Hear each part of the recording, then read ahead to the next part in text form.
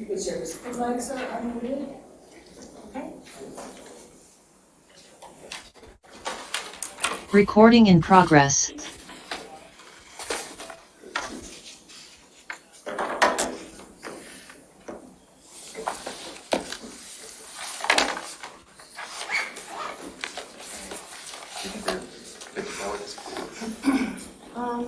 Yeah, could you just give me one quick moment?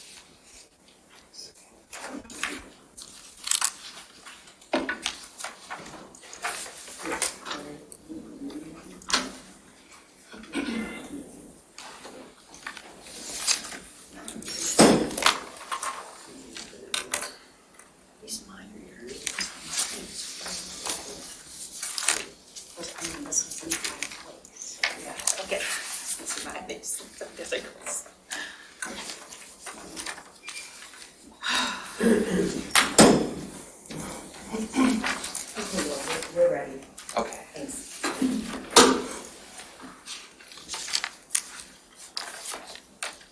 Good evening. I call this regular meeting of the Scio Township Board of Trustees to order at 7:03. We are holding this meeting in person unless and until the Michigan Legislature acts to allow remote participation. All elected local government bodies are required to meet and vote in person. The board has decided to extend the option of remote participation to members of the public for purposes of viewing and to make comments at the designated times. Before we call the roll, we're going to add something that we have not done in quite a while, but this is in response to a request from members of the public.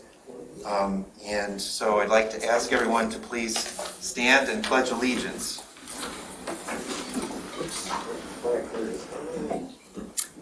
Pledge allegiance To the flag of the United States of America and to the republic for which it stands, one nation, under God, indivisible, with liberty and justice for all.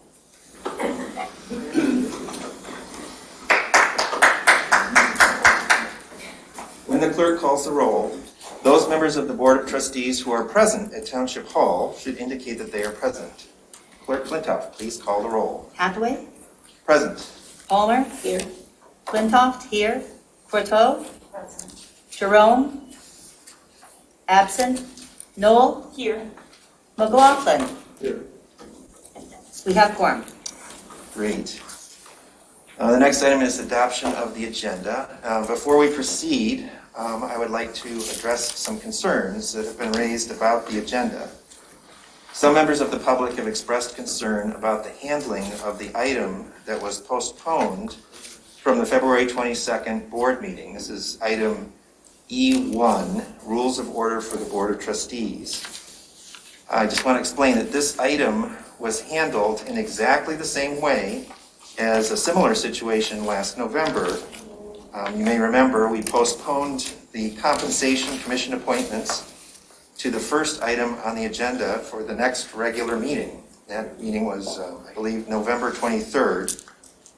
And it was placed in exactly the same place on that agenda as this item is on this agenda. We allowed public comment prior to the vote on that action item, and that is the plan tonight as well. Some have expressed concern about 3 items that were proposed for this agenda, but not included. It is always a balancing act to manage the many topics that need to come before the Board of Trustees at each meeting. We've had many late nights, and part of the solution is making sure that every agenda item is ready for the full board. Just because an item is not on this week's agenda does not mean that it has been forgotten. Concerns have been raised about the staff's cost of living salary increase, or COLA. As a result, some of you might have worried that the board would be neglecting salary raises this year. That is not true. In fact, Sandy Egler and all of the department heads, David Rowley, and myself are working on the budget. And we've already put a placeholder for salary raises in the current draft. It has also been suggested that the board is neglecting finance staffing matters. But in fact, work continues, and we plan to discuss finance staffing at the upcoming Budget and Finance Committee meeting. So with that, I move to adopt the agenda as proposed. I have an Is amendment. there a second? There's a second. So we have moved by Hathaway and seconded by Courteau, and I hear that there is a desire to speak. Clerk Flintoff. Sure, I'd like to propose an amendment to the motion to add three items to the agenda. To the consent agenda, authorization of cost of living adjustment for eligible employees effective April 1st as prepared and submitted by Administrator Rowley. To the consent agenda, Parks Recreation Open Space Plan 5-year renewal consulting contract as prepared and submitted by Clerk Flintoff. And to the top of unfinished business, authorization of temporary Township Finance Officer staff contracts as prepared and submitted by Administrator Rowley. I'll support. Okay, so we have an amendment proposed by Flintoff, supported by Knoll. Is there further comment? I have a question, a clarification question. Are you saying that there will be public comment allowed before we do our vote on rules of order? Yes, that is what I was saying.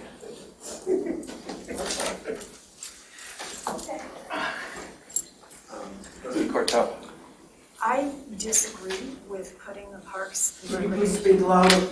I disagree with putting the Parks and Recreation open space contract on the consent agenda. The clerk's plan to propose to split the cost of the contract between Parks and Pathways millage funding and open space millage funds. However, in checking with Carlisle Wortman, the Carlisle Wortman staff believe that the plan will only peripherally address land preservation. Land preservation millage funding has never been used for this plan. Attorney Fink believes, and as does our consultant, that it should not be used. And because this was not clearly vetted, I don't think we should have it on the agenda. This says to me why we should have a robust budget and finance process to vet proposals before they're put on the board agenda. Similarly, the cost of living adjustment, while I am very much in favor of it, it would not be responsible financially for us to not look at that in the context of the larger budget, which we will be considering next meeting. And finally, on the authorization of temporary finance officer staff, well, again, I am very open to hearing the conversation about what's needed. We continue to want to address the need. $137,000 is a very large contract to consider one meeting before we're looking at our full and complete budget. So I respectfully disagree with all three of these items being placed on tonight's agenda. I just want to respond, if I could, to the one item. Well, why don't we each take turns, and then you can speak to it when it comes to your turn. Would you like your turn to be now? Sure. Okay. So a clarification, we shouldn't have authorized the plan at the last meeting. That's all that it's doing, is clarifying where's the funding coming from. If you think it should come from somewhere else, as I put in the item, it should just come off the consent agenda, we should talk about it. All I'm saying is the action that we took last time, 2 weeks ago, we shouldn't have taken without identifying where it's coming from. It's not a budget amendment, it's just identifying where's the money. We have to identify where it's coming from, Jackie. I don't care where it comes from, you would know better. So if you want to take it off the consent agenda to discuss it, we can. If you want to table it, it just holds the work off. But I thought there was an interest in proceeding. So that's why it was a cleanup from last time, because we screwed up by not identifying how to pay for it. So we can't actually authorize the work. Does that make sense? That does, and I think tabling would be better. Okay, so the work won't begin. Is that okay with the parks people? Okay. The second thing, I'll turn it over, I'll defer to Township Administrator Rowley. Those were the other two items that he had prepared and submitted. Trustee, no. No.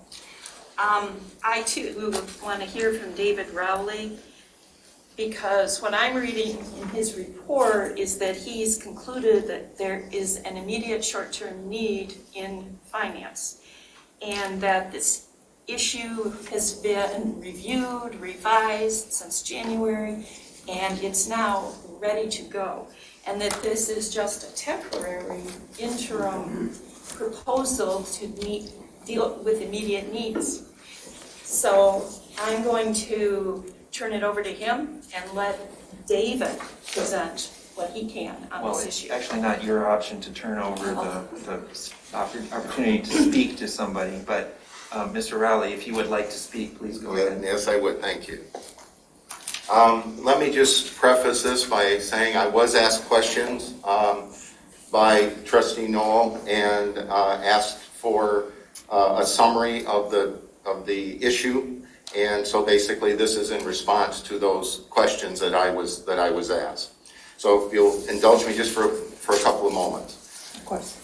My proposal for a revision to the Township's finance team was one of the results of my State of the Township review, looking at staffing levels, workflow patterns, support, backup, and redundancies. I concluded that while a long-term financial staffing plan is needed, the short-term need is now and immediate. The agenda item for the temporary Township Finance Officer support staff is not a new concept. I've been having conversations and gathering information on this subject since early January. The original version of this proposal was presented and listed on the February 8th Board of Trustees agenda. I agreed with the supervisor at the time that late arriving questions and information changes did require a revision to that version. I did ask to have it removed at that time. That removal was correct. The proposal was revised and returned to the February 22nd agenda. Additional questions from board members were received, and after a lengthy discussion, the supervisor and I agreed to remove the item from the February 22nd agenda and place it on the March 8th agenda, which is this evening. At that time, I again agreed the removal was correct. Subsequently, I met with several board members, researched the question, and updated the final proposal to what was presented for this meeting. I was asked to remove the item once again as it had not been discussed at the Budget and Finance Committee and was told there were still more board questions. However, I have not received additional questions from the board. Therefore, I did and do respectfully disagree with its removal and taking it off this agenda item. I would ask the Board of Trustees to restore the item to this agenda this evening. Engage in the discussion, ask any lingering questions, suggest revisions, give the proposal a yes or no vote. Also beginning this evening, I'm going to ask the Board of Trustees, going into the future, I would ask each and every member that if you have specific questions for me on a policy or a proposal, especially something that I prepare, please contact me directly so that I may hear your questions as you intended them to be, and you may hear my answers as I said it. Yes, this proposal costs money. It has a not-to-exceed amount of $137,000 for both contracts. However, the experts we are hiring are professional accountants with years of experience and CPA credentials. Such expertise is needed now to build a solid foundation so that a new reorganized finance team can be constructed on this foundation later this year. Moving forward, the audit is tentatively scheduled for early to mid-June. We need to meet this deadline. Unless action is taken, Scio is on track to repeat the practices of the past 2 years of 2020 and 2021. In both years, the final audit report was not given until October or November, and the Township had to ask for a filing extension each year from the state of Michigan. Scio should not want this practice to continue for a third year in a row. I believe time is of the essence. Everything we do in government is tied in one way, shape, or form to budget and finance. It is a well-established principle in local government that first and foremost, each unit must get the money right. Without sound financial support for budget development, general ledger accounting, tax receipting, and investments, The township projects, programs, and staffing are all impacted and are at risk of potential delays. I would therefore ask for restoration and action on the finance proposal. Thank you. Other members of the Board of Trustees? Well, I'd just like to say that my understanding of this when I was reviewing the material is that the proper procedure would be to go through the Budget and Finance Committee prior to being brought to the board for a vote. Is that correct? In this particular case, I disagree with that. And if I may make a point of fact, it is not in the charge of the Budget and Finance Committee, adopted in 2019, not in the charge that we paid $6,000 for Foster Swift to amend just a month or two ago, and certainly contradicts the prerogative of the chair of the Budget and Finance Committee, who is Mr. Rowley. So I think it's magical thinking to even consider that this topic would come up at a Budget and Finance Committee, nor do I think there's any value to doing so. Well, that is an interesting interjection, but I believe you still have the floor, Trustee Well, McLaughlin. To me, I like to consider myself fiscally prudent, and this is a significant expense, and I'm just wondering, are there resources internally that could take care of this as opposed to going to an expensive outside consultant? Well, that is one of the questions. Are there other comments that you would like to offer, I'd Trustee like to hear McLaughlin? David's answer to that. I believe he was directing that question to David. Were you asking a question of Mr. Rowley? Well, that is a concern I have. There are inadequate internal resources to address this concern. And I would also say that, with all due respect to the Board of Trustees, the idea of vetting this through the Budget and Finance Committee was not offered in January, nor was it offered in February. It's only been now, recently, since March, that the supervisor and I have even discussed the Budget and Finance Committee. Well, I respectfully disagree with what you just said, because you and I had quite a number of conversations about bringing this through the Budget and Finance Committee meeting, and maybe memories of those conversations are differing at this point, but it was my expectation that this was going to come through the Budget and Finance Committee, and I was surprised that Budget and Finance Committee meeting that had been scheduled for March 3rd was canceled and not rescheduled. So I think there is some disagreement and some different understandings about how this process has unfolded, and that may be part of what's contributing to the conflict at this point. But I would like to give the treasurer an opportunity to speak as well, unless you have further comments, Trustee McLaughlin. We've been saying from my area that we needed help. We need people on a daily basis, not CPAs. I'm not saying there may not be some guidance needed with a CPA, but to hire someone to come in at $100,000+, and you mentioned temporary. Boy, I'd like to have a temporary salary like that. I don't know if this is the way to go. All the things mentioned that we need to address, yes, but that's internal help. And we have serious internal help situations. I think we really need to sit down at a Budget Finance Committee and look at this whole picture. And then, I didn't say that right, picture, my teacher would be after me. And then prioritize the move. And it may be what has been being presented tonight, in part. I'm just concerned about the amount of money, and yet we're not meeting the direct important need. And that's been immediate for a long time. Well, both of you have already spoken. I think we can move on with just, I don't think there's going to be a lot of changing of minds here by further comments. I have one. May I just respond to the treasurer? Yeah. Please. Please. Madam Treasurer, I respect your opinion as always, but we're not talking about the same thing. We are not talking about the same thing. Your points are well taken, and that is part of the big picture, and that it would be coming in the summer with the ultimate proposal. The staff proposal would include additional assistance at the entry level for the treasurer's office as well. This is to get us to that foundation. We do not have adequate resources in this building with what we have. The people we have are good people, don't get me wrong. Right. They're good people, they're quality people. But we are too far behind to catch up with what we have. We need the assistance to get us over the hurdle, to build the foundation, and then everything that you're discussing will be proper. The last point I will say is, it is my understanding that Budget and Finance has never been intended as a personnel committee. You're talking that you caught the money part. but not- Understand that, but not staffing personnel. is an HR function. I understand that, but we gotta know whether we can pay for people. But HR will present a budget and request need. The actual determination of whether we need one person, 3, 5, or 27 is not a Budget and Finance decision. It's an HR decision. I want to respond. Please.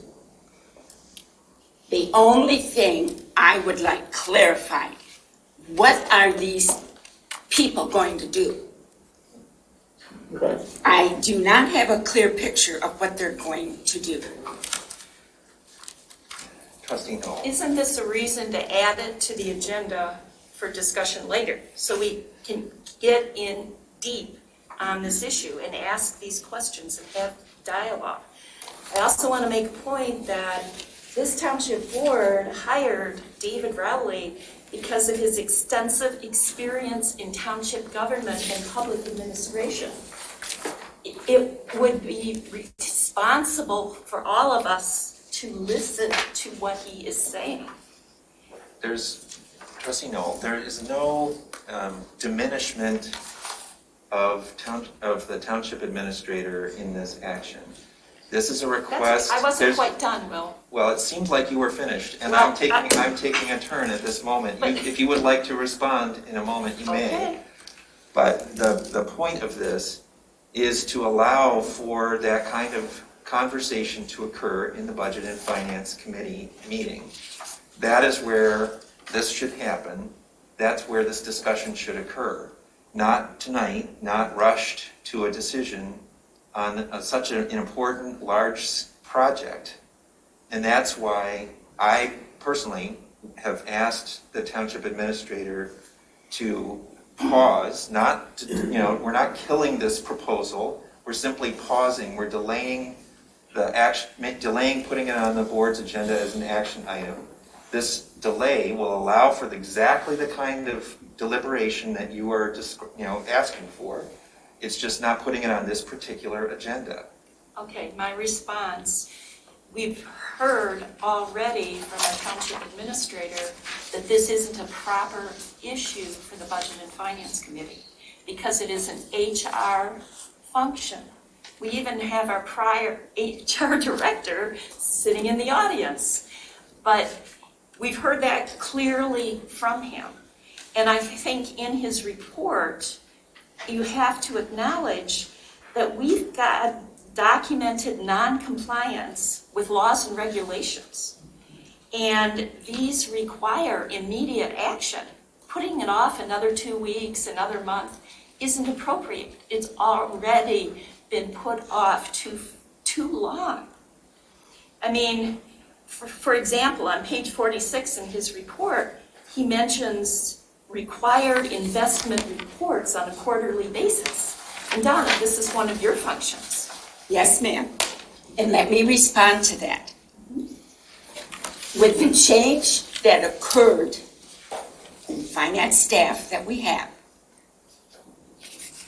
I have no way of knowing what is in the pooled account at our bank. I used to get a report. I knew what was in every single fund. I could look at investing. One more change that was happenstance by our clerk. I'm not gonna pussyfoot around with her changing of some of the stuff without talking to people. So yes, I can't give an investment report the way I should. I can give a partial. So there's a reason for that. And I would like to have that changed. But That's don't we my need- job. Don't we need more personnel in here right now to help both you and That's what I'm Jessica? talking about. Not a consultant type Well, personnel, maybe a they're worker bee. personnel. I mean, they provide the services that we're talking about right now, temporarily. So there's. We need help, so- definitely. So we've had, everyone has had a turn to speak. We're still at the approval of the agenda on a long meeting. I have a comment I'd like to make. Okay, please, go ahead. This is urgent, and the refusal to bring in expertise concerns me. Sending it to the Budget and Finance Committee is a delay to die. Budget and Finance, I wrote the charge, we all revised it a few weeks ago. I really hope you all remember the words on it. Says nothing about staffing or money. We don't run the budget through it, we don't run people through it. David's the chair, he sets the agenda. He is bringing it here tonight. For 2 years, I tried to develop the staff, build the staff. Our finance director left in November.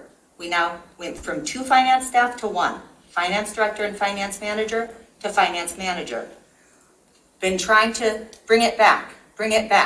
You know that there's a staffing shortage. There's a consulting shortage. And here within Scio Township, it's not just that we don't have enough staff, but we don't have the right mix of skills, including people with advanced credentials that we need to catch us up with all of the reporting. We have 6 deficiencies in our corrective action plan from last year. David, if this is not passed tonight, can you please tell me what your estimation is about where we'll be with those deficiencies with the state and with the fact that March 31st also happens to be the last day of Sean Slane.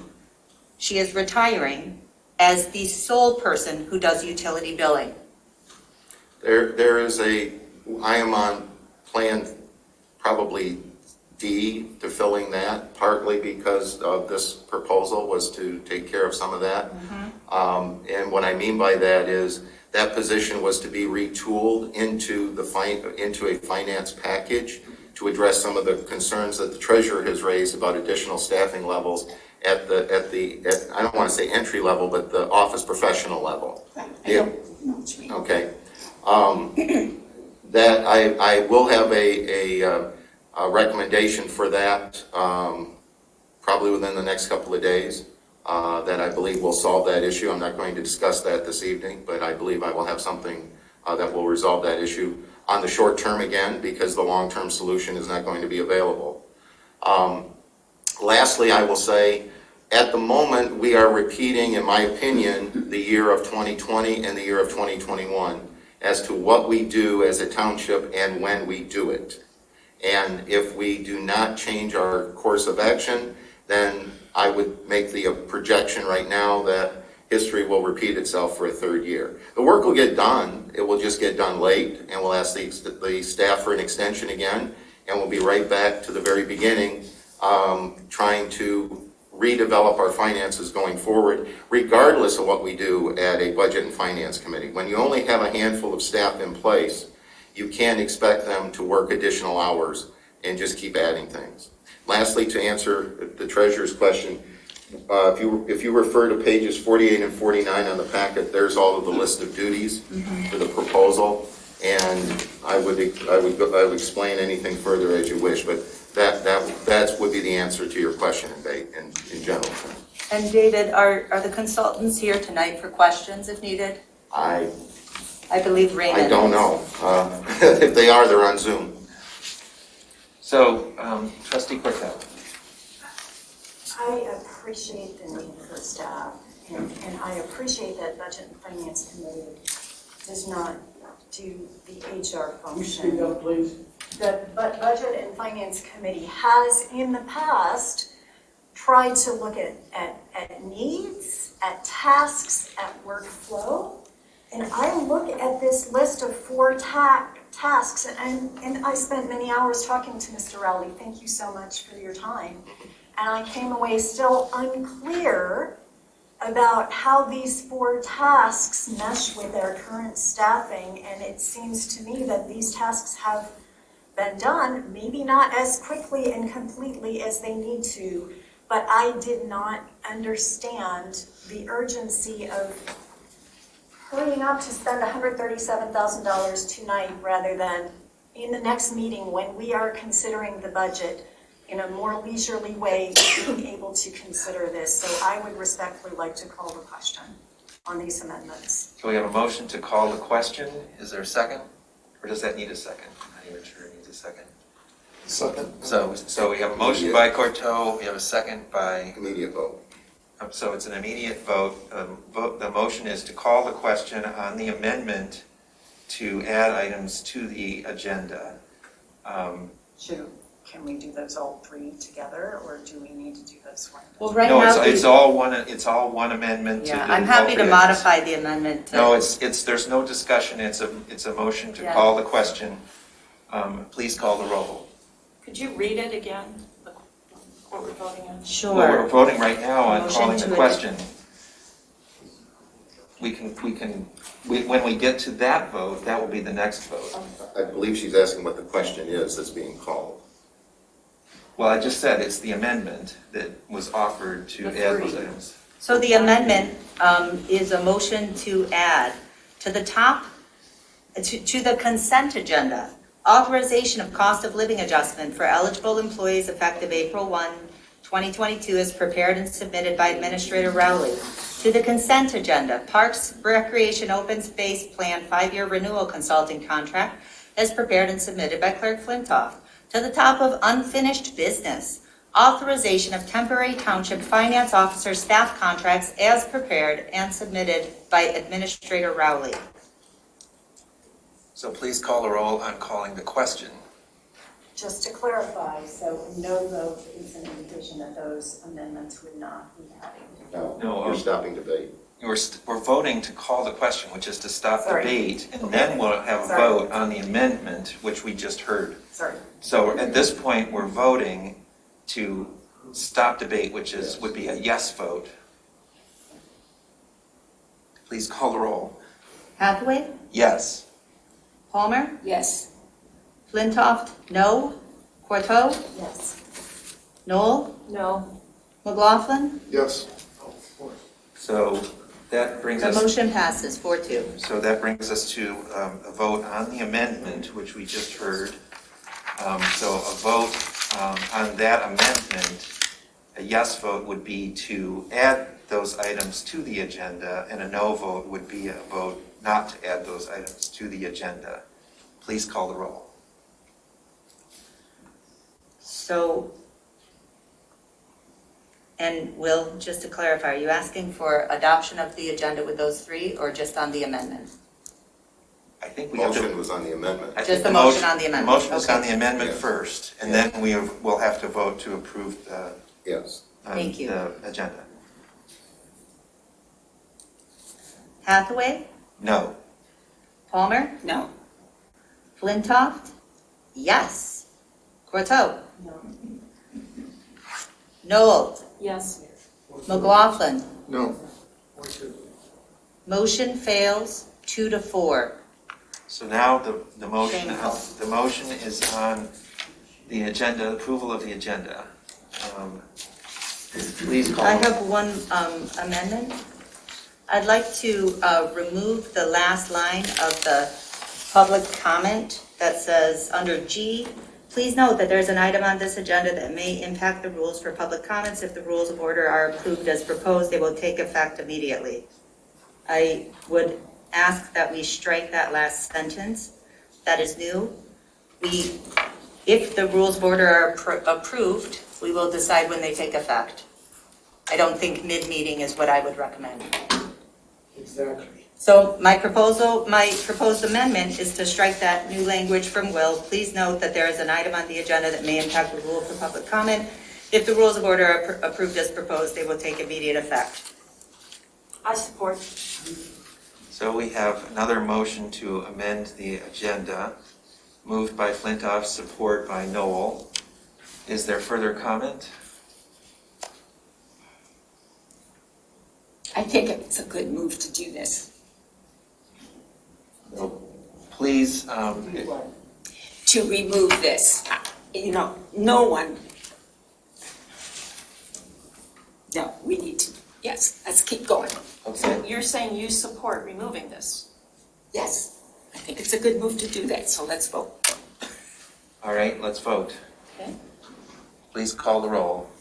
Hathaway? No. Palmer? Yes. Flintoff? Yes. Corto?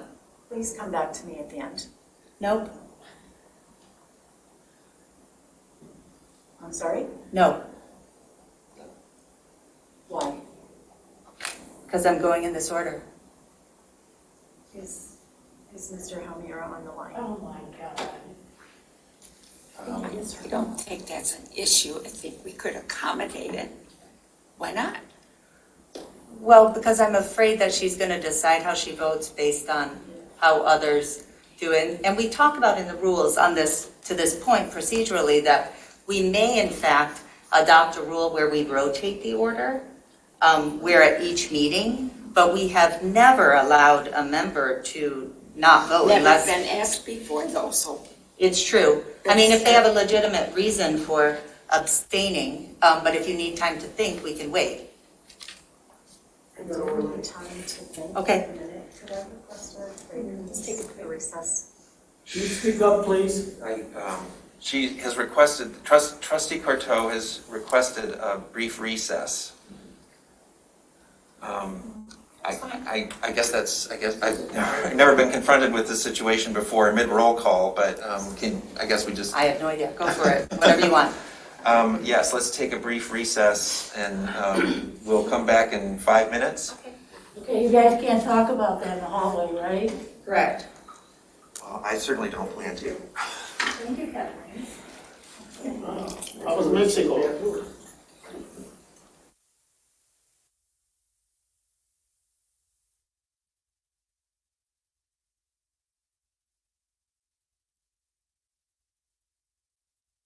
Recording stopped.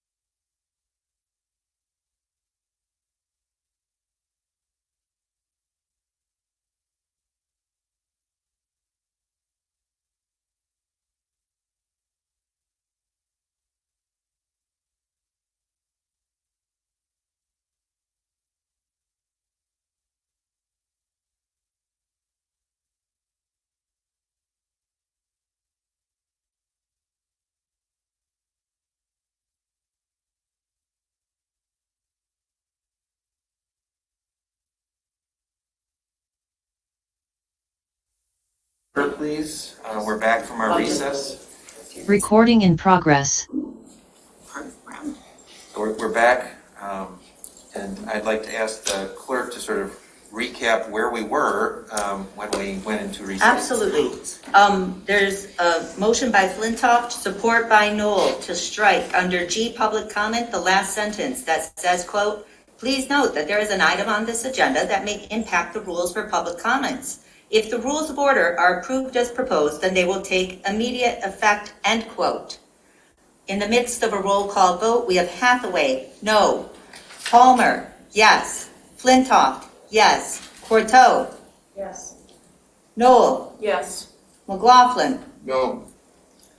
Motion passes 4-2.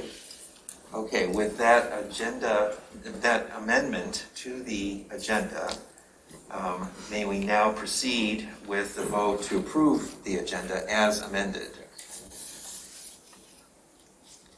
I'll make the motion if it hasn't been made yet. Well, the motion was made earlier to Oh, okay. approve the agenda As presented. and now it's been amended. So I think that That's correct. changes the motion to approving the agenda As amended. As amended. Okay, but the people who made that original motion, don't they have? They Yes, should. They should, that's right. You should. Okay. So that's Hathaway and Courteau. So yes, I think you can assume that we do. So please call the roll on that motion. Hathaway, Yes. Palmer, Yes. Flintoff, no. Courteau? Sorry, repeat the question? Sure, absolutely. To approve the agenda as amended. Yes. Knoll? No. McLaughlin? Yes. Agenda adopted as amended, 4-2. Okay. That brings us to approval of the minutes. So we have one set of draft minutes. These are the minutes of our regular meeting of February 22nd, 2022. Are there corrections to the minutes, the draft minutes? Trustee Courteau. On page 2 of the minutes, on the vote for approval of the minutes, it says the motion was passed by voice vote with Vogel voting no. I don't know what Vogel voted, but I voted no. Oh, you did, I thank think it's you. actually page 3 of the minutes. Sorry, that's page 3, yes. Okay, thank you. So with Vogel and Courteau voting no, and I would just, if I could just flag a procedural question I had, since we're going back to so many voice votes, is just a question we should address in the rules about if there's a voice vote and a dissent, if we want to record that or not. I think, is that typically no, David? You don't need to unless that's part of your rules, because if it's a voice vote, the chair will call those in favor and then those opposed, and then make the decision, and anyone can challenge, any member of the board can challenge that voice vote and ask for a roll call. So with So it that, would say motion passed or motion failed. It doesn't matter what the vote was, because That's- you're not challenging the decision of the chair on the voice. thank you, David. So with that suggestion, I wonder, I would offer just say motion passed by voice vote and cut those saying no. I can go either way. If it's important to you, we can keep it in. I think it is important to specify. Okay, that's fine. Going forward, I will just say by voice vote and not note the dissenters. Did Trustee Vogel actually vote no, though? I thought it was just Trustee Courteau who voted no. It was Both of them? Vogel. Both voted no on the approval of the Well, minutes? Courteau is saying she also voted no. I don't know what Vogel voted. Yeah, Vogel voted I thought no. I was the only no vote, but I thought Courteau was the only no vote, but Trustee Vogel is no longer trustee. She's not here, so. Okay, so the correction to that is It's that. Ann Courteau. As Ann Yep. Courteau voted no. Any other corrections? I have a couple. Great. So, let's see, on page 1, there's a note that Hathaway concurred with trustee Noel removing an item from the consent agenda. And actually, I don't know if I nodded or what I did. But you don't have to concur. I don't have to concur. Right. It's simply an action that, whenever any board member asks to remove an item from the consent agenda, it just comes off the consent agenda. So it implies that I have some say over Right. it, and I don't. Okay, So good. I would delete that. There's, at the bottom of page 1, there's a word that seems like it's not the right word. It says in that last sentence, and not make change at this juncture. Make a change, Okay. excuse me, thank you. I think it's a little odd to include the sentence at the top of page 2 about what the members of the public did. But I'm not going to make a big deal out of it. Okay. Let's see. So on page 7, and maybe this is a question for you, Administrator Rowley. I think technically Trustee Vogel shouldn't be shown as abstaining. I think she should be shown as absent from that vote because she left the meeting and then she returned afterwards. And abstaining is different. Yeah, page 7. Oh, thanks.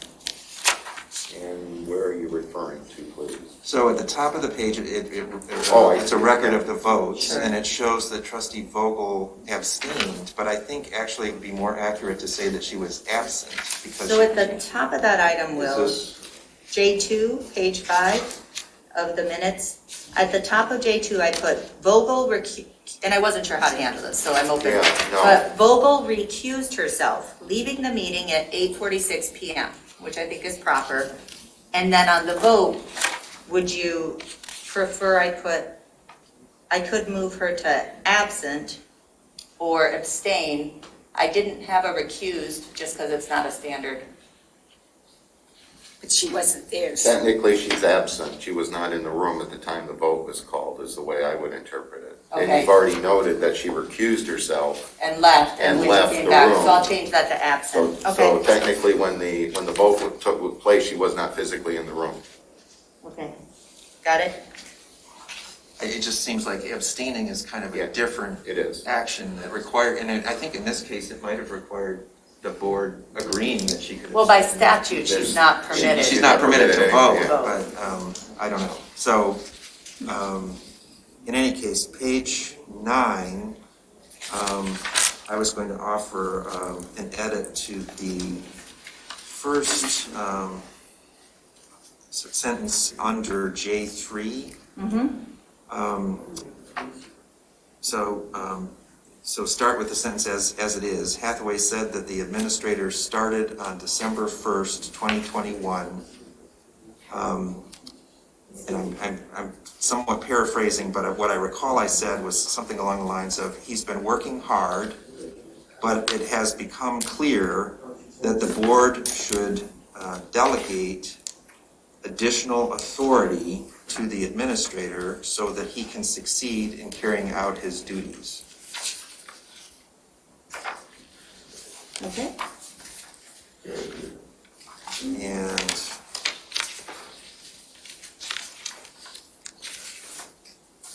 And then it just seems like on page 14, in that last paragraph, the voice sort of is moving sort of back and forth in an odd way, and I don't know how that, what to do about that. Yeah, I wanted to include my statement in full, and so where it was my voice, I tried to start with quote at the beginning of each paragraph. Did I achieve that? Well, except that you've got, would provide the clerk with all of information that I need. Gotcha. But I think it's Jerome who's speaking at this point. And so it sort of moves back and forth between Jerome said and then, Great. Jerome said he agrees with clerk. It said Jerome said, yeah, gotcha. Jerome said that the staff reporting to David would provide the clerk with all of the information that she needs. Right, and then I think that same problem occurs at the bottom of that paragraph. Provide the clerk with what I need to make sure I am meeting my statutory Yeah, requirements. I sorry. think Okay, it's just a little confusing. yeah, no, that's helpful, with what she needs to make sure she is meeting her statutory requirements. Okay, and then on page 15, the second to last paragraph, the last sentence, so I would modify it to add to the end of that sentence about the software, so that it says that Raleigh is better informed than is Hathaway about the software. Just so it's clear what we're talking about. Okay. And then the bottom paragraph, the last, I think it's the last, second to last sentence.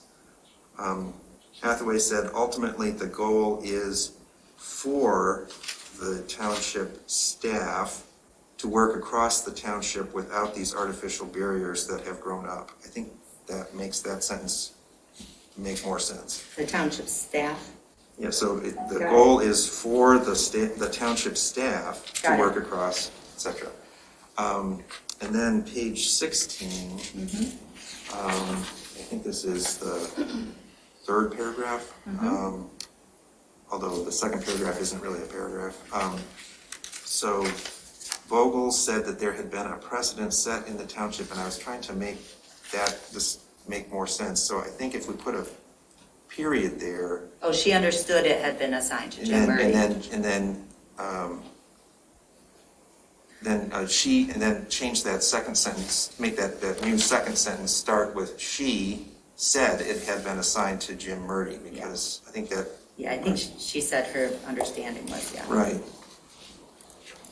And then on page 18, I would just change the first sentence of the fifth paragraph to Hathaway reminded Flintoft, and cross out saying that in fact it was her advice that we should not pay attorneys to do work if there were things that we as members of the Board of Trustees could do ourselves. I had scolded. Yeah, I mean, that's a characterization. I don't think it's an accurate. Okay. I think. How about Hathaway said, neutral, said? Not really a reminder. Well, I think that's a more accurate representation of what was happening in that moment. But if you would rather say Hathaway said that in fact it was the clerk's advice that Yeah. we should not pay attorneys to do work if there were things that we as members of the Board of Trustees could do ourselves, Yep, that would also that's fair. be acceptable. And those are all my changes. Are there any other corrections to the minutes from February 22nd? Is there a motion to approve as corrected? So moved. Moved by Palmer. Support? Support by Flintoft. I guess we can approve on a voice vote. All those in favor say aye. Aye. Those opposed? No. Okay. You need to, if you would, announce if that vote just passed or not. Oh, sorry. Yes, the motion carries. Thanks. I'm getting used to these voice votes. With that, that brings us to communications to the Board of Trustees. Oh, no, I'm sorry, it doesn't. We've got E. I'm sorry, I skipped over E. Let's not do that. So that brings us to E, special order unfinished business. On the 22nd, we postponed this particular item. This is a possible action on rules of order for the Board of Trustees. This is something that was the Township Administrator Rowley and Township Attorney Homier prepared rules of order, and so I will turn to them to introduce this agenda item. Also, I want to make sure that I include this. During public comments, Township Administrator Rowley will be keeping time, and he is asked to explain how he plans to do so. So can I turn to you Sure, for both sure. the introduction of the agenda item and All right. timekeeping? All right. So to the members of the public who would like to speak, I've been asked to do timekeeping. I'll do my best, so please bear with me if you would. I do have a timer. It is 3 minutes. I have read your comments and I understand your concerns, so bear with me. We'll try something different and see if it works. If it does, maybe we'll recommend it, maybe not. I don't know. We'll try it. At the 32nd, please, speak your mind and speak your views, but try and keep an eye up here towards me if you would, because at the 30-second mark, I will hold up my hand just to give you a heads up. I understand the potential disruption, and then when the alarm goes off, I would ask that you just finish your sentence and be done, if you would please, so that someone else has the opportunity to speak. All right, at the moment, we're on a three-minute cycle, so if we could try that for this, I would appreciate it, and we'll see how efficiently we can get through public comment for all of you. All right.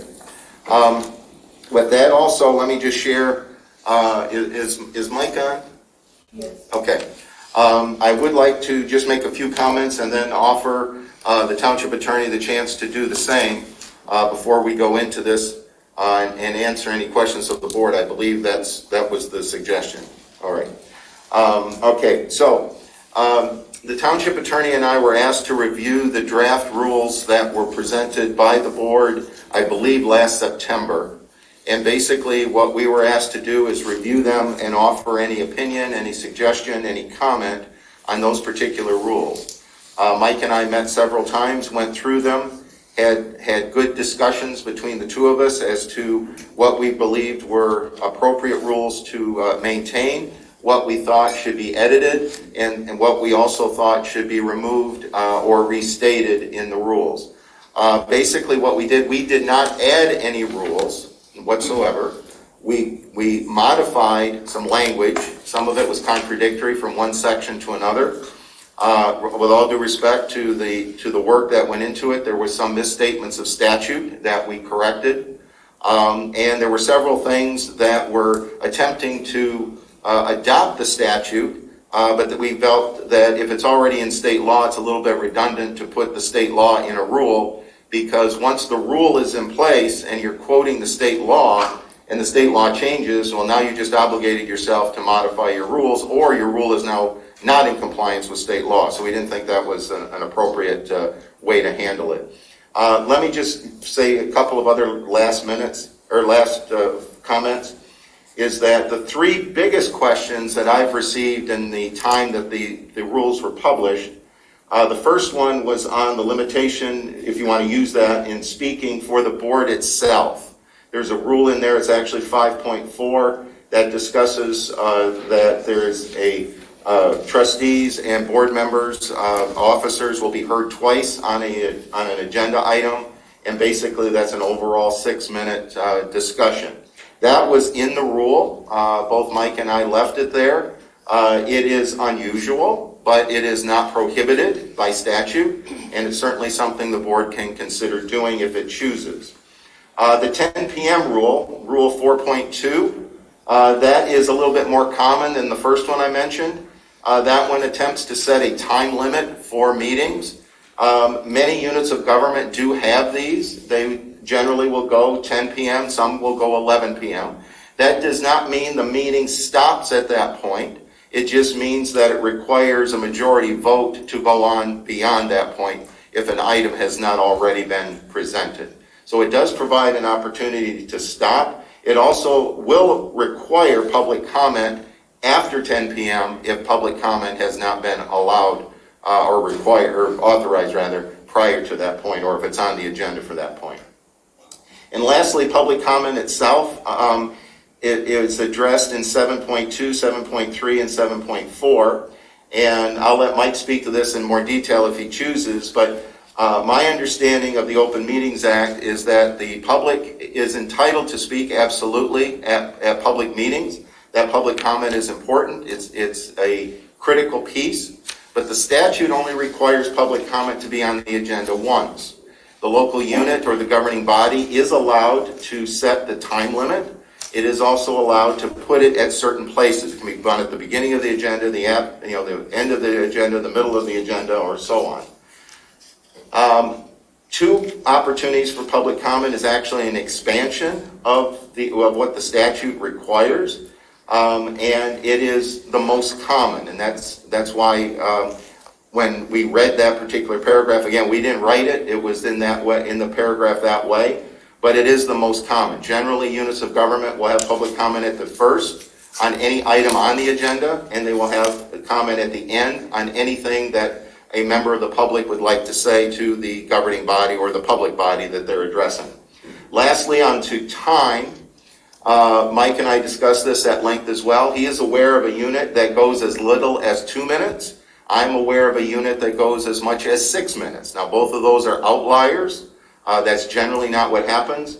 Usually it's 3, 4, or 5 minutes that units of government will establish for public comment. 3 is being the most common. 5 is next in my research. And oddly enough, 4 is not used at all anywhere that I can find. So it's just a strange coincidence. So twice is not unusual. 3 minutes is not unusual. The board certainly can expand that if it chooses. And two last points. Allowing public comment on action items is certainly permitted. The board can continue to do that should it choose. It is not required in the act, and it is highly unusual that it be done that way. Now, it certainly can, but it is not a requirement. And lastly, public comment is not for a debate or an engagement with the board. It's your opportunity, members of the public, to have the opportunity to speak. It is not to engage in the debate, and it's not to engage in the dialogue. And actually, the board really should not respond to any public comment at that time. If the public wishes additional discussion with board members, myself included, they should be accommodated by a discussion outside of the meeting itself. Could I pose a direct question to you about this? This is not a time for public comment. It's not public comment. I'm asking a clarification question from you. Could I ask a question? David, a quick question. Thank you for all your work, and you too, Mike. On your process, David, when you talk about what was in there or that you didn't add anything new, you worked with what you had. And I just want to note that what you had was the result of the work that Will and I did with the township attorney. We came to consensus on as much as we could. And in areas where there were different points of view, they were noted as option A or option B, alternating. So how did you handle the option A's and B's? We read option A in its entirety. We read option B in its entirety. And if you look at the text of the draft, the changes, you will see that in some cases we adopted one or the other. In other cases, we combined pieces of both and edited them. At the time, I was not aware of the full background that this was I knew it was done by the board last year, but I was not fully aware that it was the September 21st, I believe it was, 5.5 hour meeting that this was the document that came from. I knew it was prepared by the board, and I knew it was something that had at least some agreement with the board because of the way that it was worded. I also spoke to, on my own, I spoke to Jim Fink, our other township attorney, and asked a couple of questions. And because I said I was getting comments that I had written certain things, and he said, no, you didn't write those because I did. So I know that there were certain things in there that were contributed by Mr. Fink as a township attorney as well. Thank you. So, Mike, would you like to add some comments? The only thing that I will say is that David and I went through line by line, rule by rule, and tried to apply what we experience over the course of 20 some years of doing this. What we've seen in other jurisdictions, taking what you had as sort of the base model, trying to pare that down, combine things, and move things around to make it flow maybe just a little better. Again, these are just our view of the world in terms of the rules. Ultimately, these are the board's rules, and the board can modify them any way they choose to do so. We wanted to get to a point where we had a cohesive document that we can go through if we need to go through it line by line tonight and make some changes. We, as you know, had a meeting yesterday where we went through some of those and made some modifications, good modifications, I think, that were suggested. And so we have that version of the rules, and we're happy to go through them. Great. Thank you, Administrator Rowley and Mr. Homier, for your work to prepare this proposal. I'd like to emphasize a couple of points. This proposal was not written by me, as many of the comments that we've received have stated. It's not the supervisor's proposal. It's a proposal from the township administrator and the township attorney. I did have input, but so did the clerk, the treasurer, and other members of the board, with the exception of Trustee McLaughlin. The 3-minute time limit was not my original idea. That is another thing that has been said. Nor was the time limits for board member speeches. That is also not coming from me. I do have familiarity with preparing and delivering a 3-minute comment, as I have spoken before Ann Arbor City Council on a number of occasions, and they have the same time limit.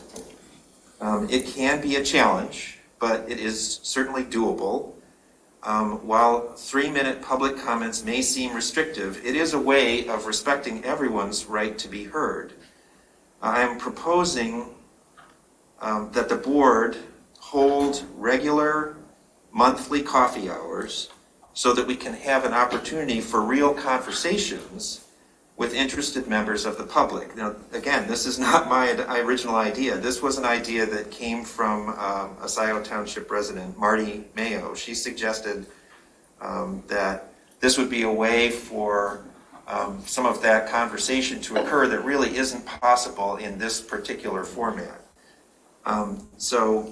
I will work on scheduling these, and we'll post an announcement on the township website. I think the format that was suggested by Marty would be to have sort of a rotating group of township, of board members, and to have no more than 3 at the coffee hour at a time, so that we don't reach quorum and we don't have that complication.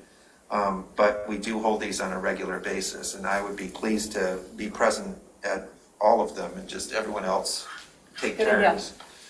Pardon? It's a good idea. Oh, okay. Sorry. The other thing that I want to point out is another thing that emerged from the meeting yesterday, which I think is important and sort of goes to the question of the deliberation and any limit on the deliberation that is implied by the time limits on board members. And that is that we're going to, the intent is to schedule regular working sessions that are discussion only. And I think that will help the board to have that opportunity to know that there's a regularly scheduled time, maybe not on a monthly basis, but maybe on a quarterly basis. I think that was the suggestion. And we can always add additional meetings if we need to, which we've done before. But I think if we have a regular working session, that's a tradition that prior boards have had, and that has helped the board to sort of talk things through together in a format where there isn't the pressure of having to make a decision at that meeting. So that's another thing. So these both those measures are intended to improve communications. So if there are other ideas, either from board members or staff or members of the public, like Marty Mayo, and please let us know. We're looking at ways of how to improve what we do. With that, I would like to make the model motion to approve the rules of order. Is there a second? I'd like to Second offer a by resolution So we have the motion by Hathaway, a second by Courteau. Is there discussion? Yes, I'd like to offer a resolution to first supersede any rules previously adopted by the board. Whereas on August 17th, 2021, the Township Board adopted Resolution 2021-31, adopting job descriptions for supervisor and township administrator, whereas Resolution 2021-31 adopted the current job description for the position of supervisor and affirms the responsibilities and authorities assigned in the job description. And whereas the adopted job description includes a paragraph entitled, quote, meeting agenda, that states, quote, collect and create agenda items in collaboration with the BOT and citizens, and approve a proposed agenda. Repeated that for you, Mike. For incorporation with the meeting packets so that the clerk may distribute to the BOT and public in a manner consistent with any rules of order that may be adopted by the BOT. And whereas the Board of Trustees is today deliberating on proposed rules of order that would conflict with the language contained in the paragraph entitled meeting agenda. Now, therefore, be it resolved that the job description of position of township supervisor shall be amended to reflect the deletion of the paragraph entitled meeting agenda from the job description of township supervisor. I offer this in recognition of the illustration of the problem that we have just at the adoption of the agenda. It is this and approve a proposed agenda authority, unilateral approval of a proposed agenda that the supervisor, with the support of our township's attorney opinion, is that gives him sole authority to approve the proposed agenda, despite the administrator, despite anybody else on this board. And to make it clean, because when you go to section 4, agenda preparation and distribution, you will see any of the language under consideration would conflict with this. Mike's opinion on one point, and I see your hand raised, Mike, yesterday, is that I know we've gotten guidance before about motions being trumped by resolutions, being trumped by ordinance, and that's always been my understanding. Mike says he wasn't that concerned with the idea of adopting said rules by motion as is proposed here in the model motion that Hathaway just made and Courteau just seconded. However, I would be much more comfortable having a clean legislative record here and just make sure that we're clearing the deck so that we don't build in a conflict by having adopted by resolution back in August, approve the proposed agenda, an authority that the supervisor has pointed to and used time and time again, and then tonight work hard on rules that we adopt by only a motion. So a motion has been made for a resolution. Yep. Is there a second? I'll support. So we have motion by Flintoff. Stop. Oh, This is what I was going to comment on. The resolution is out of order. You have a motion and second pending on the floor. Now, I'm not going to weigh in on the contents of it. That's up to you. But you already have a motion with support pending on the floor. You cannot have two at the same time. oh, yes. I suppose that's right. So would you be willing to withdraw your motion so we can have an actual conversation before we move into this to deal with this issue? well, we can have a conversation. Or suspend? I don't know what the proper... We certainly can have a conversation, but we do, thank you for clarifying that, Mr. Homier. But we do have a motion on the floor, or on the table. It's on the floor or on the table.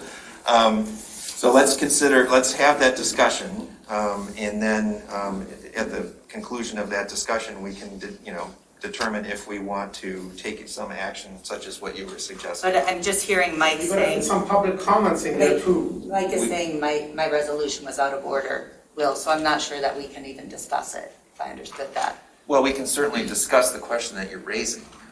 Okay. And then I guess what I was saying is, if at the conclusion of that discussion, the majority of the board feels that we should, do something different. And those of us who made the motion and seconded it could, I suppose, withdraw it or take whatever other action we deem is appropriate or amend it.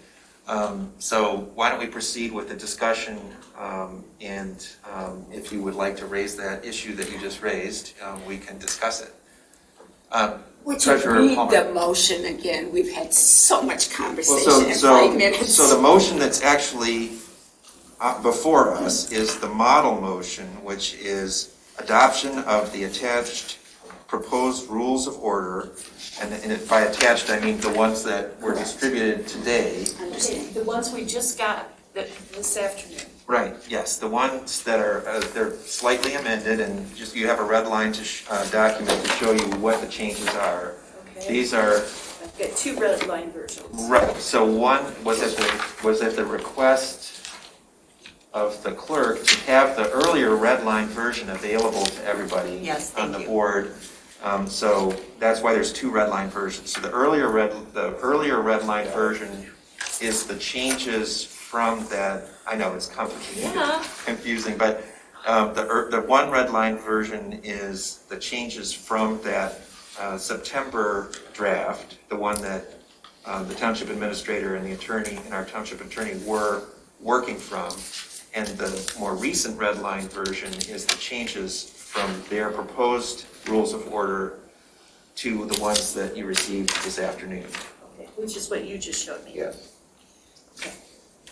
We don't have it. So the public doesn't have the most recent red line But changes. passage, you can't just, if you got to put something Oh, out you and did? vote I'm on what sorry. I haven't seen, you have to publicize So it. there are some copies of the rules of order on the table. I don't know if people have found them and picked them up, but, There's some extra ones here that we don't need. okay. May I come up and get some? Just go. Here's a set, Sure. and here's another set. So here's a couple of extra sets, full sets of all of the rules. Patrick. The top one is the one we're voting on. Right. So the clean copy, the one that doesn't show the changes, is the final version that we are considering. So the motion is to approve these proposed rules of order as presented to take effect immediately. That's the model motion. So, Trustee Noel, Are we going to go through them then one by one? you can, if you like, if that's what people would like to do. I would like to. Okay, let's do that. I would like to do out of, to keep it germane to the topic of my resolution, could I ask that we start with Rule 4 and then work backwards? Will that confuse people? Let's go down the list. Why Let's not don't we jump. do it in order, and when we get to that rule, then you can bring up the question. Okay, I just don't want to, I think that's going to be, we're going to know then if it's worth spending the rest of our night on this or not. So, okay. So when are you gonna have public comments on this before you vote on it? That's what I wanna know. So first we have to go through this and have the board deliberation, Uh-huh. and then before we vote, I promise, and if I forget, I'm sure someone will remind me, that we will have public comment before there is we have the vote on the motion. Okay, thank you.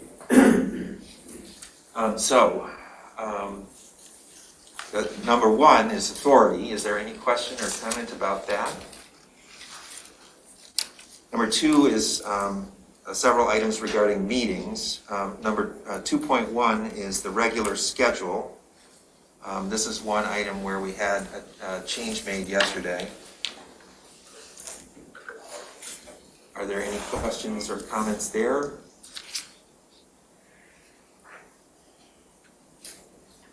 .2, special meetings. This is another item where we made a slight change yesterday. If I may, Will? Yes, Clerk Flintoff. So, this is what was important to me, that the purpose of the meeting be stated in the written request. And it's, if possible, because certainly the supervisor doesn't have to tell us why we're going to have a special meeting. But if possible, and we would hope you would, the purpose of the special meeting shall be part of the request. If I could, at the end of that sentence, I would like to say of the written request. That any request, it'll be in writing from the board, obviously by motion, and any request from the supervisor, the call, I guess it is, would also be in writing. And that could be an email or anything. Okay. So. End of the first sentence. Addition of the word written? Part of the insert written request, period. Can you read that again, Jessica? Sure. Special meetings. The township board may meet in special session at the call of the supervisor or upon the written request of a majority of the members of the township board. And, if possible, the purpose of the meeting shall be part of the written request. I don't think it's appropriate to say a written call, so I would hope we understand written request to apply to meetings both called by either the supervisor or the board. Okay. Are there any further comments on this particular section? I had a question about leaving a written notice at the member's address. It's required. Is that really? It's in the I'll be statute. showing. I know, it's. I'll be ringing your doorbell and running away. Yeah. It's another statute. It's a bag and it's burning, don't stomp on it. Yeah. We read it twice to make sure. Okay. All right, 2.3, place of meeting. Any comment on place of meeting? I'm very proud that we've added that our off-site meeting location shall be physically accessible, and that, if possible, with remote participation available for the public. So I think those are both improvements to expand accessibility to our meetings. And the if possible is for the off-site, it could be as simple as a member of the board holding up their cell phone on speakerphone so you can at least have two-way audio. We're not expecting that we're going to have this situation very often, but we wanted to allow for the possibility. 2.4, cancellation of meetings. Here again, we had a couple of modifications made to the document yesterday. This clarified that when attendance would threaten the health, safety, or welfare of board members or public, that there might be an option to cancel a meeting. So I think the example that Mike gave was a city council meeting that he was to attend recently where there was an ice storm and the mayor determined that it was not safe for people to travel to the meeting, and so it was canceled at the last minute. So that brings us to item 3, public notice of meetings. Are there any comments or questions there?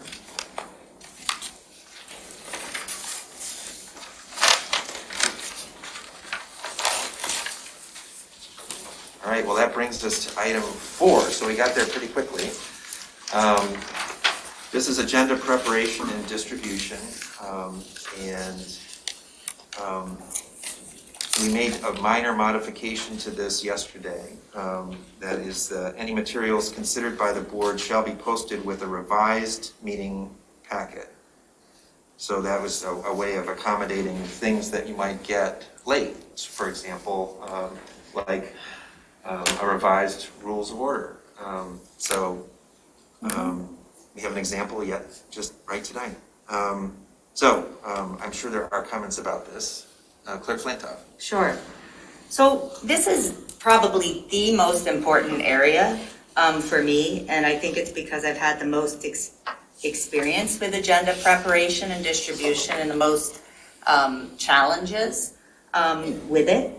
I want to say, the biggest challenge, and I would, welcome Will's different perspective on it, but the biggest challenge has been the unilateral approval of proposed agenda and taking items off, the supervisor unilaterally having the power from this job description since August to remove items. So that's happened to me probably a dozen times.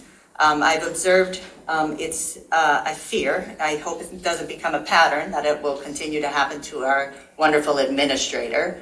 And our other members of the board just simply aren't as active in generating, directly generating items for the agenda. So I don't know, but my perspective is this. If the administrator or any one of the 7 of us fully prepares an item on time, it's on the proposed agenda. And at the adoption of the agenda, if we all want to take it off, we do it in public. If any department head, consultant, anybody has an item for the agenda with the support of the administrator or an officer, but usually it'll be the administrator, it's on the agenda. But that there is no place for removing items, prepared items from a proposed agenda if they are fully complete and on time. And I can tell you with certainty that our problem is not an overflowing number of fully prepared items, okay? Our problem are underprepared items and late items. And we're gonna get to that with a deadline. I would also say that I think it's really important for if we're going to have more than, I think it would work if the administrator alone were in charge of the agenda. But I don't think that's why we hired him. And I'm not recommending that because he has a very long job description that he's having trouble getting to because he's having to staff the 7 of us a little too much instead of administering the township, quite frankly.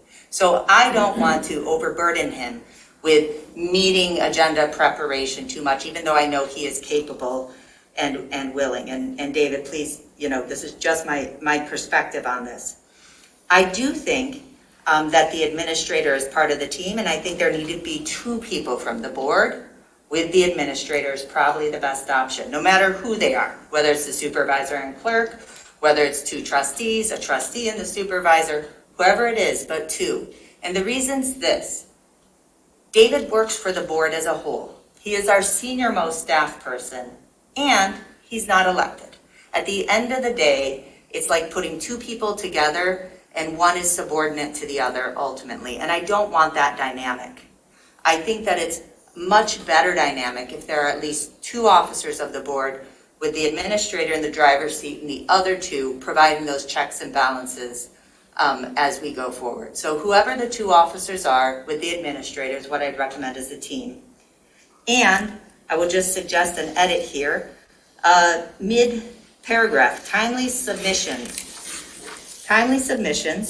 shall appear on the next agenda, not may, shall appear on the next agenda, strike at the determination of supervisor and administrator. This would apply to any timely submission from an officer or the administrator shall appear.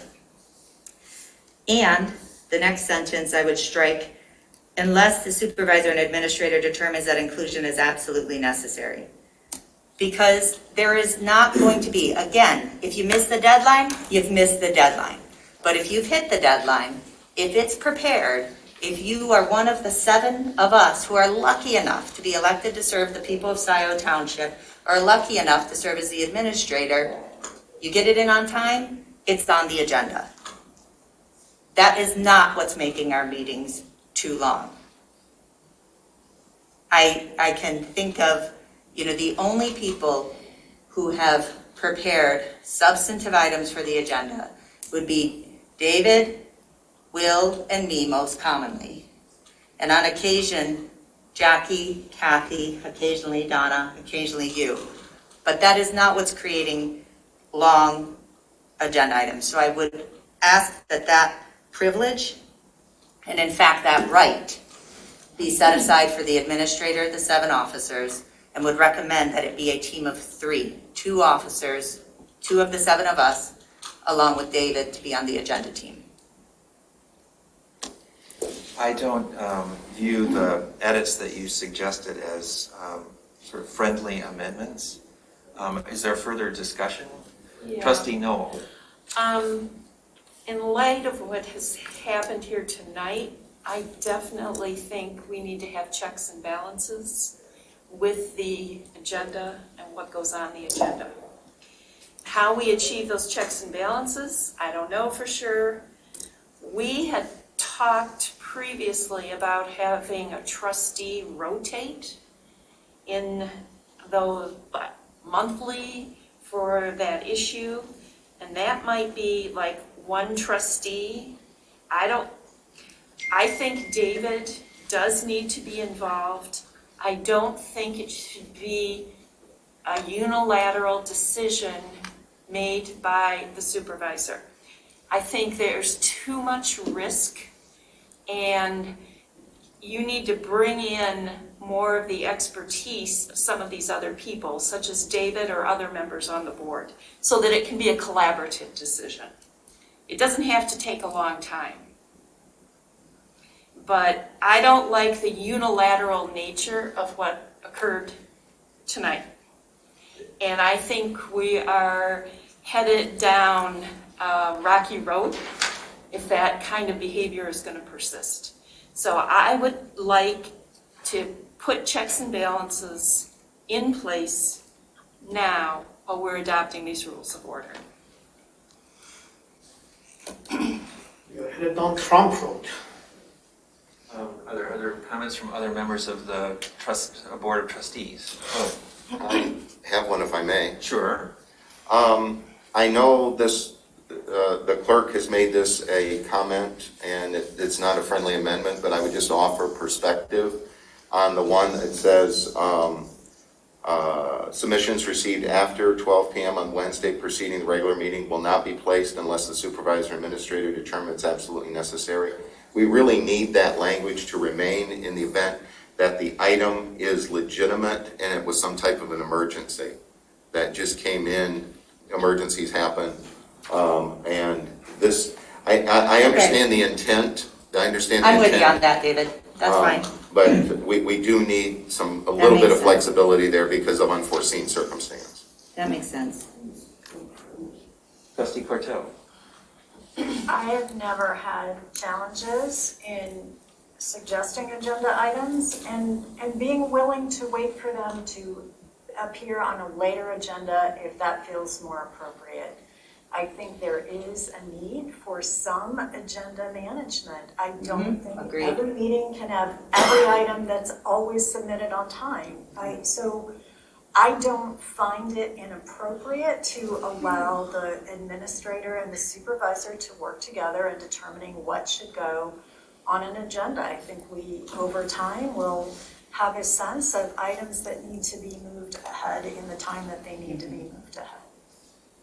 Well, let's give some other people a turn. Our Trustee McLaughlin.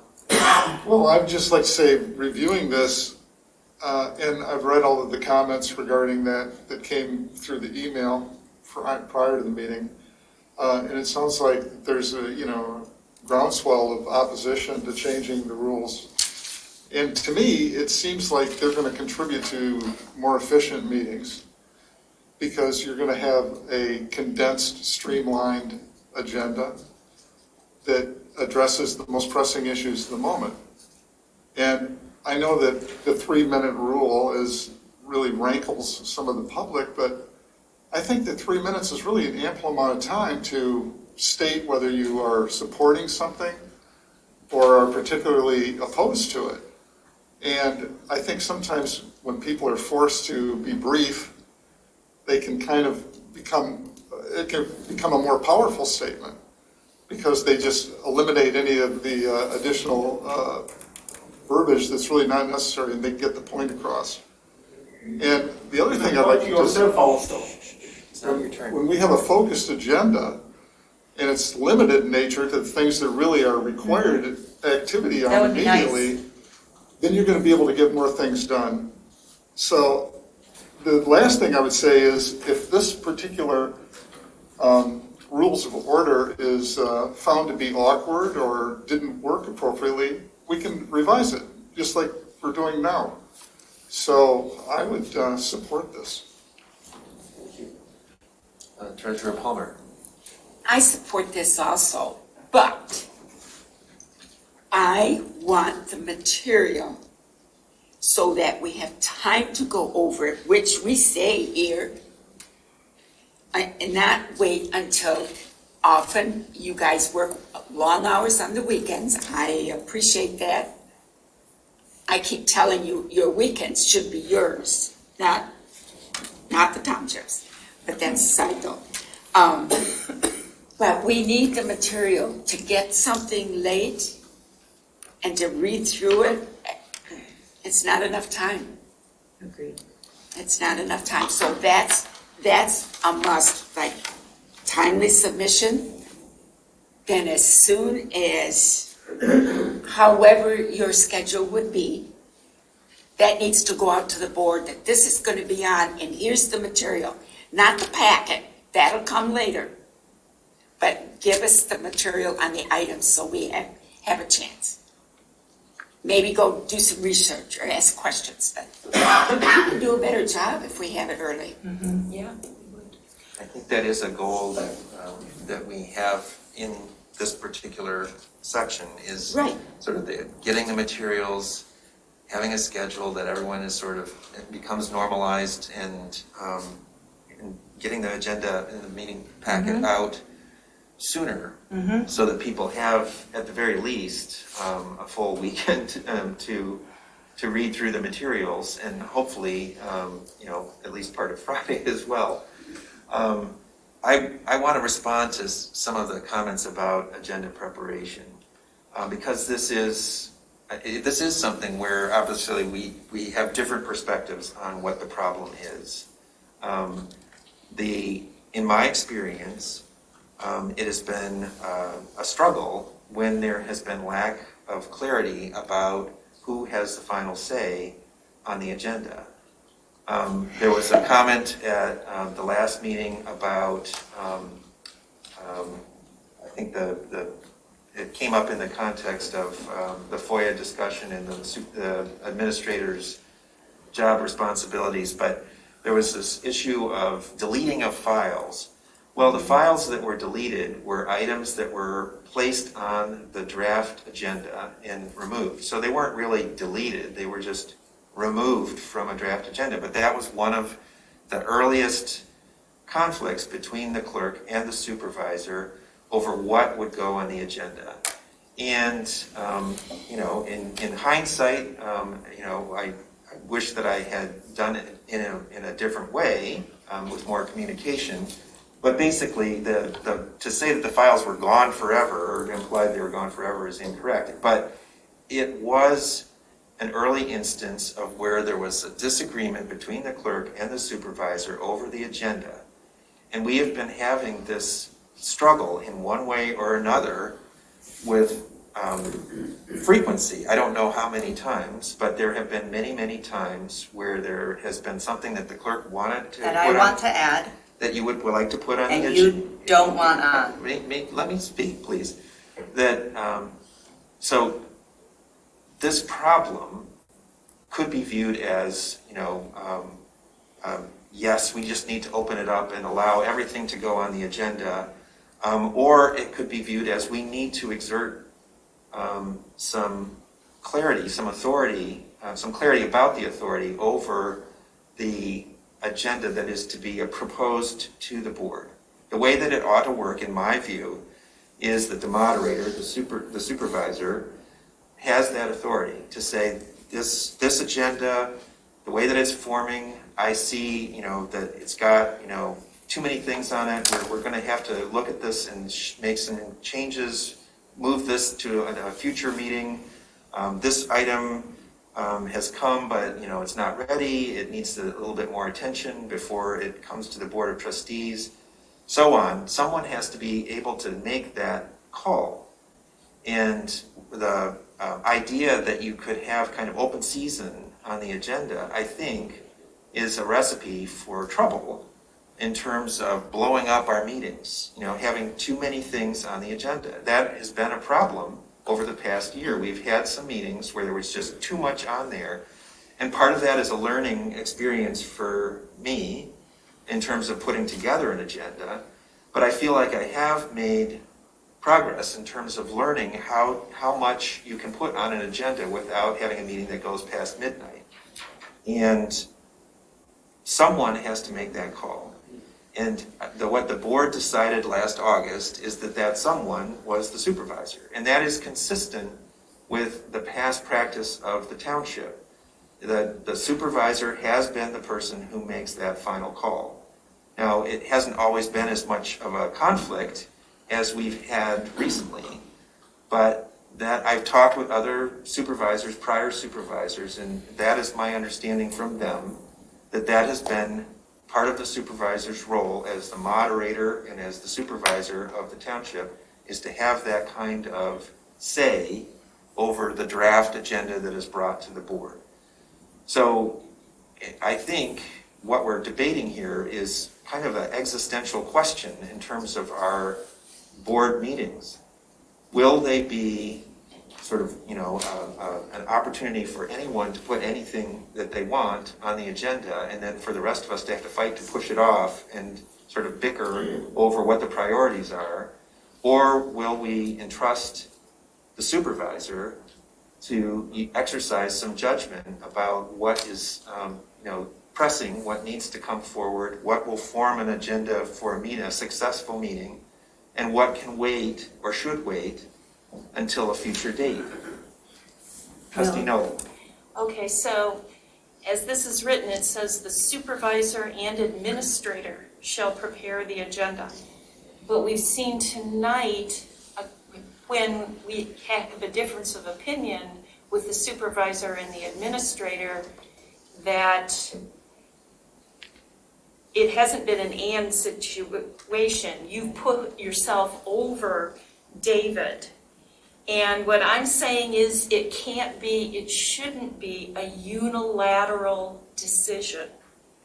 It should afford the opportunity for input from other people who have knowledge and experience, a greater depth of knowledge and experience in township issues and township administration, such as David, and the public benefits. Everyone benefits from that kind of a check and balance.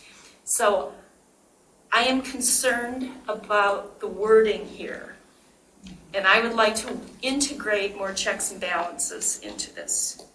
Well, with all due respect, Trustee Noel, with all of the experience and expertise that our township administrator brings to this situation, he is an employee of the township, and I'm the person who was elected to be supervisor. So I think it sort of makes sense that there be some hierarchy in terms of this particular question. Now, I did consult at great length with Mr. Rowley about this question. It's just something where we disagreed. But that is exactly the kind of situation where you need to have clarity about who has authority in the end, so that you can reach a decision.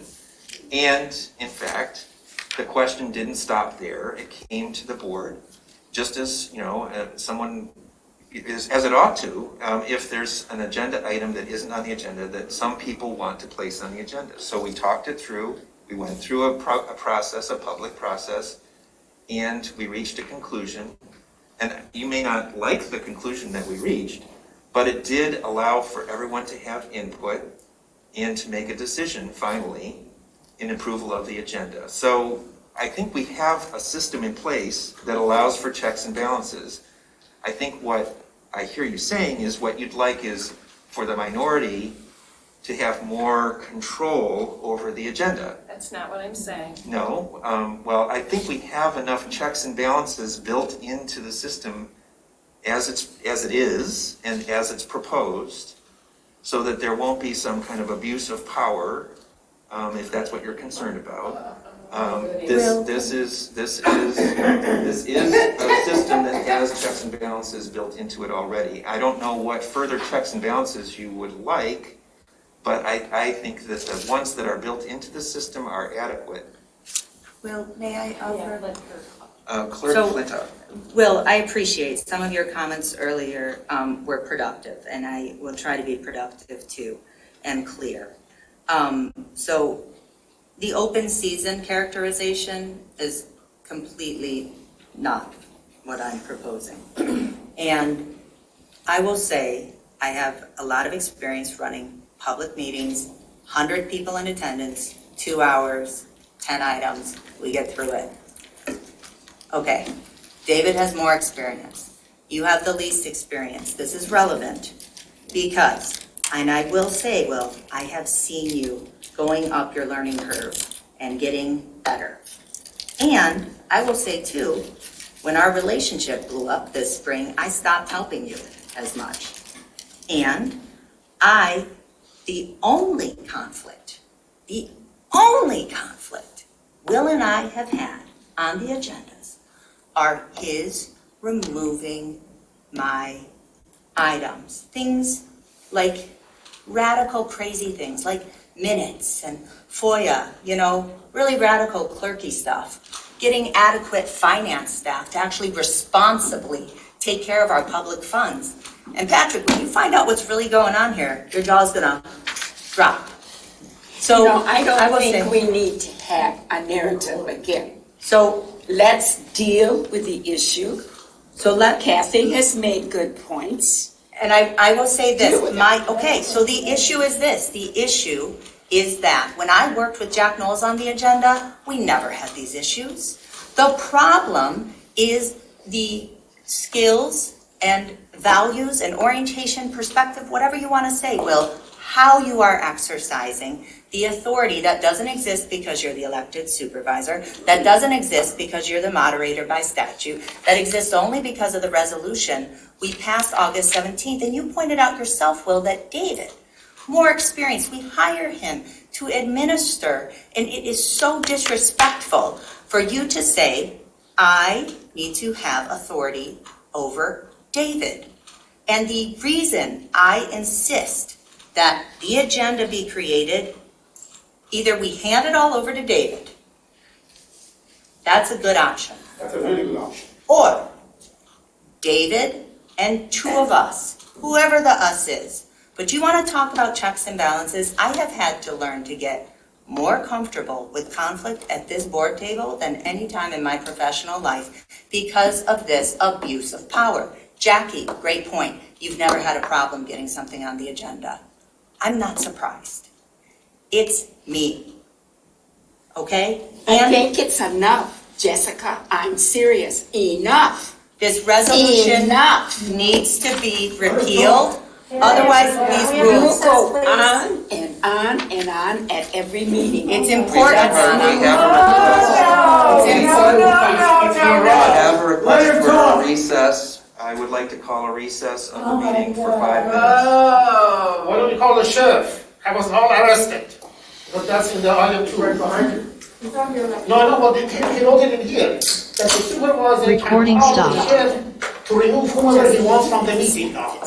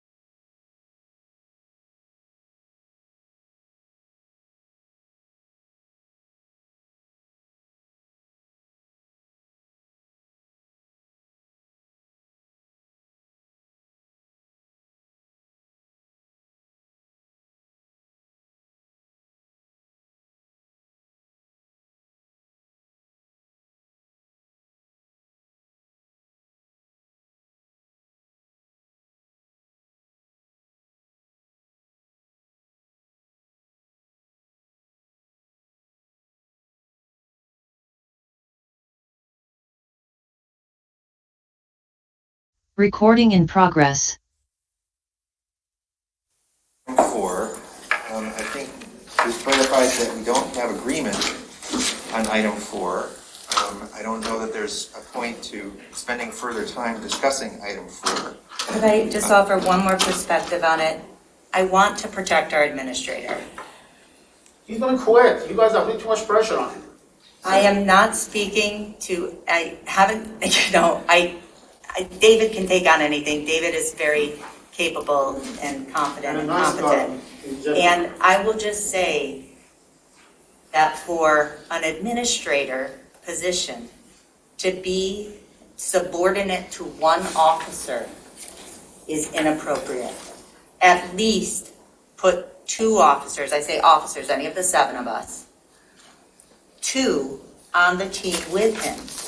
But I can tell you, as clerk, you hear between Will and me how hard it's been. And I'm the clerk, right? I don't think it's fair to put an employee, an accomplished senior employee, one that we all trust, but it is not fair to put an employee in that position without having at least 2 officers involved. So either the administrator alone or 2 people from the board with the administrator. Or we could go with the plan that we have here, which is the supervisor and the administrator working together on the agenda, and the final say, if necessary, if there's a need for it, being vested in the supervisor as the board approved in August. So we'll just for Please keep clarity. your comments down. Yeah, thank you. For clarity then, your proposal was purposefully then to have number 4 as is, to say supervisor and administrator, but to allow the resolution from August to stand so that you would continue to have ultimate authority over the proposed agenda. Correct. And I think that will work just fine. I think the experience that we had recently, where there was a disagreement between the supervisor and the administrator about the timeliness of an agenda item, is going to be a rarity. And your characterization of this as somehow protecting the administrator from the supervisor is just, it's sort of surprising to me, because we're talking about a process for assembling the agenda for the Board of Trustees, the intent of approving the job descriptions for both the supervisor and the administrator in tandem last August was that the 2 of them would work closely together in a complementary fashion, and that is the intent. That is the implication of this rule, is the way that it's written. And all that the resolution from August leaves as a difference is that if there is a question about whether an agenda item goes on or not, that it is the supervisor who has the final authority over determining whether that agenda item is ready to go on that particular agenda. That's the only issue here. It's a matter of clarity, and the board voted back in August to give that authority to the supervisor. I think it makes sense. I know that the 2 of you don't like it, but that doesn't mean that it's somehow evil, or that it's somehow putting the township administrator at some risk of anything. So I don't think we need to spend more time on this. We just have a disagreement about it. Well, the administrator and clerk probably have the broadest sense of all the work going on in the township. You know what's going on with planning and some of the parks and other committees. The 3 of us together have the broadest view. With more time, David's going to be the single person who has the broadest view of what the priorities are. So my concern isn't just the items, legitimate, necessary items that I prepared and place on the agenda that the supervisor has taken off, but all the ones we haven't even talked about. It's the looking 1 and 2 months ahead. It's that stuff, and that's where we need to trust the administrator to have that bird's eye view He's in the position to do that. I think we've heard the point of view. Let's move on to 4.1, And correspondence. one more reports- question. May I make one comment before you move on? Sure. If you look at the last line of paragraph 4, the board members retain the right to amend the agenda at any board meeting. The intent of that language was to, and I believe that was there and we left it in, but at any rate, the intent of that language was to have the final agenda approved by the board itself. So if there was something that needed to be added to the agenda, the board could, or if there's something that the board didn't want on the agenda, they could remove it. The board has to decide for itself then whether that's an appropriate check and balance, but that, whether it goes far enough, but that was the intent of that sentence. And I think that's a very good point, and I have experienced this myself as in my time as supervisor, where I made a decision about the agenda and the board overruled it. So it's happened over and over again. Actually, I can think of several examples. So I think the checks and balances are there.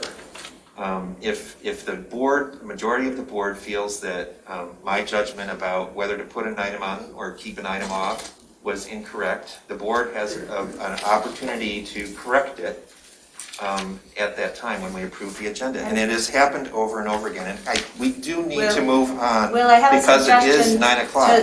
to further that. So in the correcting the agenda, where the board is at a disadvantage when we're adopting the agenda, compared to when we, behind the scenes, are creating the proposed agenda, is exactly what you're talking about.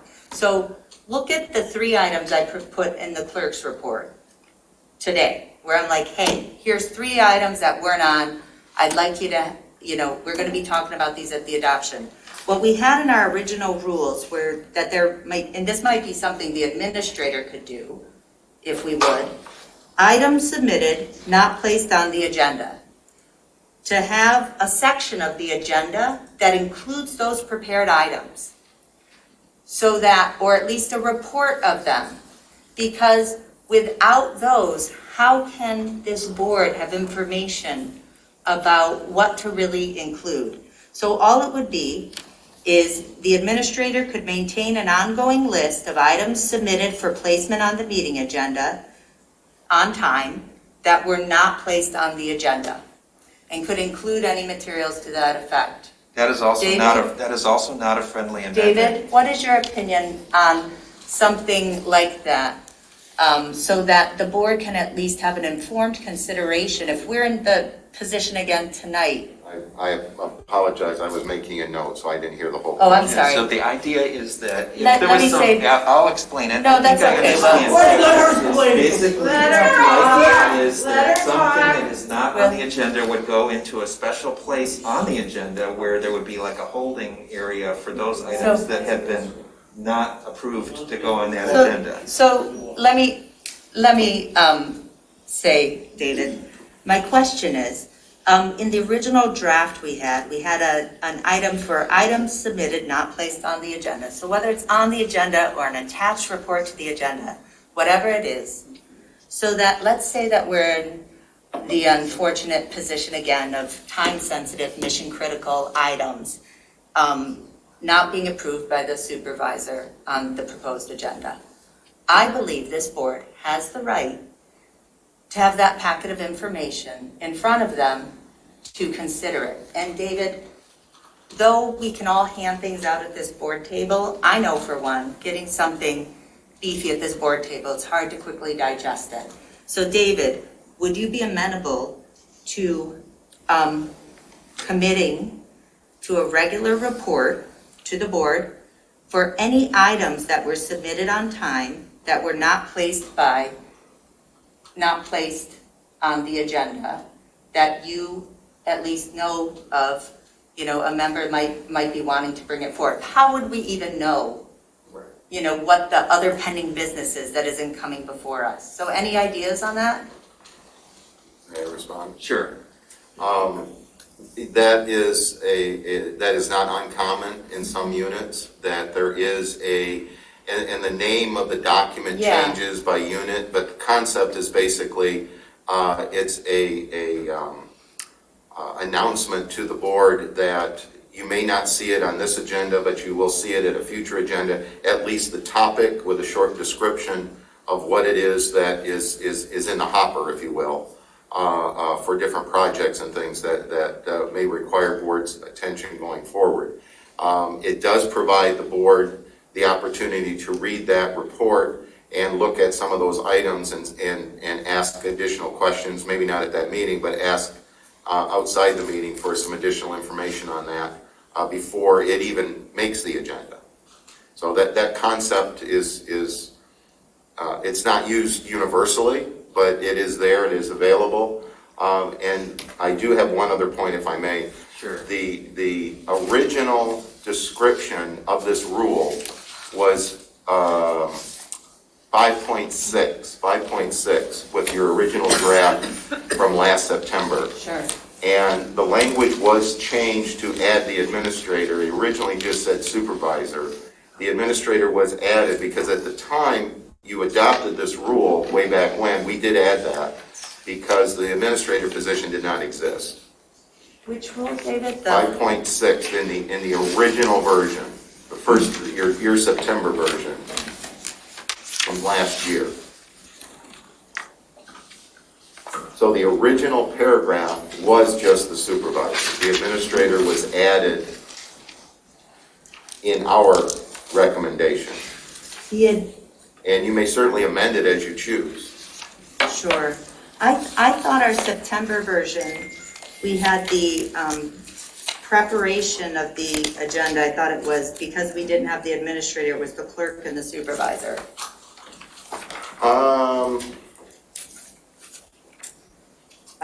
On the, let's see it, it pretty much follows 4, actually.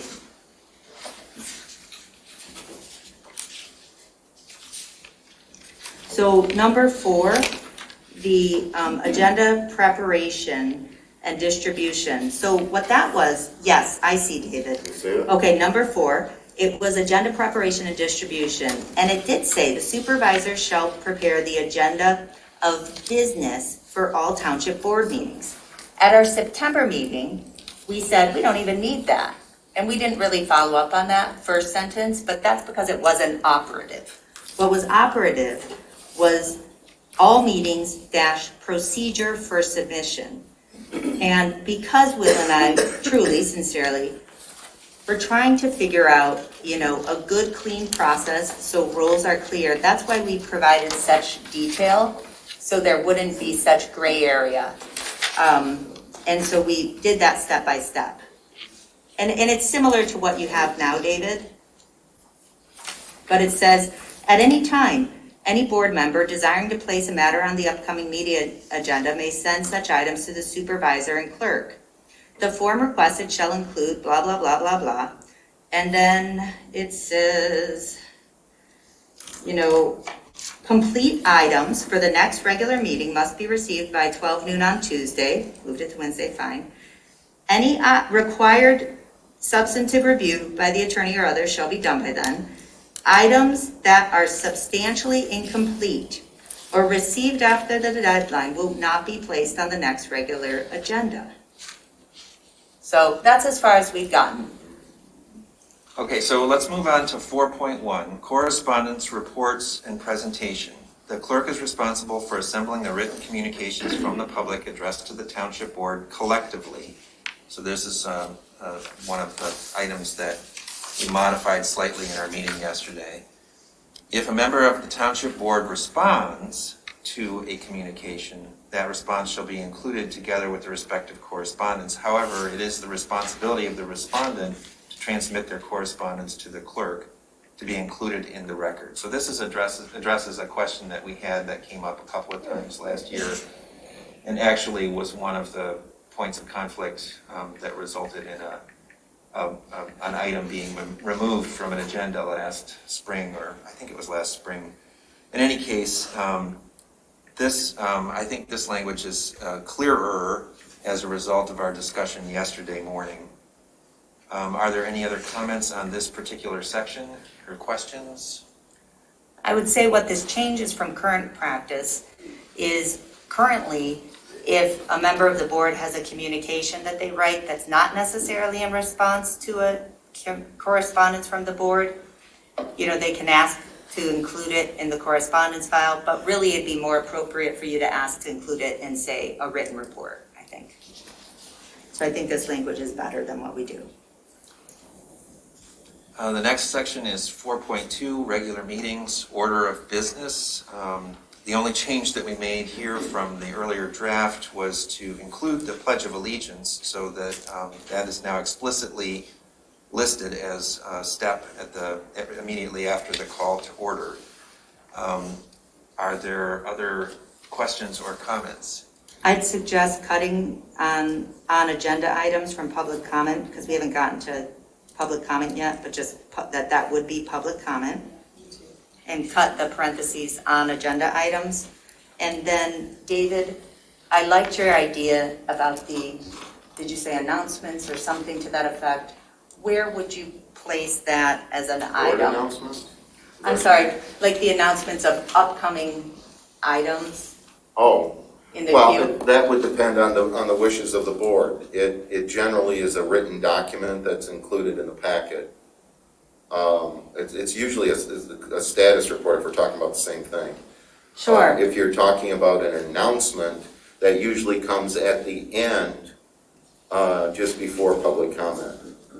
Could we add status report under adoption of the agenda so that it's kind of information, like correspondence, it's information we have up top in case we want to make any relevant amendments? I don't see either of the two suggestions as friendly amendments. I'm concerned about this idea that you are promoting, Clerk Flintoff, of an option for adding agenda items that haven't made it onto the agenda. And I understand that it may be a practice in other jurisdictions. Yes. Where it sounds to me like it serves a different purpose. It's more sort of like, these are things that may be coming up in the future. And I think the way that you're viewing this, as I understand it, is sort of the way that you've used your clerk's report as a kind of a backdoor to bring items that haven't been approved for the agenda onto the agenda, despite the lack of approval that they've received. Yes. So I don't want to add yet another way for us to have fights about what goes on the agenda. And I think it's both. I think we need to eliminate that kind of conflict and inserting sort of ways for that conflict to actually sort of erupt. I don't think it's going to be helpful. I don't see it as a friendly amendment. And I think that the structure for public comment, which we'll get to in a minute, is a good structure. It's the one that was described by the township administrator when this agenda item began some time ago. And so I would like to keep that as it is. Trustee Corto.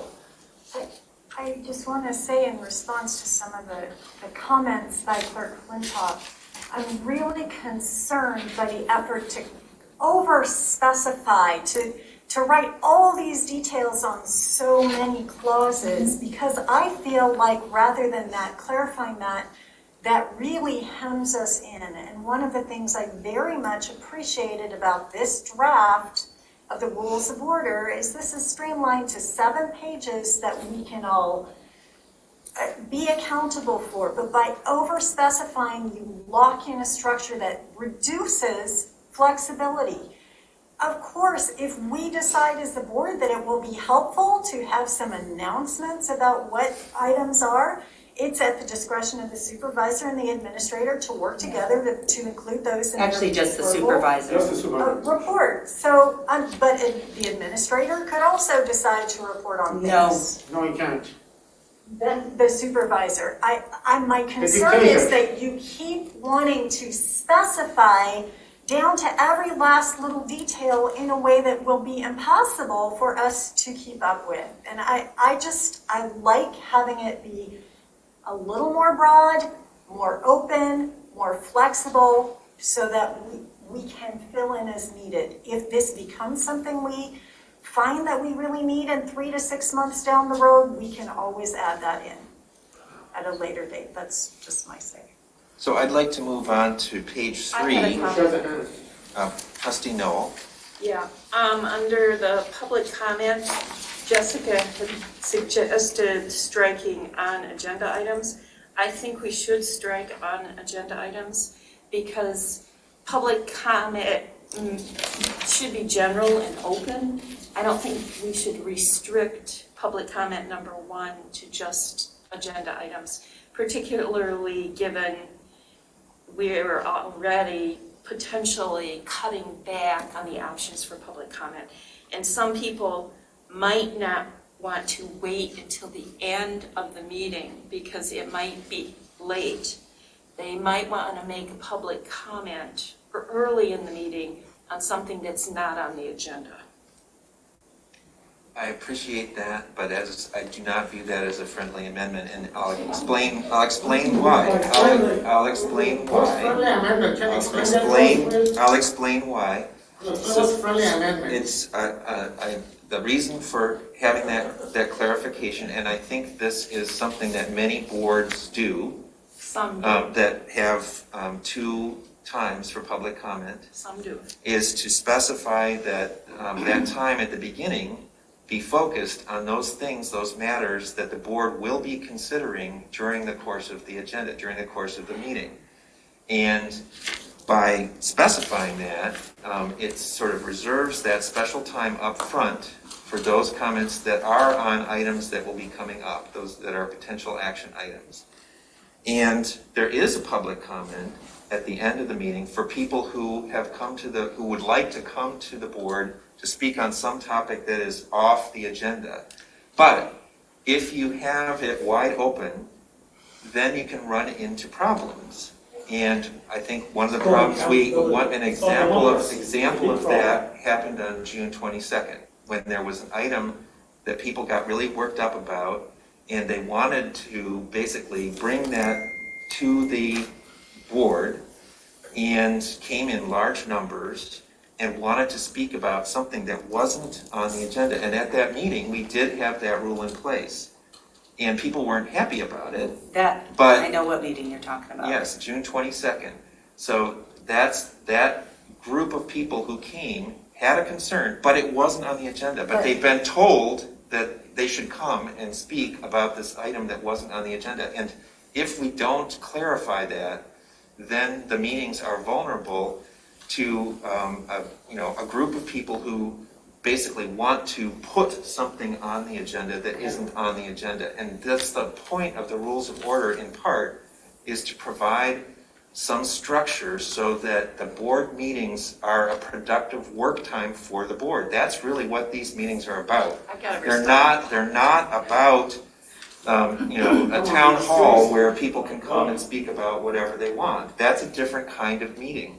Well, you're going to drive it to the point that none of us are going to listen to your rules. You're going to come in here with 50 or 100 people, we are not going to follow those rules. Please, Abby. No, I'm serious. Abby, it is not your turn. You're treating us like little kids. It is not your turn. You think your rules are going to contain us? It is not your turn to I want speak rid of right Donald now. Trump. I'm going to get rid of you also. It is not your turn to speak. I don't care what you say. Trustee Noel. You have no respect.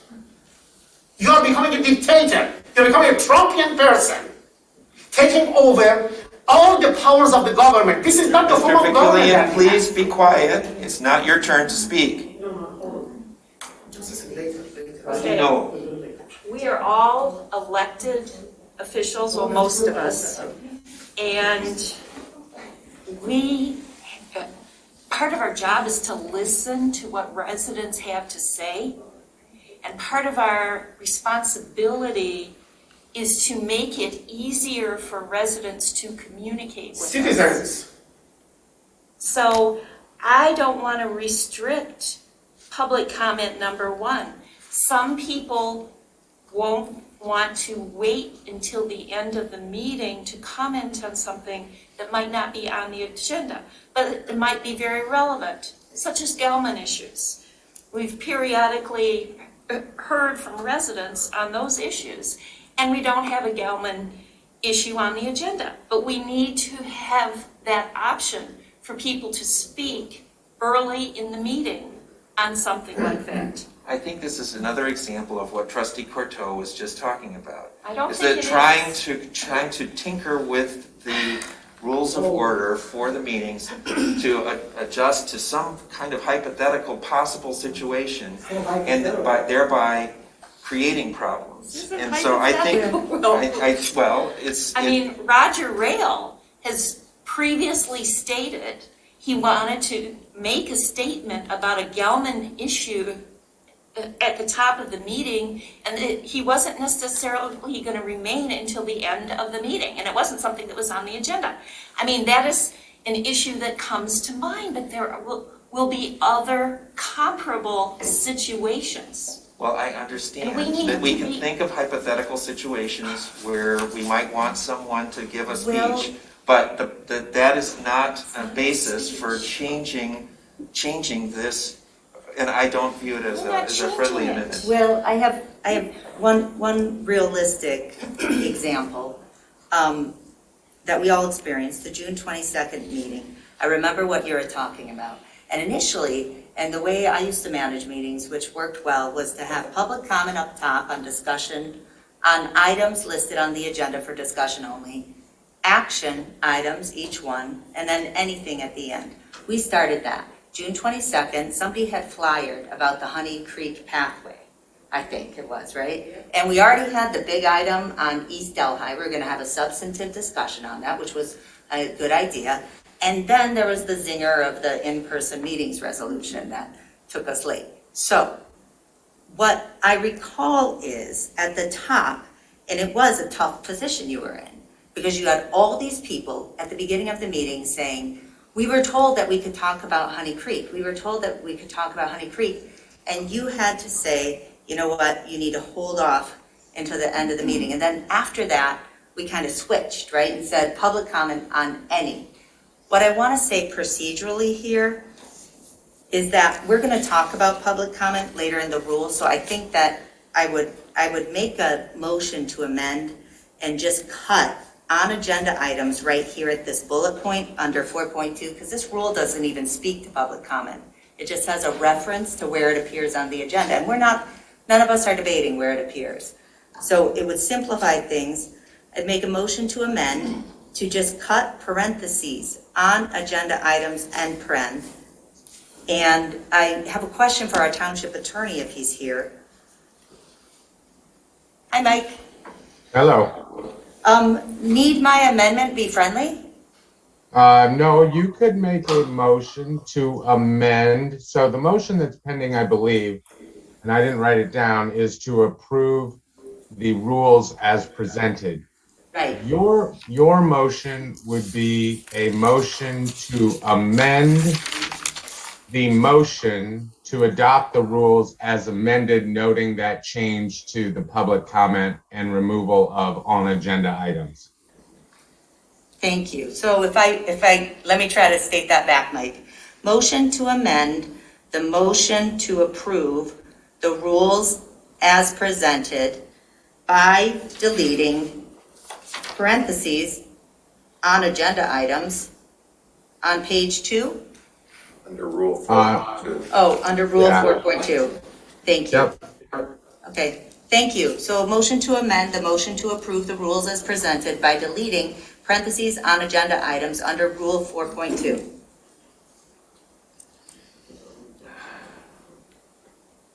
I'll support. Of course. So we have a motion by Flintoff, support by Knoll. And I'd like a roll call. Okay. Is there further discussion of the motion before we vote? I'd like to make a comment after listening to all the thoughts.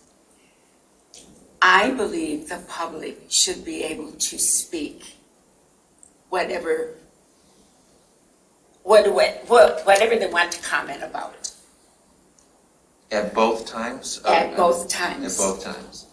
I would say generally, and I'm not trying to put words in anyone's mouth, they probably will address agenda items early in the meeting. That's true. Maybe not, but I think they will. And then at the end of the meeting, they'll make their comments about the action taken, I'm sure, in part, and maybe other things they thought of as they've, sat through the meeting. I think we're making an issue out of something that is not necessary. I really do. I don't think we need to specify what people can comment on. I'm sorry, I just don't. Other comments?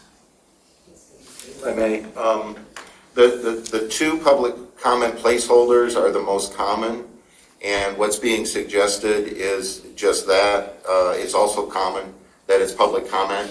There are places where it's done this way, but the board certainly can have it either way. But having public comment on anything the public would like to say twice on the agenda is totally fine and is done in many jurisdictions. It's only 6 minutes, for the love of God. What can you say in 6 minutes? I think in the past, that's the way our public comments work. And when I say past, I'm sorry, I'm talking past before this board. So, the way, Kathy, the way we handle it, it worked well. Yeah, it was fine. It was fine. Perfectly fine. Are there other comments? I'd just like to say that, because of the 3-minute limit, it wouldn't really impact the flow of the meeting if someone spoke about something that was off the agenda. Well, it sounds like we're actually sort of getting to an item that's further along in our rules of order. What I would suggest, for expediency's sake, if Trustee Courteau is willing, is, and if the maker of the motion and the seconder of the motion are willing, is to accept this as a friendly amendment and simply strike, where it is. On the agenda. On the agenda from the bullet pointed items for the order of business. 4.2. Yeah, under 4.2. Just to strike parenthesis on agenda items and parent. Yes, so just to remove that, and then we can move on, because it seems like now we're starting to talk about something that's further along, and I think in some ways we can move to that item. I mean, the sooner we can get to that item, the sooner we can get to an actual vote on the overall rules of order. Is that acceptable to you, Trustee Courteau? Is that acceptable to the makers of That's the motion? acceptable to me. Kathy? Yeah. Okay. All right, so let's move on to the top of page 3.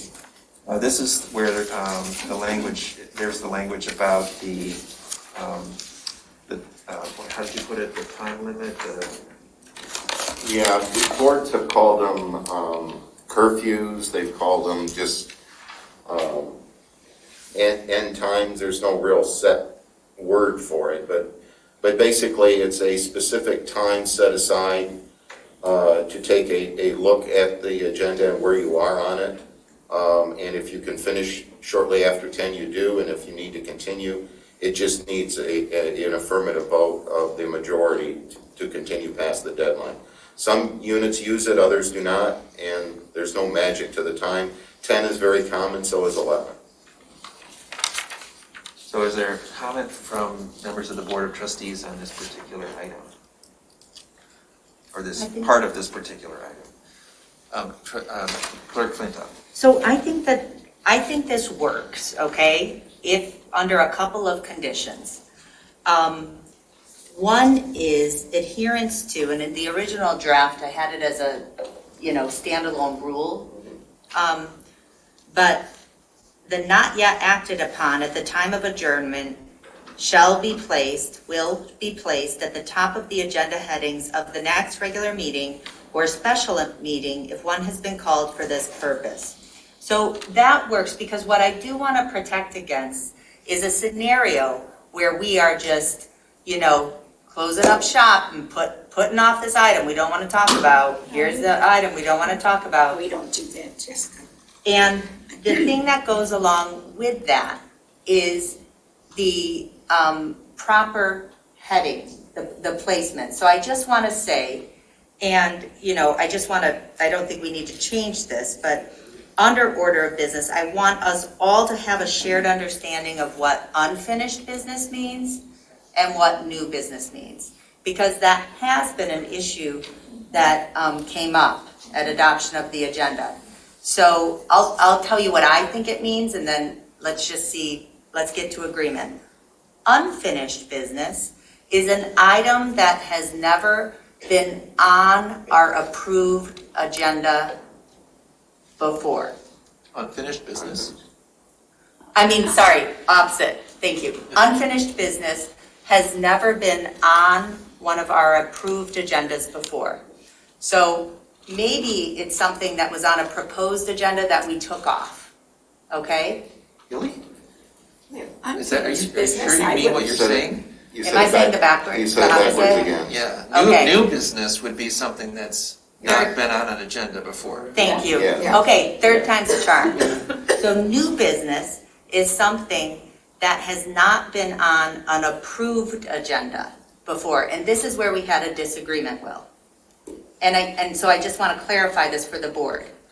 And something that has been on, let's say something shows up on a proposed agenda, but we take it off the agenda at the top of the meeting and then adopt the agenda. In my mind, that is still new business. Because the board hasn't actually had it on its agenda. And this is important with the 10 p.m. piece. Because if we don't have a shared understanding of what we mean by unfinished and new business, it can get sloppy. Does that make sense? Yeah, but we're gonna have to get a definition that's a little bit clearer. Than that? Well, and I'd like David to give us the definition, because you were going back and forth a little bit, Jessica. Oh, a ton. Well,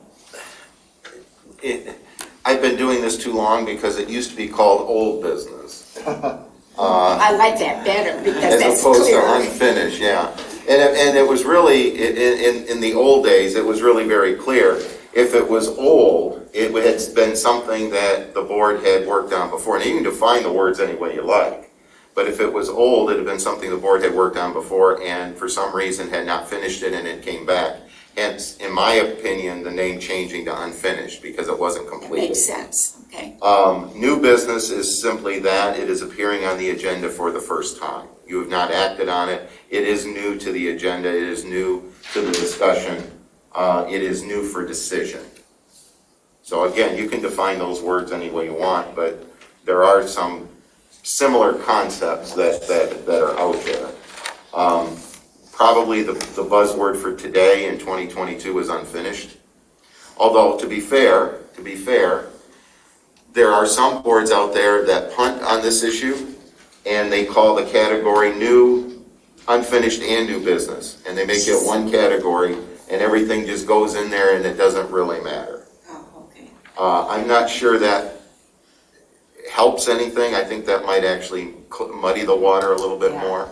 But I'm assuming that particular, and I saw it twice, but I'm assuming that those units couldn't settle on a definition, so they just kicked the can down the road, but.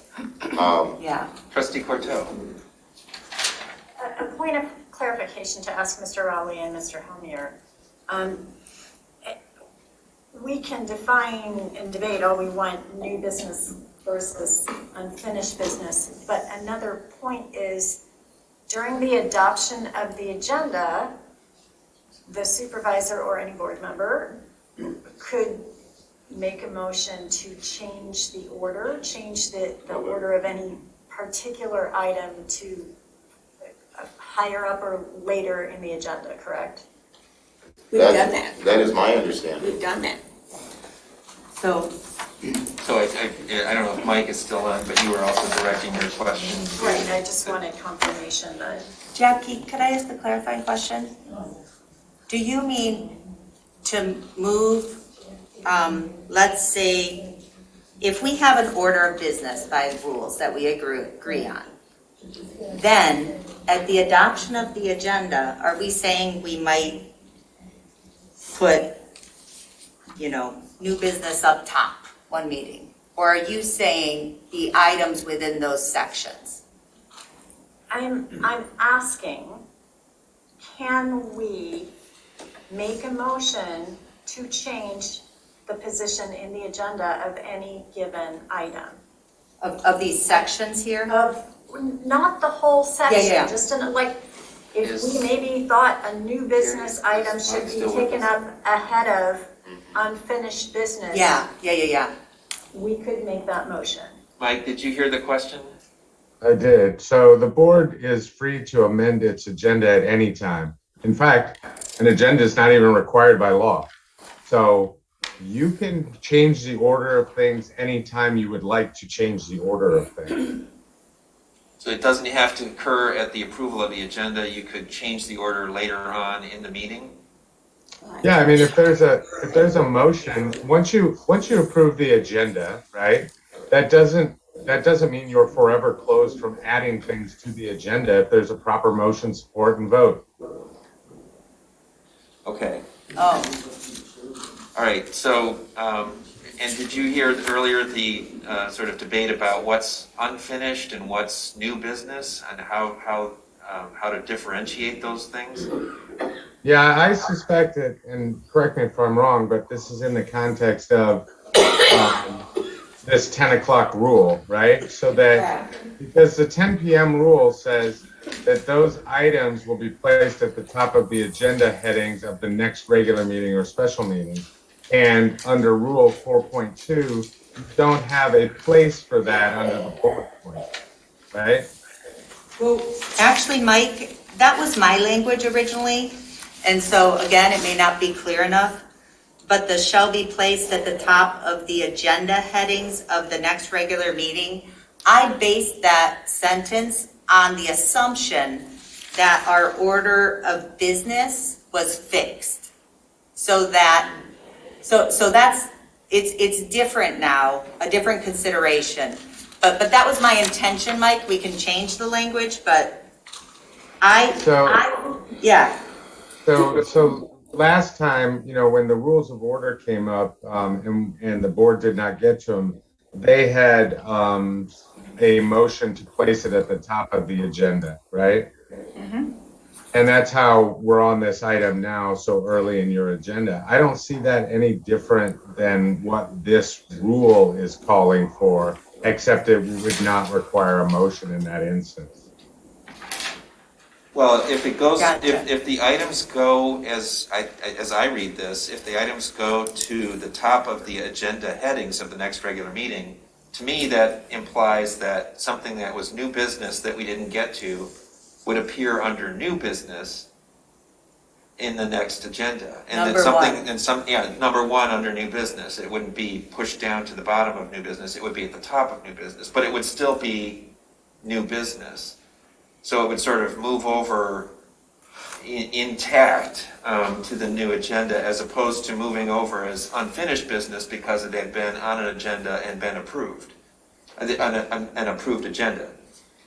And I'm having another follow-up question here, because understanding we can change the headings is starting to change my whole opinion of this 10 p.m. thing.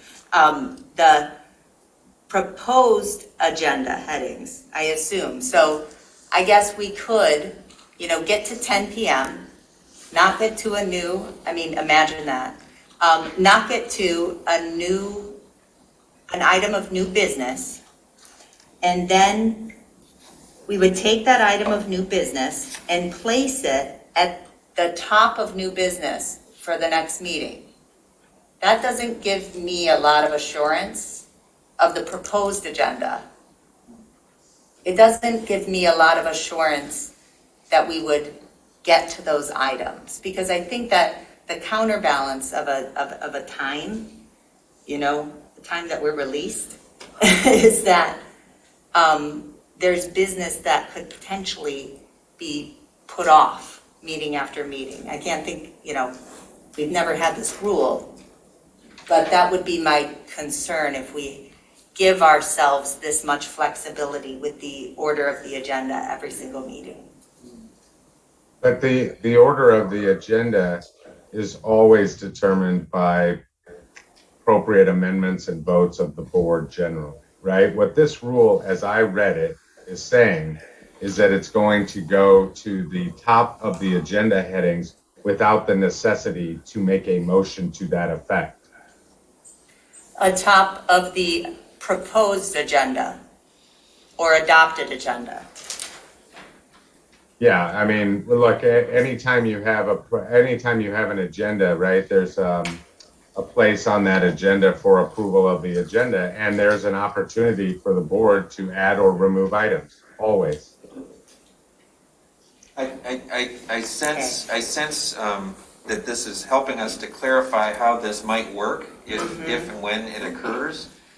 But I also sense that we could endlessly sort of hypothesize about what the implications are. I think in some ways, if and when this occurs, assuming that we adopt this, that we'll have some experience with how it's working. And if we feel that it's not working the way that we want it to, if agenda items are, for whatever reason, not getting dealt with over and over again, then we could take steps to correct that, either by moving those items to a different place on the agenda where they could get attention, moving them to the top of the agenda, as Kathy did with this item here, or by some other means.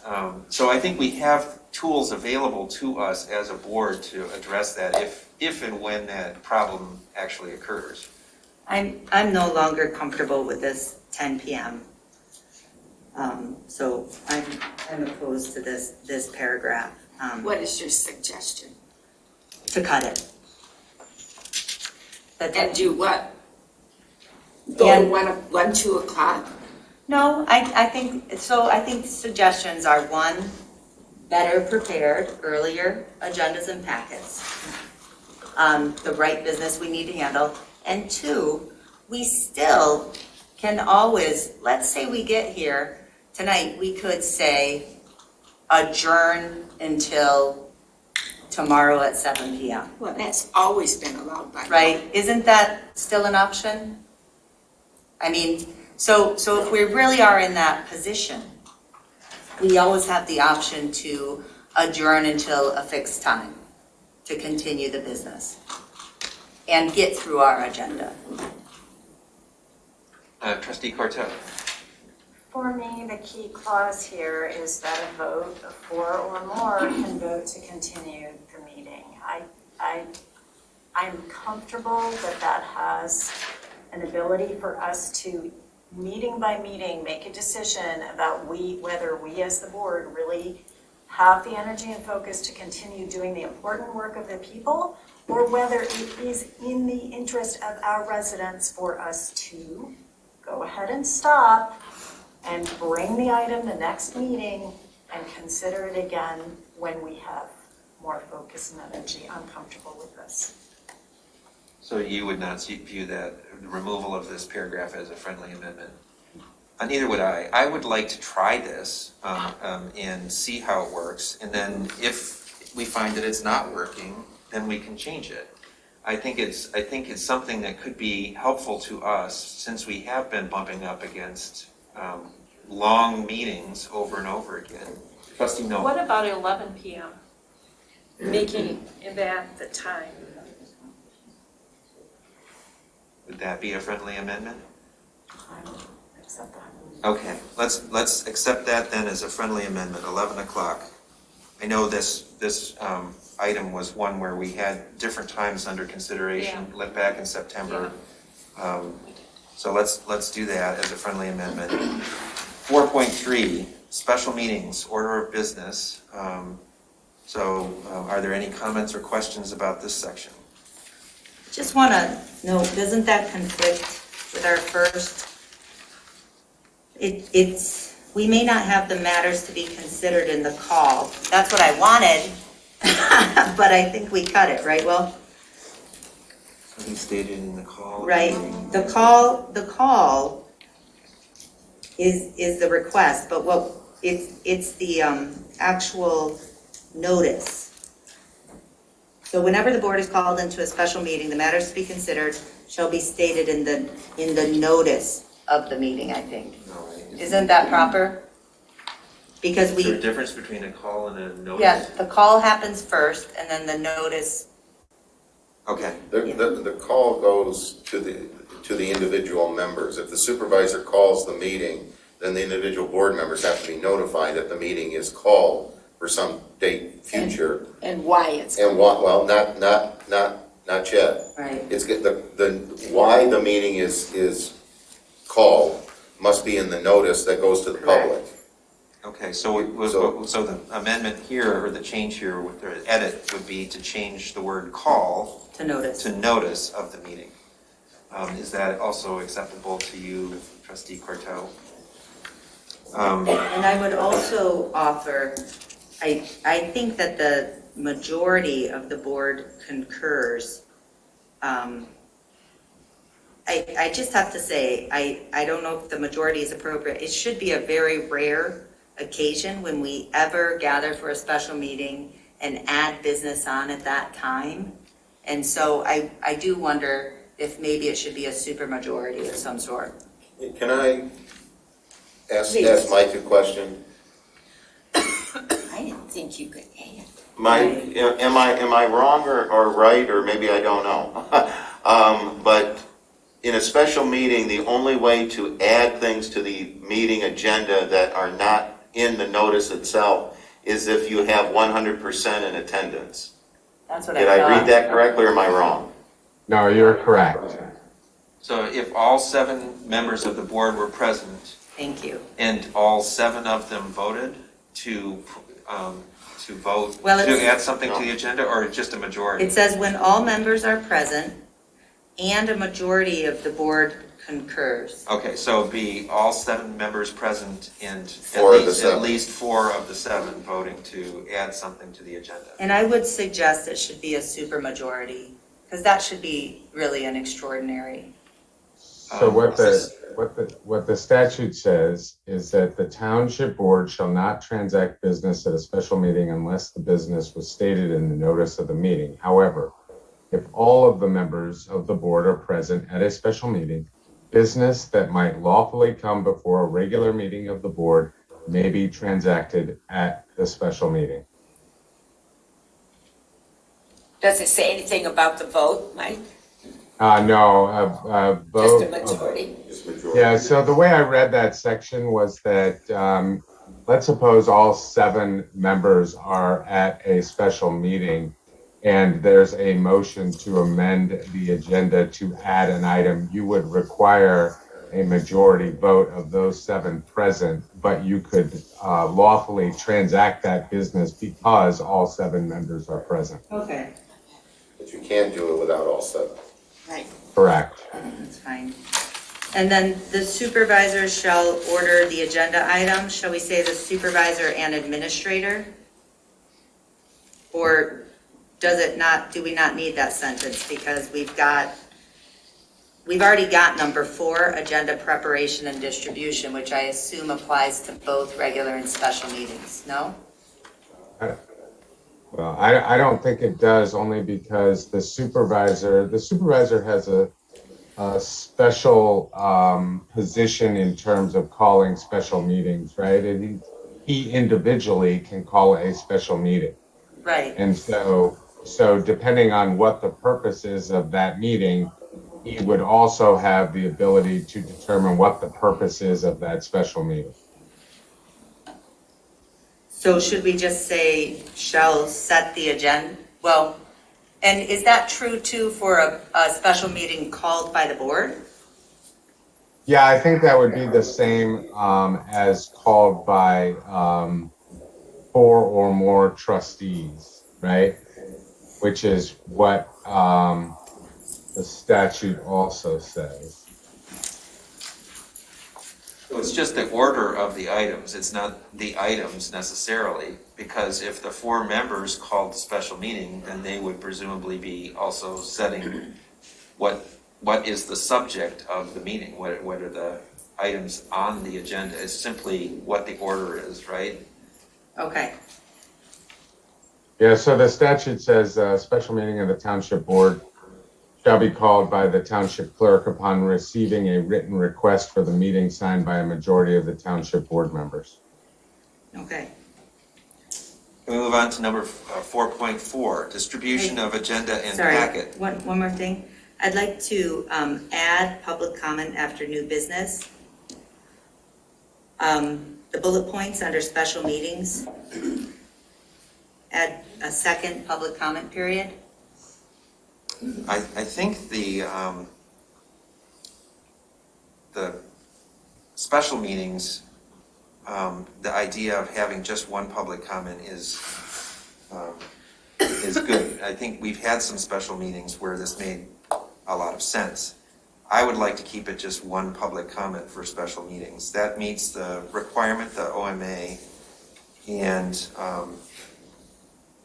allows the business to get done for whatever the special meeting is called. I mean, this is a special meeting, not a regular meeting.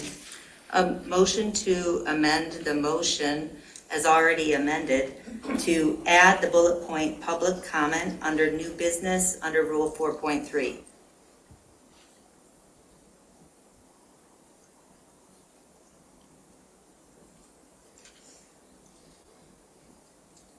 Is there a second?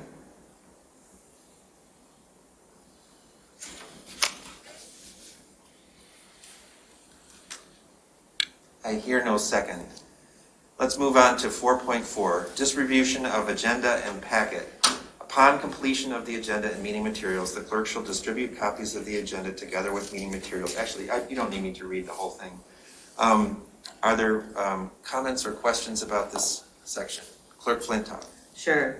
I think, given the decisions that have been made on number 4, the distribution of the agenda and package, upon completion of the agenda and meeting materials, I would strike clerk and add administrator, shall distribute copies of the agenda together with meeting materials to the board, post publicly including on the township website.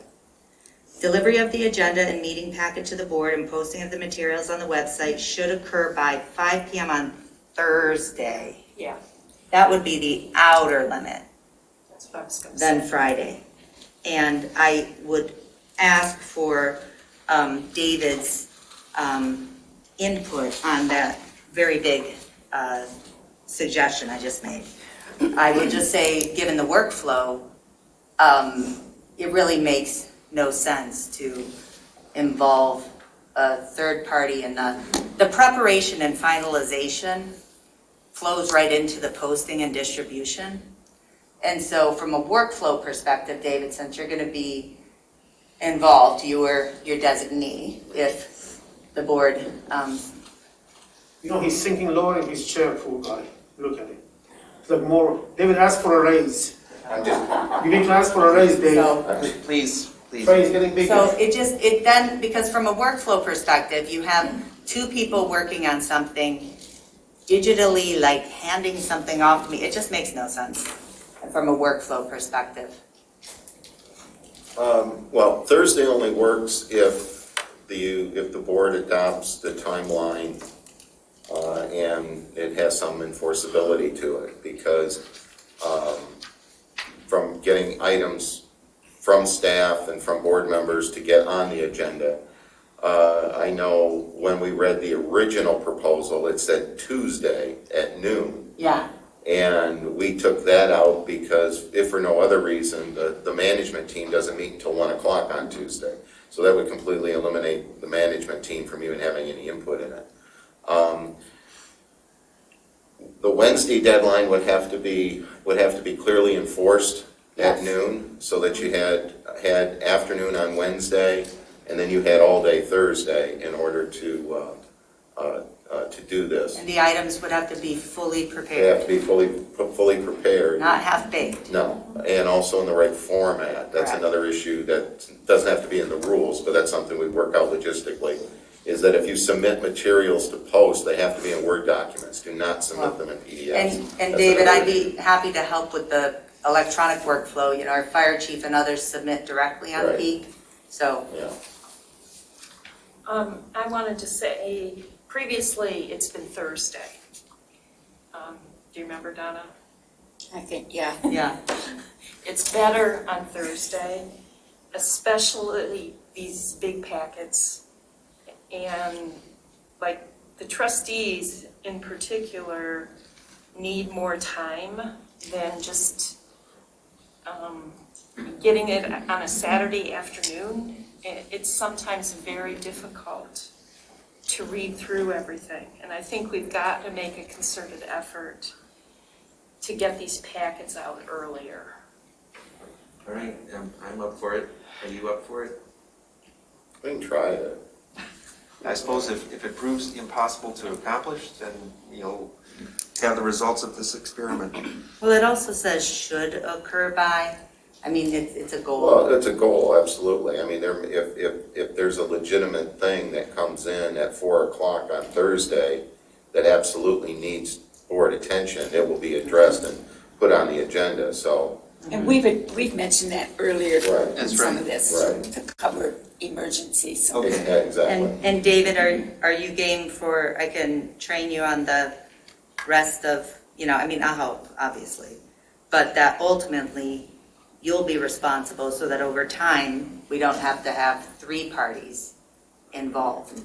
Because the distribution is just simply, I mean, with the way that the technology exists, it Oh, doesn't yeah. make sense for somebody to be responsible for distribution who isn't creating the packet. You're talking about Peak and Granicus, right? Yeah. Yeah. Are you also comfortable with this? So I would accept the change from clerk to administrator in the second line of 4.4 and the change from Friday to Thursday and the second from the last line of 4.4 as friendly amendments, if you do. I do, assuming that David is comfortable with it. Right. And am I correct that also Christie has some knowledge and experience about posting? Everyone agendas? needs training. Yeah, well, I know we all do, but there's other people who could assist. Yes. at this point. in Fran time. and Christie.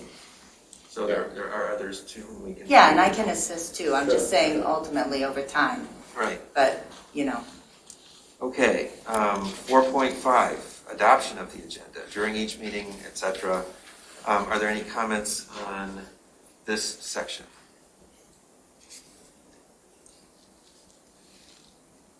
This was not changed during our meeting yesterday.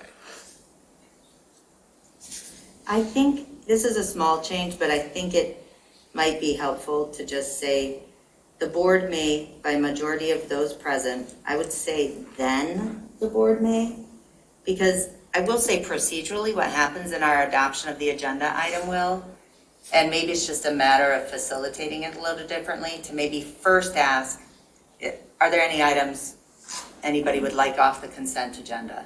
And then amendments to the agenda, something. But sometimes we get confused ourselves and start making amendments to take things off the consent agenda.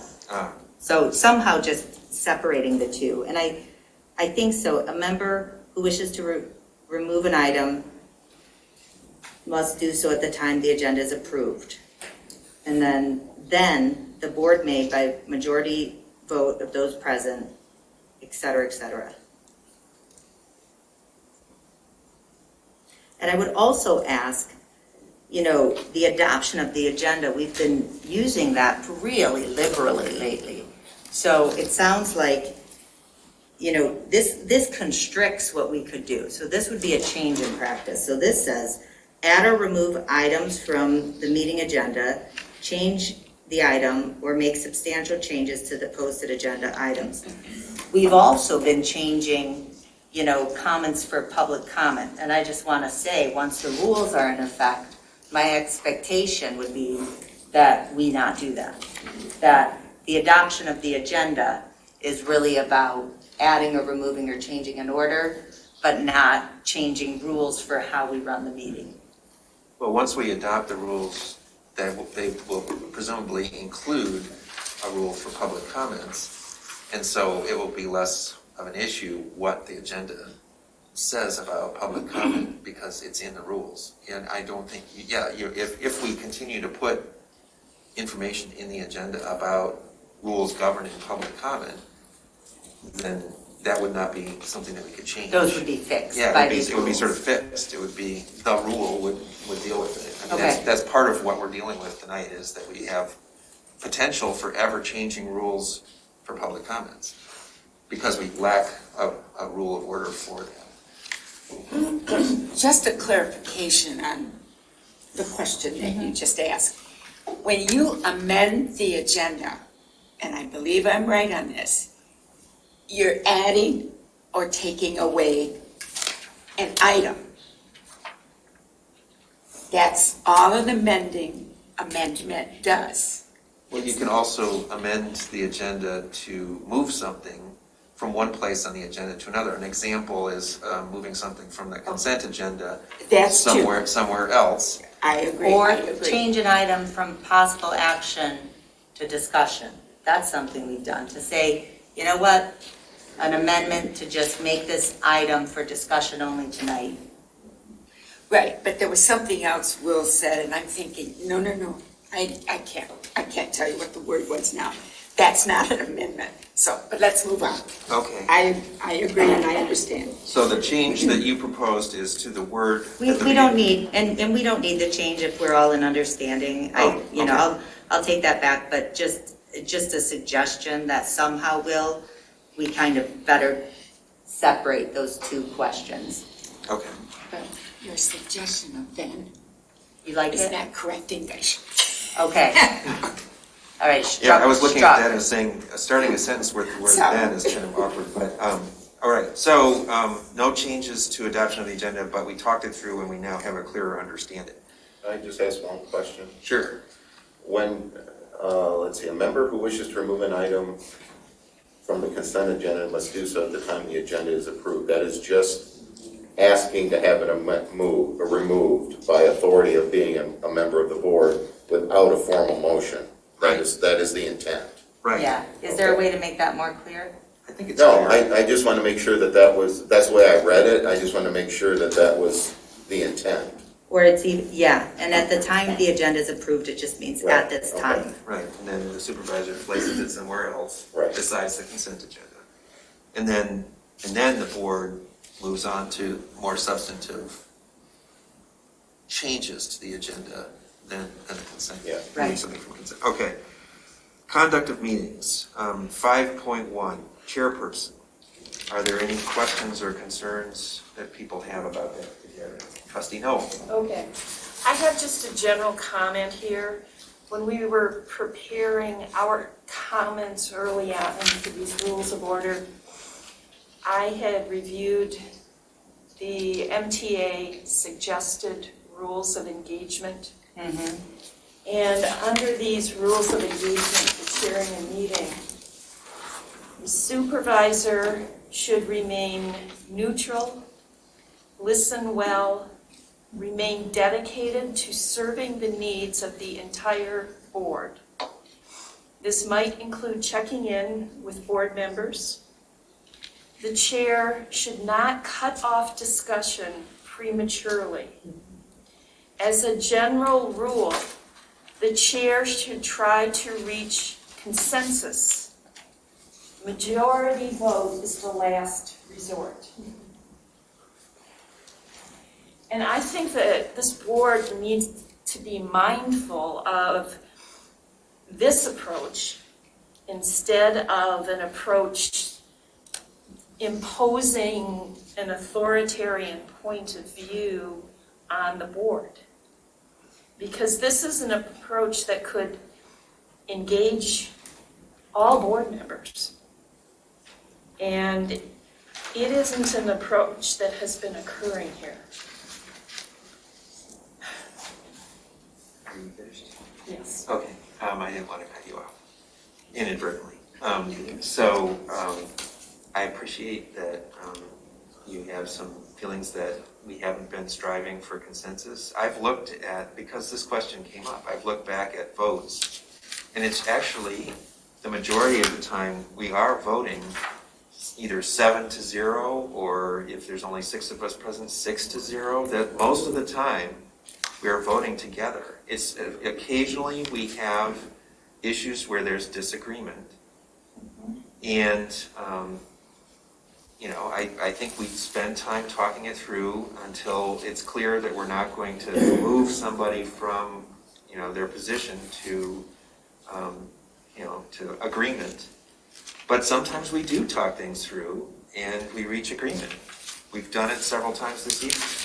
So I think it is a practice of this board to try and reach consensus. Sometimes it works, sometimes it doesn't, so that I think actually those occasions where it's a majority vote are in fact the last resort. My perception is slightly different, and I feel like there have been many situations where you have prematurely cut off discussion and not listened to opinions that might be different from your own. And I think that this kind of approach that I just read from the MTAA Rules of Engagement offers a better opportunity for all board members to engage in discussion, and hopefully it would set the stage for other board members to be involved in dialogue, give and take dialogue, asking questions that could lead potentially to better decision making. And again, that would involve checks and balances. I mean, it's not an authoritarian approach. It's a different kind of consensus building approach. Well, I appreciate the thought. I think what we're considering here are rules of order. I think the intent of having these rules in place is to give us some structure, some guidelines for operating together as a board. I certainly have the intent to try and include everybody in discussions, and I certainly try to listen to points of view, but I don't think we're gonna, sort of talk our way through this to you sort of seeing me differently, Trustee Knoll. I'm not sure where we're headed with this particular suggestion. It's going to lead into another area coming up in terms of restricting time, but we're not there yet. So Okay, all right. Well, I'll keep that in mind when we get to that point in the rules of order. Are there further comments? Clerk Flintoff. Yeah, I did have a couple of specific suggestions procedurally, and I think these fit in the rules here. So something So two things. One, I think there's times for anybody facilitating a meeting where it's just too hot for you to facilitate the meeting. And that there are certain times where, as moderator, if there is, say, a position you want to take, because you're in the position of being both moderator and member of the board, right? And so you have to do two things at once. And I do think that we should give ourselves some flexibility so that if there's ever a time where you say, you know what, I just need to be a participant and not the moderator right now, that you have the option to, just say, to anybody here, can you facilitate the next 5 minutes? Something like that. And I think that might help, in all honesty. So I don't know that we need a rule for that, but I do think that that's an option where you could just say, hey, I'd like to step out of the moderator role for a moment. Is there a motion for somebody to serve as moderator on the rest of this item? Something like that. That's just a process I've seen work well. Secondly, procedurally, is I've noticed over the last few months a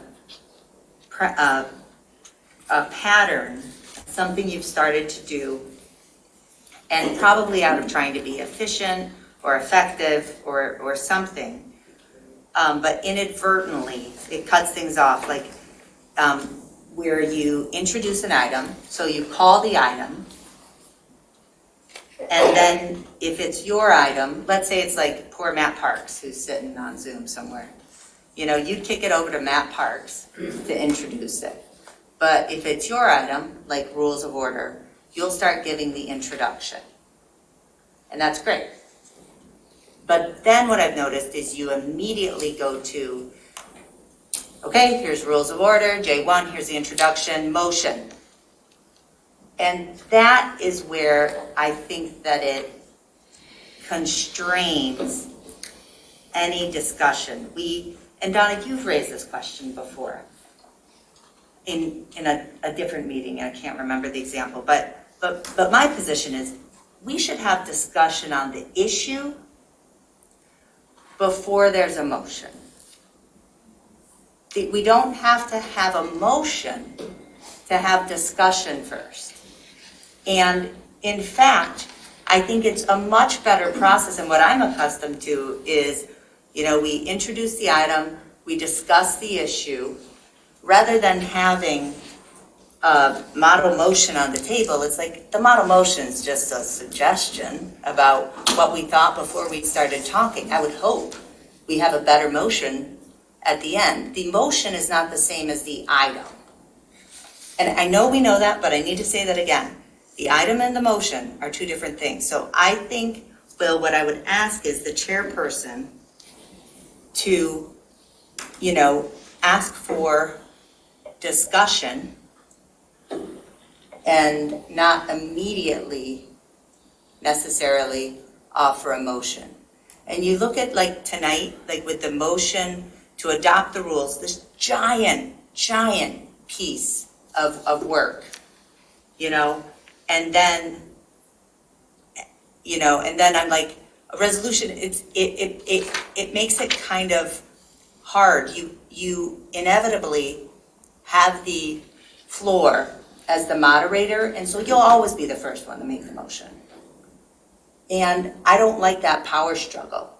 Why not just introduce the issue, we discuss, maybe there's a motion, maybe there's a resolution, we go from there. But I really ask that we discuss an issue, but this jumping to the motion has been hard.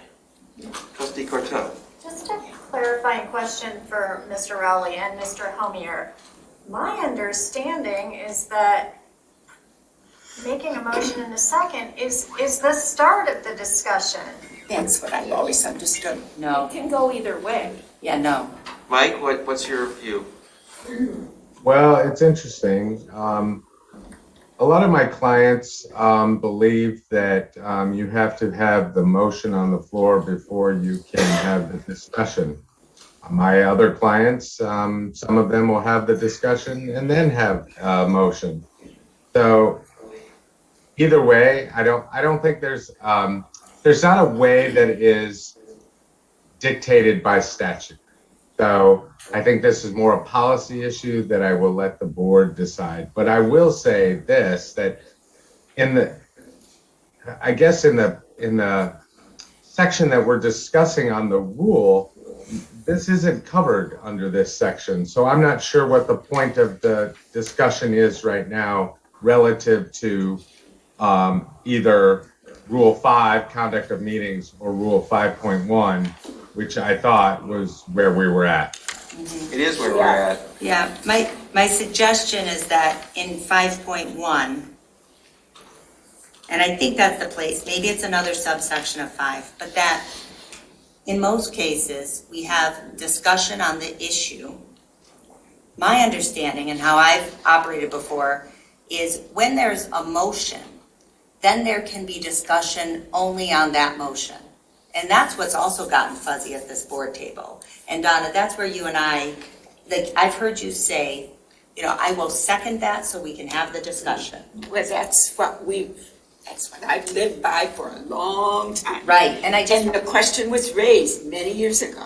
Yeah, and what my understanding is that we can have discussion first. And by saying, it's this motion or that motion or the model motion or not, I think we wind up having some unnecessary conflict that could have gotten ironed out if we just talked about things for a second before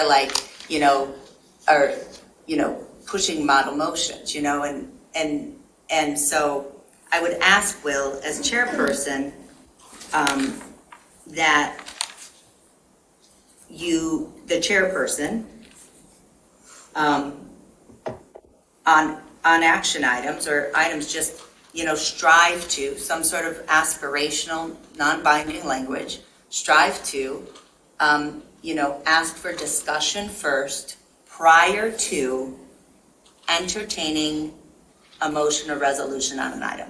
I think it has to be a board decision to change our process. It should be.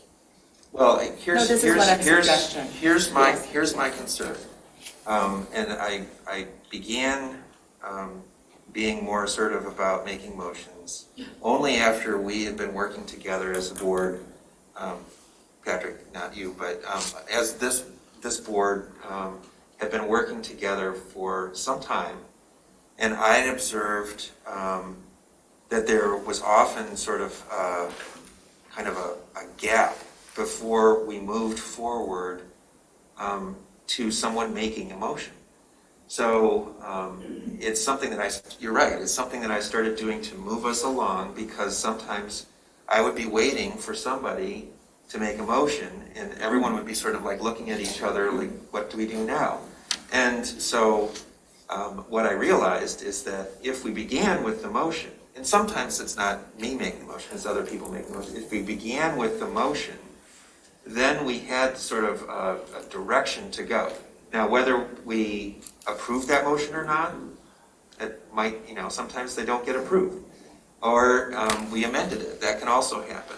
But at least there was like a point of, a sort of a fixed point that we were working towards with our discussion. Mm-hmm. And I think and this was my observation, is that in the absence of that, the board had this tendency to sort of like, sort of spin its wheels collectively, and we would sometimes wind up in an endless discussion until someone, finally sort of said, well, I guess I can make a motion. So that's why I started doing that. And I hear you that you would like to have it feel sort of more open, but I don't think there's a necessity to try and sort of put some kind of structure around that. If the board would like to, have opportunities for discussion without a motion, I guess we can consider that. But I honestly, I've seen this board struggle, and have a very difficult time unless there is that motion made, and that's the reason for it. And well, I hear you. I think some of that, delay and like painful moments where it's like, oh my God, people, somebody make a motion. That was my experience on Zoom. That is not my experience in person. And I just think that that's human nature. I think in Zoom, things are slow, hard, awkward. I think in person, Will, there's much more body language, much more going on, and just much more, who goes first, it's Zoom is just so awkward. So I think that was part of the delay. I would also say there is no rule, as Mike said, there's no statute, there's no rule. We have different understandings, but I would like us all to agree right here that when an item comes up, we can discuss the item. We don't have to have a motion to discuss, because my experience has always been, I can only then discuss the motion, and that's what gets awkward. When maybe there's a totally different idea. We don't know what each other's thinking when we're sitting at home alone before we show up here. We don't know what is going to be A, B, or C. So I would just say, maybe there's nothing for the rules, but I would ask, one, that we commit to trying to have some discussion on an issue. If we have a question or something, we certainly don't need a motion to first discuss. And secondly, Will, I would ask that you take particular care as moderator to not rush from moderator to introduction to motion necessarily, unless that's your, David? Comment if I may. There's a couple ways that I've seen this handled. Certainly, as Mike suggested, the statute doesn't require it, so you can have the discussion. But as far as the supervisor is the moderator by statute. Mm-hmm. But how I've seen some units deal with it is that rather than waiting for that awkward moment, the moderator, the chair, would ask a board member to make a motion. So basically, the next item on the agenda is, let's see, force main maintenance and air release valve. Is there a motion on the floor to adopt that item? That would work. So there's actually a request from the chair to the board for someone to make the motion, because in many units of government, the chair does not make motions. Now, there's nothing that prohibits that, but it's a matter of policy as to how you want to handle internal flow. So other units have handled it in a variety of ways. I like that, and then somebody could say, no, I'd like to discuss. What do you think, Will? Well, we can try that. My experience is that we did something sort of like that, and probably part of it was the Zoom dynamic at the beginning. So And everybody was new. Well, that's true too. I think. Four. I think that Four people happens. That happens in other bodies I've been on. The Planning Commission, I think, is probably a good example. With so many new members, I heard that it was sometimes waiting for someone to make a motion to move things along. So I'm open to trying that and seeing what happens. Let's just try it. Yeah, let's just try it. But it doesn't need to be in the rules of order. So if there's no further comments on 5.1 or 5.2, permission to speak.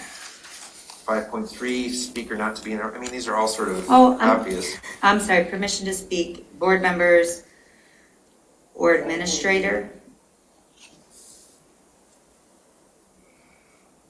He has in his job description the right to participate in all discussions. Do we really need to specify that in a rule of order? It looks exclusionary. It's a kind of a conspicuous absence. So board members and the administrator. Correct.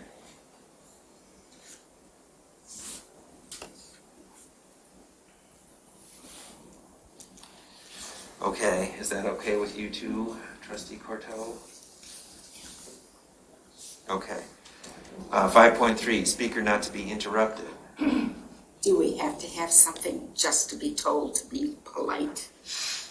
Yeah, That's what that was. I know. We had cut that before in our discussion. Should it also say no board member or administrator shall be interrupted without consent? I'm just kidding. 5.4, limitations on speaking. A member shall not speak more than twice in any one debate on the same subject and at the same time of the proceeding without the consent of a majority of members present. Members who have once spoken on a particular matter shall not again be entitled to the floor so long as any member who has not spoken desires to speak. After obtaining the floor, no member shall be allowed to speak more than 6 minutes on any question, except by permission of a majority of the members present. So I assume this is the one that you were waiting to speak to, Trustee Knoll. Yeah. I have major concerns with this, and I think that it's wrong to limit board members to only 6 minutes and 2 rounds of round robins on an issue. Because we're supposed to be engaging in discussion and deliberation. When you put arbitrary time limits on what board members can say and restrict them to 2 times when they might speak, it is an unfair limitation on free speech. And we're not able then, probably, to engage in questions and back and forth with other board members, which has been an important part of what we've done in the past. And we should have the opportunity to ask questions, seek clarification, engage in back and forth, and this would severely restrict that. I also think that we were elected to do a job, And we should be actively and fully engaged in what we're doing here. I mean, to put arbitrary limits on the amount of time when we can speak doesn't seem right.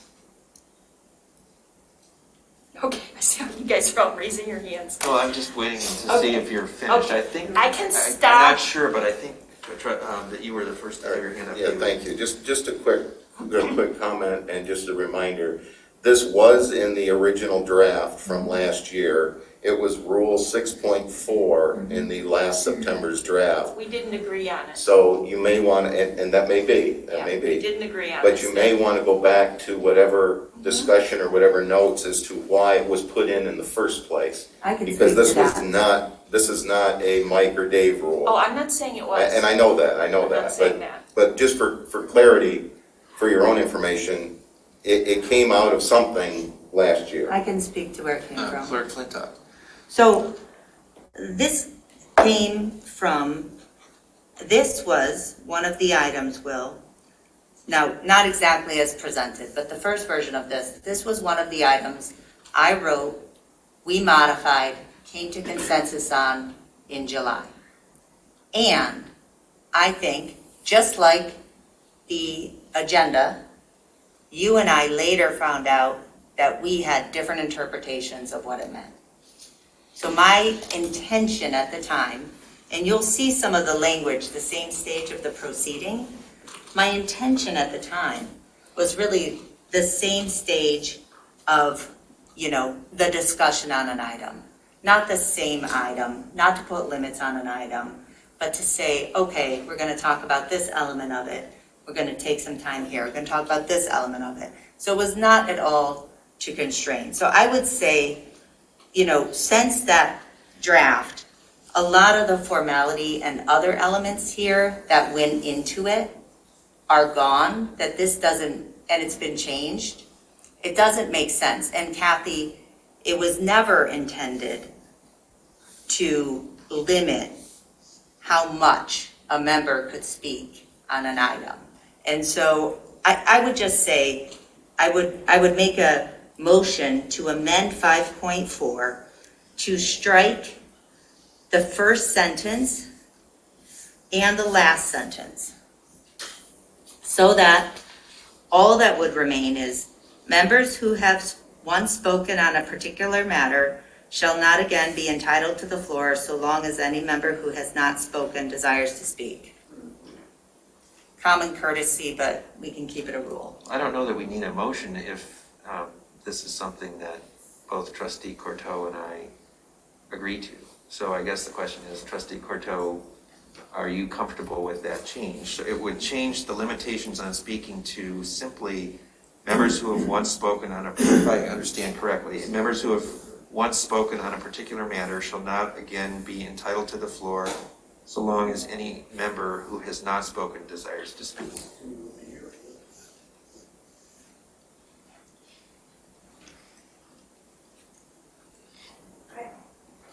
I do hear the concerns. I also want to be clear that limiting time is not the same as limiting speech. Having worked a lot with words, I've found that time constraints often help me distill my points to the essence. Short statements can be powerful. As a board, we really need to work to get through a lot of business. So it behooves us to be clear and to the point, to avoid grandstanding, to avoid reading from lengthy statements that could be submitted as a report. And so while I am willing to consider that change, I'm concerned at what some of the patterns were that I think made it necessary or brought the idea up. So I guess I would need to, can I think about that a little more? Would it be appropriate to do a 5-minute recess? Sure, let's do a 5-minute recess to allow for some thought and to give everyone a chance for a bathroom break if they need. So, but motion on the table. Only. Recording stopped. Correct. I'm sorry, motion. So motion. Made.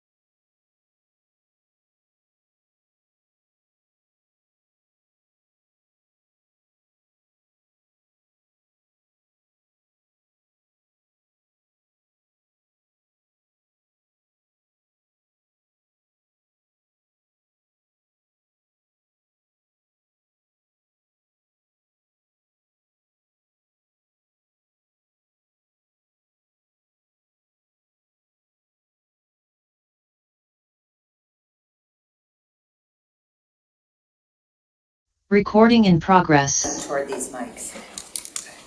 All right, so thank you, everyone. We're coming back into session. Suggested that when people are speaking, speak towards the microphones, the ceiling microphones. That'll be true when we have public comment eventually. And when you're not in public comment, if you could please keep conversations and out in the hallway, because any conversation in the room is very audible. You may think that it's quiet, but it's actually sort of affecting the interaction of the board. So if you would like to have a conversation, please just step out into the hall to do so. So we're back to 5.4. Trustee Courteau, what are your thoughts? I'm sorry, did you say you would be willing to accept that as friendly amendment? Yeah, I think my sense is we do sometimes have a problem with, I think, with someone taking the floor and sort of,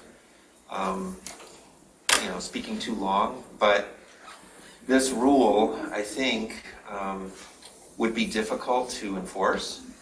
And I've thought about it, and while it's unfortunate that does sometimes happen, to make a rule really for those instances when that does occur, in some ways it's sort of saddling us as a board with a burden that would affect the discussion when there isn't a problem. And so I don't want to, in some ways I think that's the approach I would like to take with the rules of order, is let's not make rules that we don't need just because occasionally there's an issue that arises that's a problem. In some ways the fix can be worse than the problem itself. Then I'm willing to agree with that. All right, so the change would be to keep just the middle sentence and to remove the other two. So what would remain is members who have once spoken on a particular matter shall not again be entitled to the floor so long as any member who have not spoken desires to speak. Okay, so let's move on to 5.5, use of private messaging by members. So basically this is just if you have your cell phone, that you're not using it to communicate with anybody about the substance of the meeting, whether there's somebody in the room or somebody out of the room. Obviously people have their phones with them all the time and may receive communications that don't have to do with the substance of the meeting. And sometimes, like tonight, there's a link to the meeting, for example, that's not working and people are receiving messages, so there's a reason that you might have your phone, but the rule would be simply not to communicate about the substance of the meeting during the meeting. I would ask, you've got here, with the exception of attorney-client privileged communications, any of those communications should go to the entire board during the meeting. Kathy, if I may, so I introduced this rule No, I didn't remember that. to Scio. I think it's good practice because it helps to assure everybody that we're deliberating in public, not like, I'm texting Kathy and Jackie about this item, or I'm getting input from somebody in the public here on my phone instead of hearing from the public here in public. So that's the intention. I think it's a good governance practice. The exceptions of the attorney-client privileged communication are in case of emergencies. Frankly, I think, we could cut the exception of attorney-client privileged communications altogether. I'd be open to that.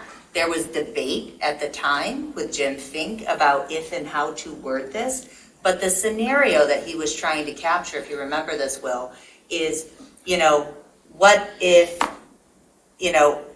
it's hard to even imagine what it'd be, because if I have a procedural question, I'm gonna say, is Mike on the line? And I'm gonna sit here and ask it right in public view. I don't know what it would be other than if there was a... Well, I think actually now that you're You remember the conversation? Recounting it, I think the situation that we were imagining is, what if there's not a township attorney in attendance? That's right. And you have a question of procedure for. That's right, the because we township don't always attorney. have a township attorney Right, so in attendance. because we don't always ask a township attorney to be here. So I think that's the exception for those kinds of. Yeah, that's right, Will, that's right. But then it should go to the entire board. I don't think so, Kathy. I mean, it could, but, but each of us has the right to contact the township attorney on our own, because it may not be advice for the whole board. Everybody has a right to confer with the township attorney, but one just popped up on the screen. Mike, do you have an idea on this?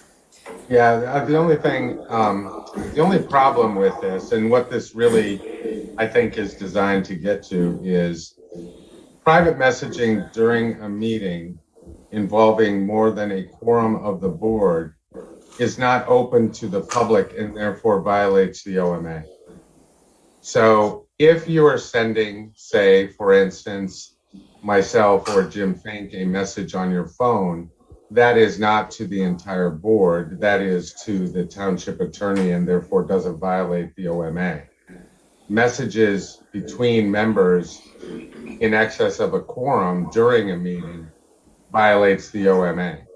And I agree with you, should probably not as a practice be occurring anyways, even if it involves less than a quorum of the board. Yeah.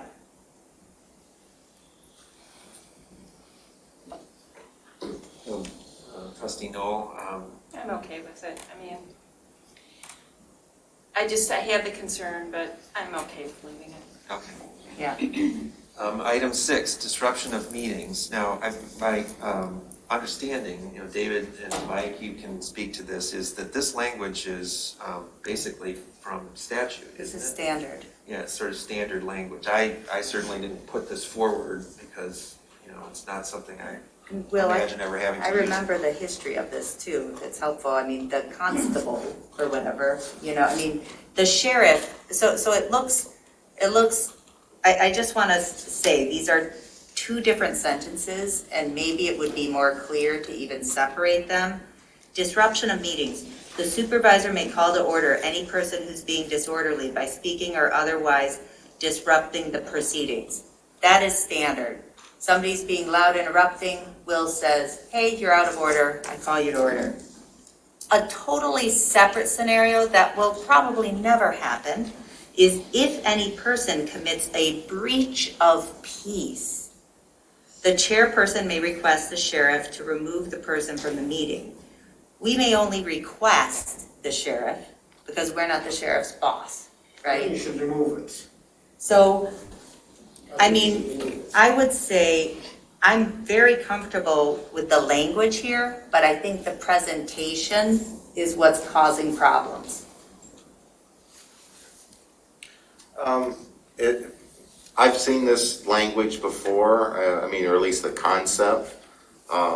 It's pretty standard, and to be very honest, in going to meetings in 30 years, the second piece where the sheriff was involved, I've only seen that once.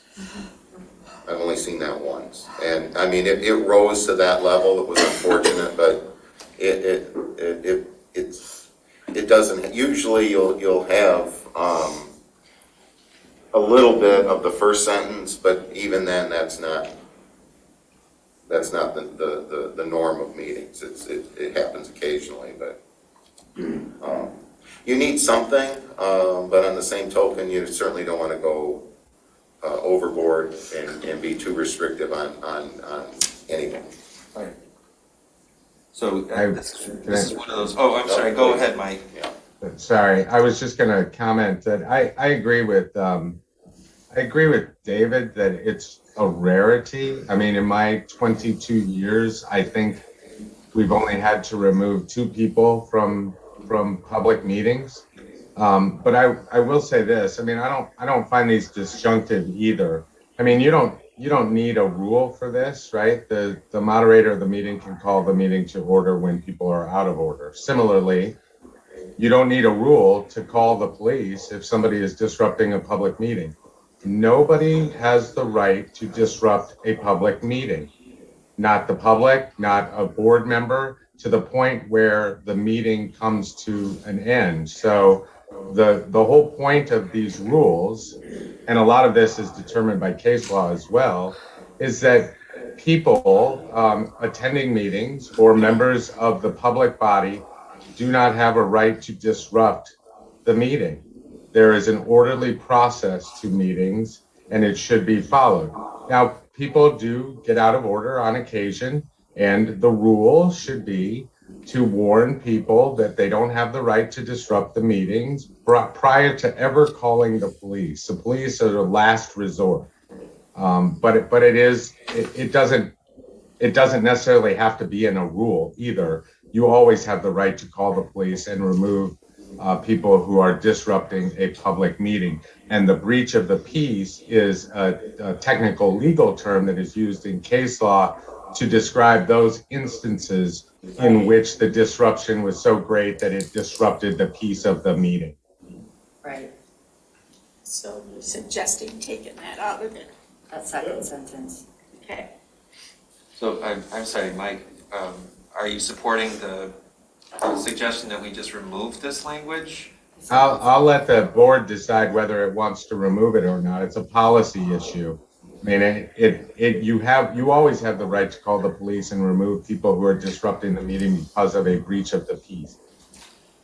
All right, so the suggestion then is to I- remove the second sentence. I would suggest removing the second sentence because it's unnecessary and I think it sends the wrong message to the public. Okay. It's fine with me if it's okay with you. All right, number 7, public comment. Here we go. Was Jackie okay with that too? Yeah, she nodded. Okay. I asked. I did say I agree, but maybe too softly. I can tell. I can read your expression. 7.1, attendance. Members of the public may attend meetings of the board by attending in person. Attendance via remote participation will be available for all township board meetings. However, if remote participation is unavailable because of technological difficulties, the township may proceed with any meeting lawfully noticed under the Open Meetings Act.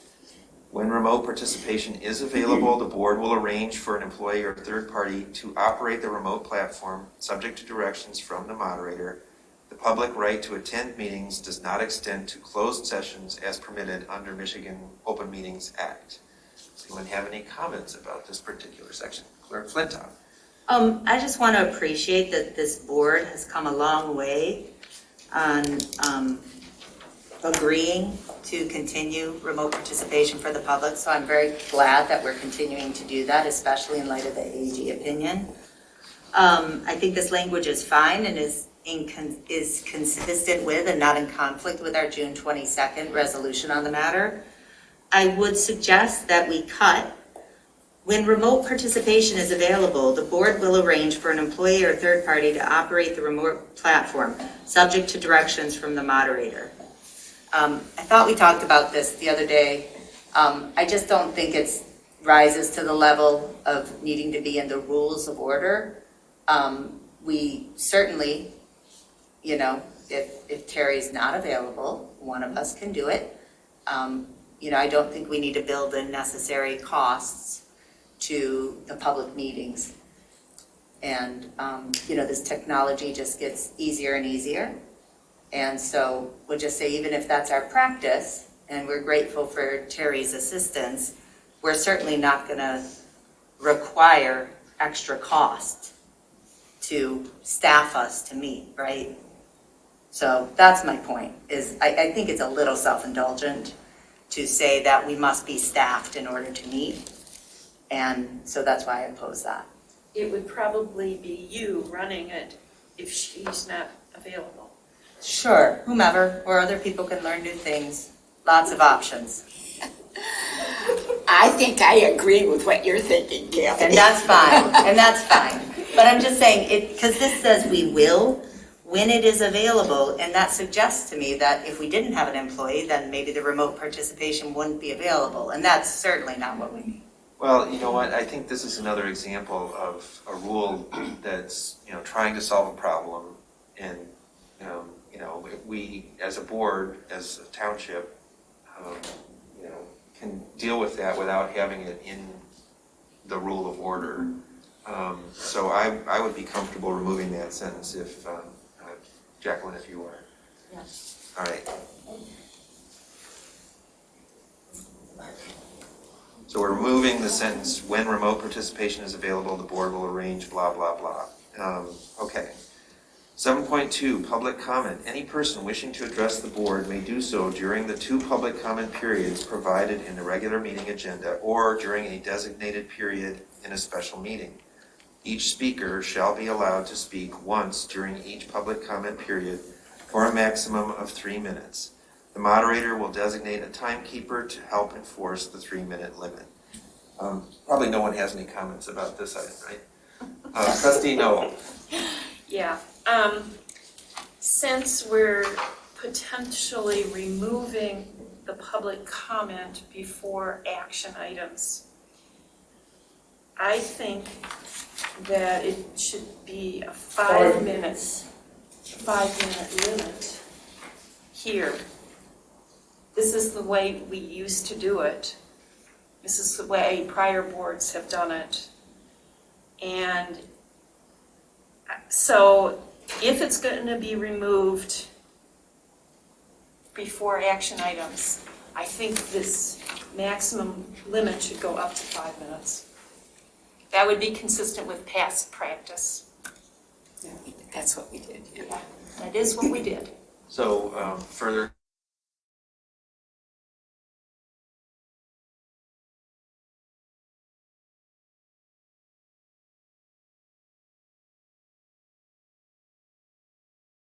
Governmental organizations, right? So was 5. The most common is 3 and 5, Yeah. or 5. If many units are at 3, some are at 5. Clerk Flintoff. So in our original rules, I had a provision, and I'm sure it was cut for a very good reason, David and Mike, but what it was, the provision was to provide an accommodation for people who needed more time. Okay, so the time is X, and let's say that for somebody because of who is struggling to speak, who speaks slowly. What was Roger Rail? God bless him, and I think he slowed his speech down at the last public comment to make his point. And he said, when you are older, and Yeah, right? he did. Okay, so for that, or anybody else, for any reason at all, is struggling, that, we should be able to allow more time. Now, I also realize you want to treat people fairly. And so you don't want to get in that business of discretion. So that would lend itself to 5 minutes. I would say, for me, the absolute most valuable public comment is on action items, more than at the top of the agenda or the bottom. Because I want us to discuss an issue. I want to hear what the public has to say about the discussion, because it's really not until the discussion that it's even clear, where we're going with this, right? And so that's the most valuable for me. So I'm, devastated at this idea of losing that. I'd much rather lose it at the top and the bottom of the agenda, no offense to the public here. So I would be in favor of 5 minutes. We have had members of the public say 3 minutes isn't enough. I have noticed that they have been some of our older residents. And so I'm just not comfortable with the 3 for that reason. My experience is that 3 minutes is adequate. I know it can be a challenge, as I said earlier, but especially if you think through what you're going to say ahead of time and you practice with a stopwatch, which I've done many times before speaking before City Council, and you realize, I've got too long of a statement, then you can adjust it, you can edit it down, and it does force you to be more succinct. But I think in the end, it's a more effective statement if it's not longer than 3 minutes, because the attention span of the people who are listening is only so long. I don't know that, I hear what you're saying, Trustee Knoll, about, sort of compensating for a reduction in number of opportunities by giving more time. But I think the 3-minute time is especially appropriate when you know you have a large number of speakers. And one of the things that has happened in the past year is that the number of people coming to speak on a regular basis has increased. So what was the norm in the past, I think we've moved past that to a different sort of situation. Where we regularly have many speakers. I came to some of the Board of Trustees meetings in the past, and it was unusual to have more than 5 people speak during public comments. Am I right? Yes. Everything was noticed differently. It was pre-COVID, lots of things changed. Well, I'm sure there are lots of changes, but for whatever reasons, we have a lot more interest from the public now than we did a few years ago, and more people want to come and speak. And I think keeping the practice of 3-minute limit doesn't really restrict people's opportunity to make their point. And it allows more people to speak, because if we add another 2 minutes per public comment, and you have the same number of people speaking, that adds, a half hour, in some cases an hour to the meeting, just those extra 2 minutes per comment. So I think it's not something to do simply to sort of like try and balance things. I think we have to think about the impact not only on our meetings, but on all of the people who want to speak. It eats up the time, the sort of overall time that's available when you have a lot of people who want to make a comment. I just think that the advantages outweigh the disadvantages. And it's better to give people an opportunity to say what they want to say. We have a lot of people exceeding the 3-minute time limit. The buzzer goes off. It's kind of rude to interrupt people. I know when I was doing the timekeeping, I let people go on, and that was a problem for you. But I think we should listen to people. And if people want to take a little more than 3 minutes, if it's 4 minutes, that's okay. Mm-hmm. Well, I think what David described earlier, I think is sort of an option, right? If someone reaches the end of their 3 minutes and they're still finishing a sentence, you don't cut the mic or cut them off, you let them finish. But, so it's not so heavy-handed, but I think out of fairness to everyone, extending the amount of minutes, in some ways it's sort of your arbitrary time thing in the opposite direction. It's saying, oh, well, there's some people who can't make their point in 3 minutes, so let's give everyone 5 minutes.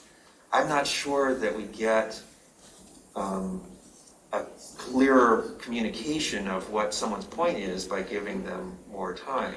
But what we do is we do extend the length of our meetings, and that is part of the problem that this is designed to address. It's not up to us to... Yeah, resign if you don't want to hear from public.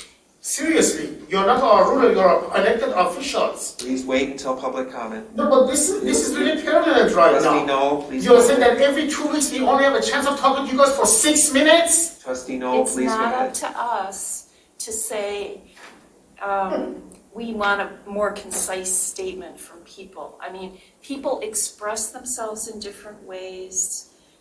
We need to be willing to listen to people, not arbitrarily cut them off at 3 minutes. Historically, it was 5 minutes here.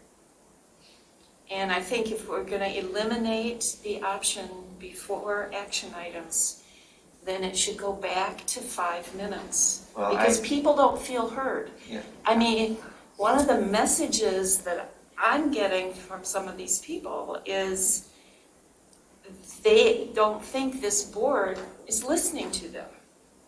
And to cut the allowable time for public comments down to 3 minutes and take away the option before action items, I think it's just going to contribute to the sense that many people have that this board isn't listening to them.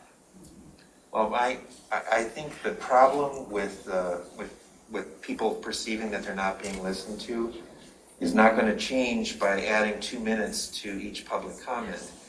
The problem is that there's a dynamic in a meeting where you have public comment, where the members of the public are speaking to us, we are listening to what they say, and then we move on to do our business. So there's inherently sort of a disconnect built into that kind of exchange.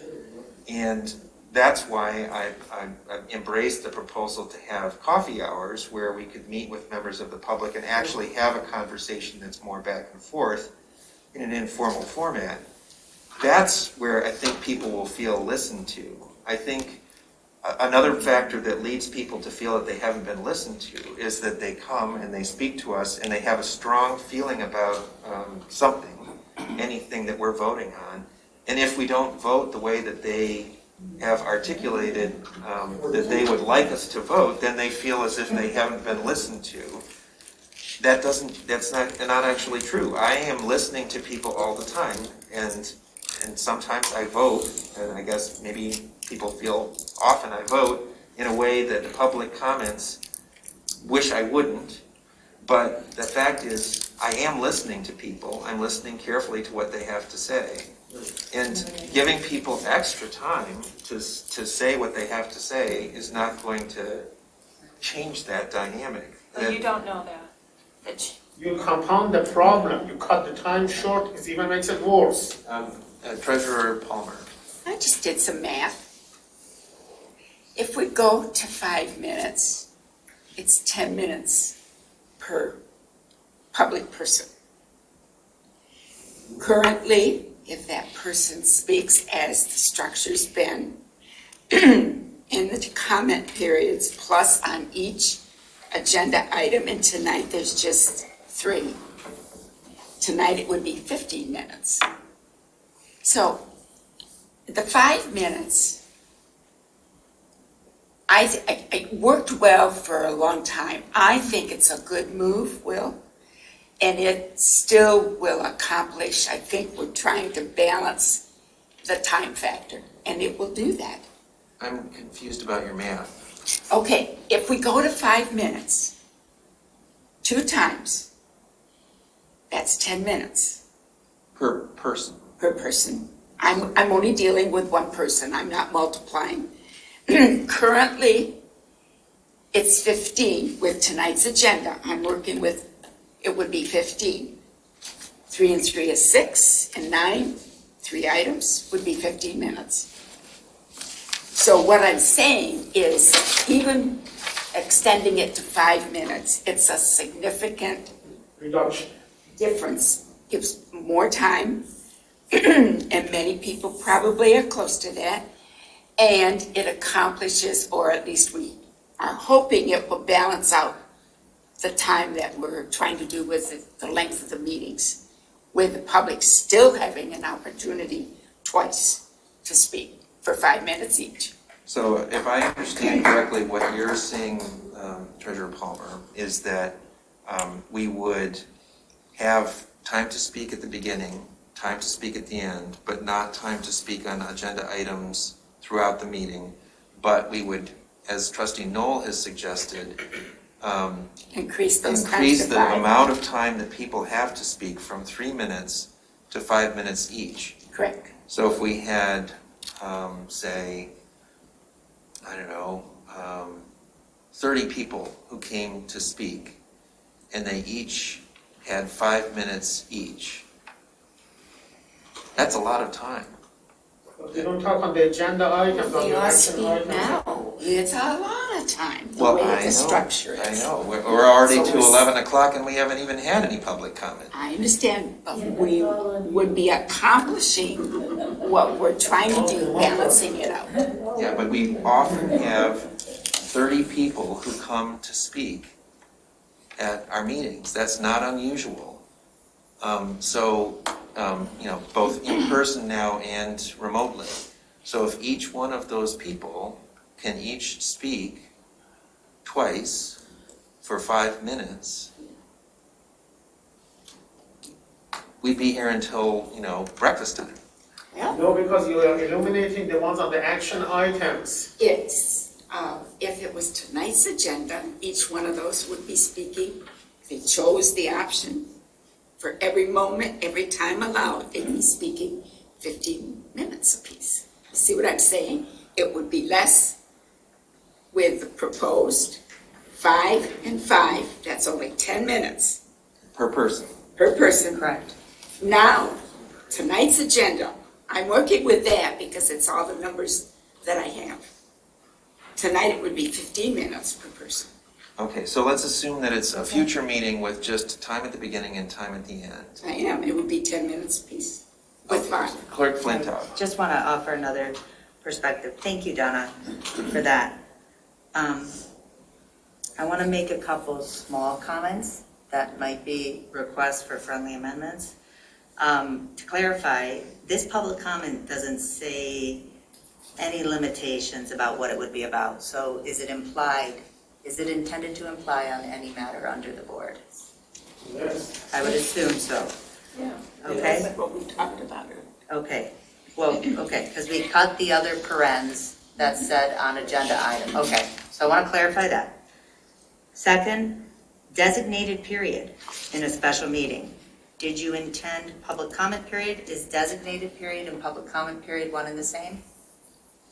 I'm sorry, say that again. Sure. Second line, at the end, public comment periods provided in the regular meeting agenda or during a designated period in a special meeting. Now, we just did the order of business for special meeting, and we added public comment.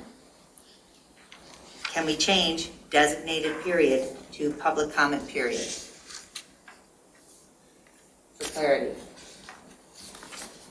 We had public comment in special meetings. Correct, and now we refer to it as a designated period instead of public comment period.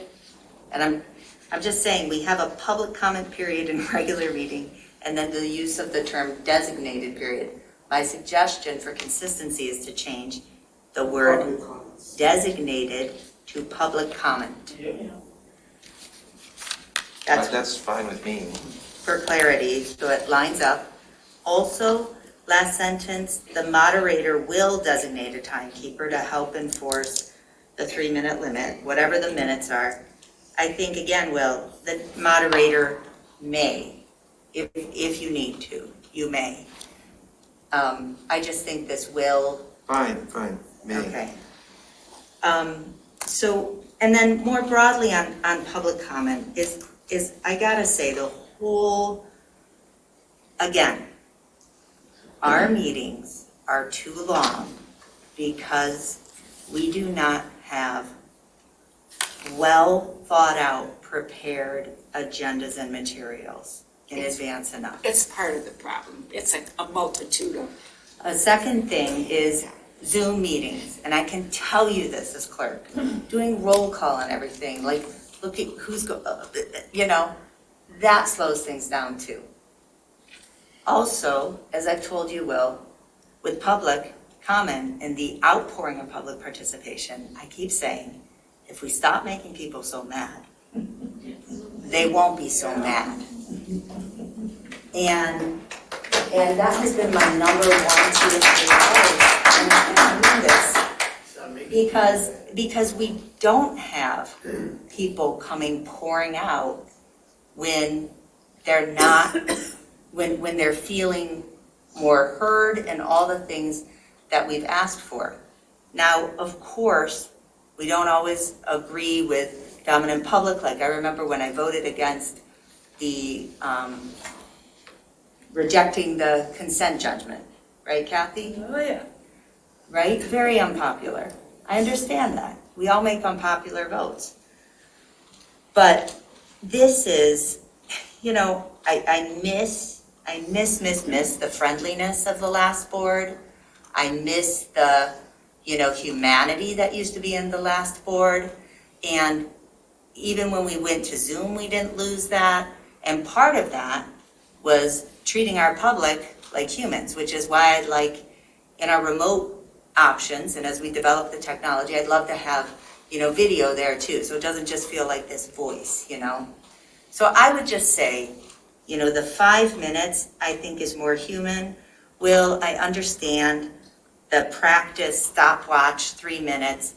I don't want to ask our residents to have to do that. That's a level of access and practice and education and, I'm. My mom is 87, I don't think I can teach her to play with the stopwatch. So I just think, because we have to treat everyone the same, I want to err on the side of 5. I remember when we did 5, people didn't take up more time than they needed. And my chief objective is not to make our meetings as short as possible. My chief objective is to make our meetings as effective as possible. And how they're effective for me is actually hearing relevant public comment on the issues that they have an understanding of on the agenda. So again, my number 1 choice would be on each possible action item.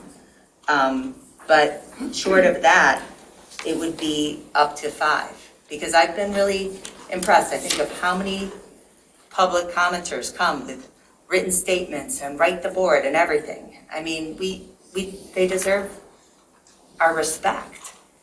So we have been giving respect to public commenters, I believe. We have been listening. We have allowed people ample opportunities for the past year and a half to speak not only at the beginning and the end, but on action items. And we've had some very, very long meetings. And I understand there's other factors that cause the long meetings, and we've been dealing with some of these in other rules.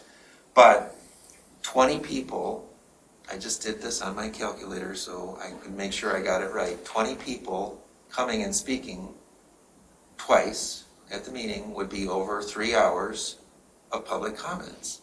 And we regularly get 20 people coming, either, especially combined remote and in person.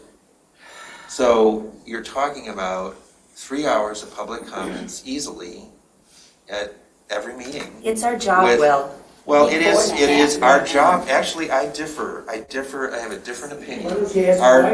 Our job is to get the work done of the Board of Trustees. And in order to do that work, we need to have meetings that allow enough time for us as trustees to do the thinking together and then making the decisions, hopefully all together, consensus-wise, but sometimes having to take tough votes where, it's a majority rules, and move on to the next agenda item. Now, I think we've had some good examples as recently as our last meeting of what can happen when you have a lot of people coming to share their views in our meetings. And we allow time for that to occur. But if the time that is taken for that sharing of points of view from the public dominates the time of the board to do its work, then we're not doing our job. You work for us! Excuse me. Stays for 4 hours, we have You to work consider for us! voting. You can't just say do your work, you have to take into account, you work for us, the citizens of Scio Township. We do. Have to say like your job is to work for us, This is not your time yours. to comment. It sure is. Why do you have so many more people commenting? Did you ever think of that? Well, currently, excuse me, No, fine with that, Donna. currently, what we have in place currently, it would be for 30 people, 7.5 hours. I'm doing the math too, so it would be a good Compromise. time for the citizens to speak, 5 minutes and 5 minutes, it will accomplish what we're trying to do. And the other things Jessica answered. You said 30 people. No, I said 20 people. Okay, 20, I'm sorry. So 20 people speaking each twice, 5 minutes each, would be over 3 hours, be like 3.5 hours of public comment. But Will, currently, just take tonight's agenda, 20 people. 20 times 15 is 300 minutes. It's still longer with the process in place now than it would be with 5 minutes before and 5 minutes. I agree. If we kept the process or the structure that we have now for public comments, it would be longer. But that doesn't mean that we need to move to a model that gives people 5 minutes each to speak. But it's less time, Well, accumulated time. it's less time than, relatively speaking, but it's still, my point is, Trustee Palmer, or Treasurer Palmer, That's is okay. that, excuse me, the number of comments at 5 minutes each could be less or more than, 20 people coming and speaking. It still would add up to more time than we can really absorb in our meetings and still function as a board. Let's put it down to 1 minute part of the Well, I problem. think they We construct. should go down to 1 minute per person then. Well, Very efficient, like Hitler's 1930 Germany. 1 minute per person, Will. Reduce it to 1 minute then. That's more efficient. Sir, let me just offer a comment, is that the original rule that you're talking about was 6.4 before it got moved in our model.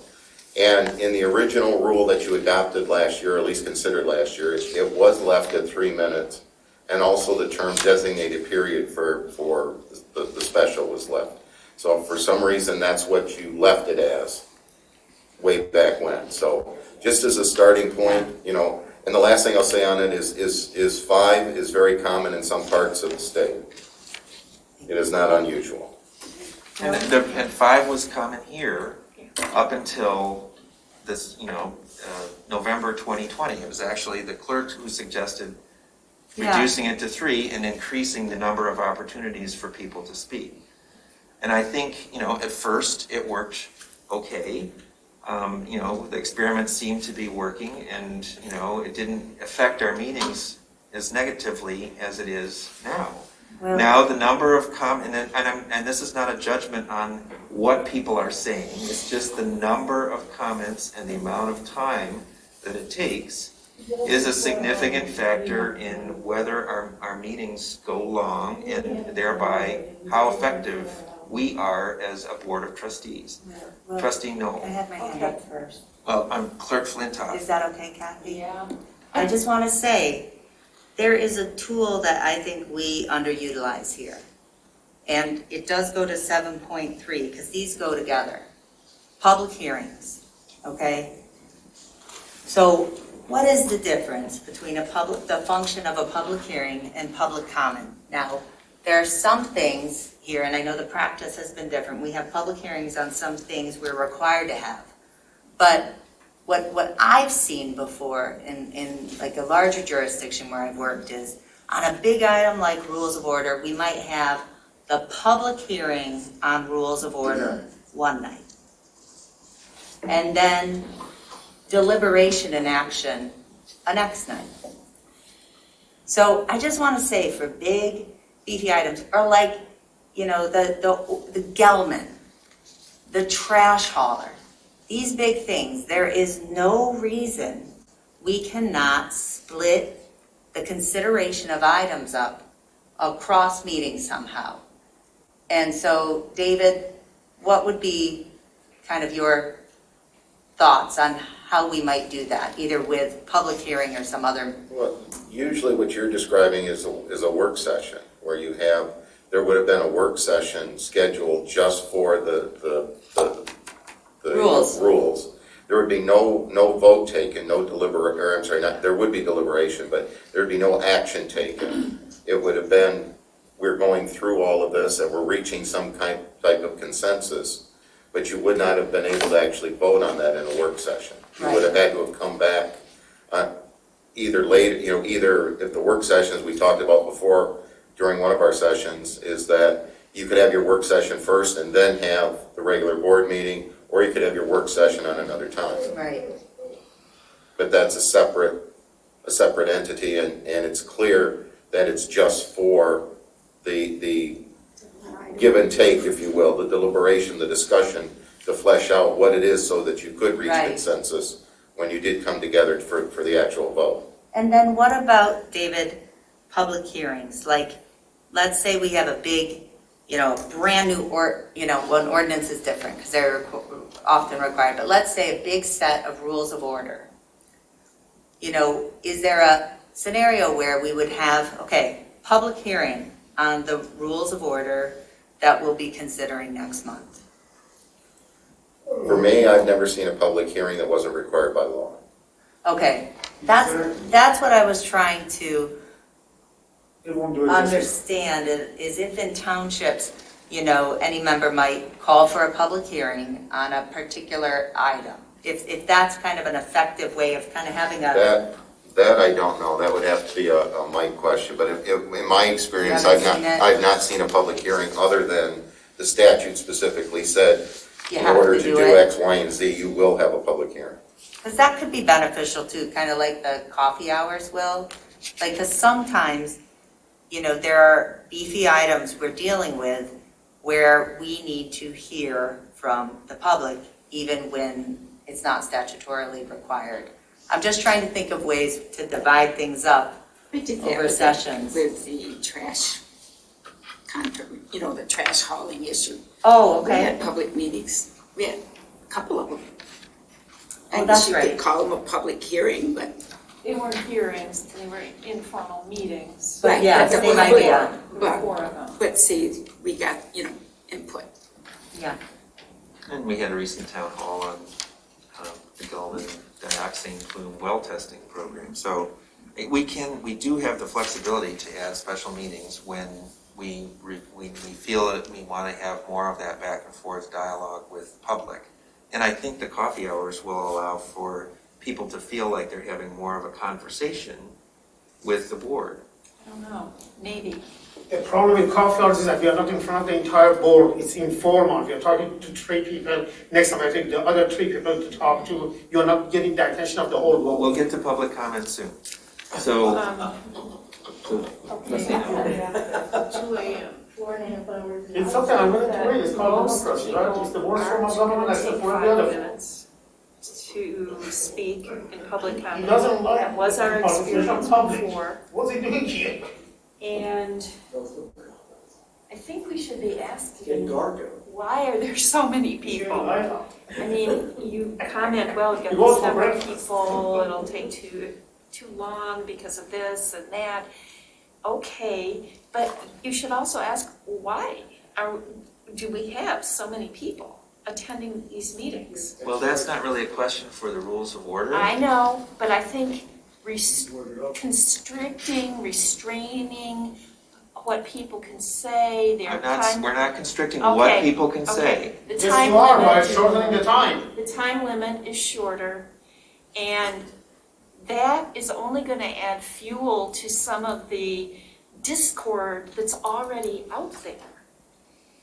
And I think you should consider that. Are there some trustees who have not spoken on this matter who would like to speak? Who could support you? Trustee Cortell. I'm sorry. I appreciate So transparent. the value of listening. Speak up. I appreciate the value of listening to all of you who have come, and I also appreciate the fairness of making sure that everybody has an opportunity. Members of the public, as I said before, I think limiting time is not the same as limiting speech. Oh, You can distill your points, go down to 1 I minute then. believe, and furthermore, everybody has an opportunity to write at length, You whatever don't want to write, length you want to be in comments front of the board. that they want to, and those are submitted and included verbatim in the board packet for us to consider at length and before the meetings. If you haven't felt like the comment has been complete during the meeting, you can follow up. So I just want to be very clear that this is not about limiting. 100% it is. This is about being It's a pig with lipstick on, it's still a pig. Abby, please. Yes, Will. Hold. You are going to create a scenario that we will come here, we won't listen to your 3 minutes. You are taking the respect away from this board. Please. No, I'm telling you what's going Please to come Look, to order. I'm a community organizer. This has happened before. Abby. I've seen it in Durham, so you're going to create a situation where the public All right, won't we'll listen. take a 5-minute recess. Take 10 minutes. Recording stopped.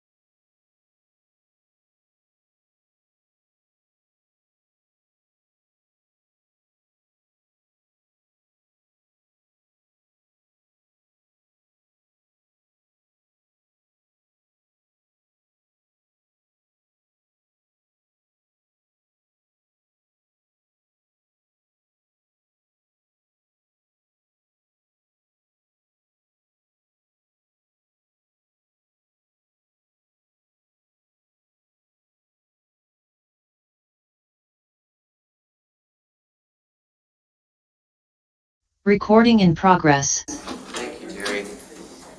So I have a suggestion. It seems like we have sort of crystallized a disagreement about whether to have 3 minutes or 5 minutes for public comments. And I sense that you would, if you went forward, would make a motion to amend whatever the language is to 5 minutes. And then Clerk Flintoff, you would probably second the motion. I would make a couple changes that would, yes, include that.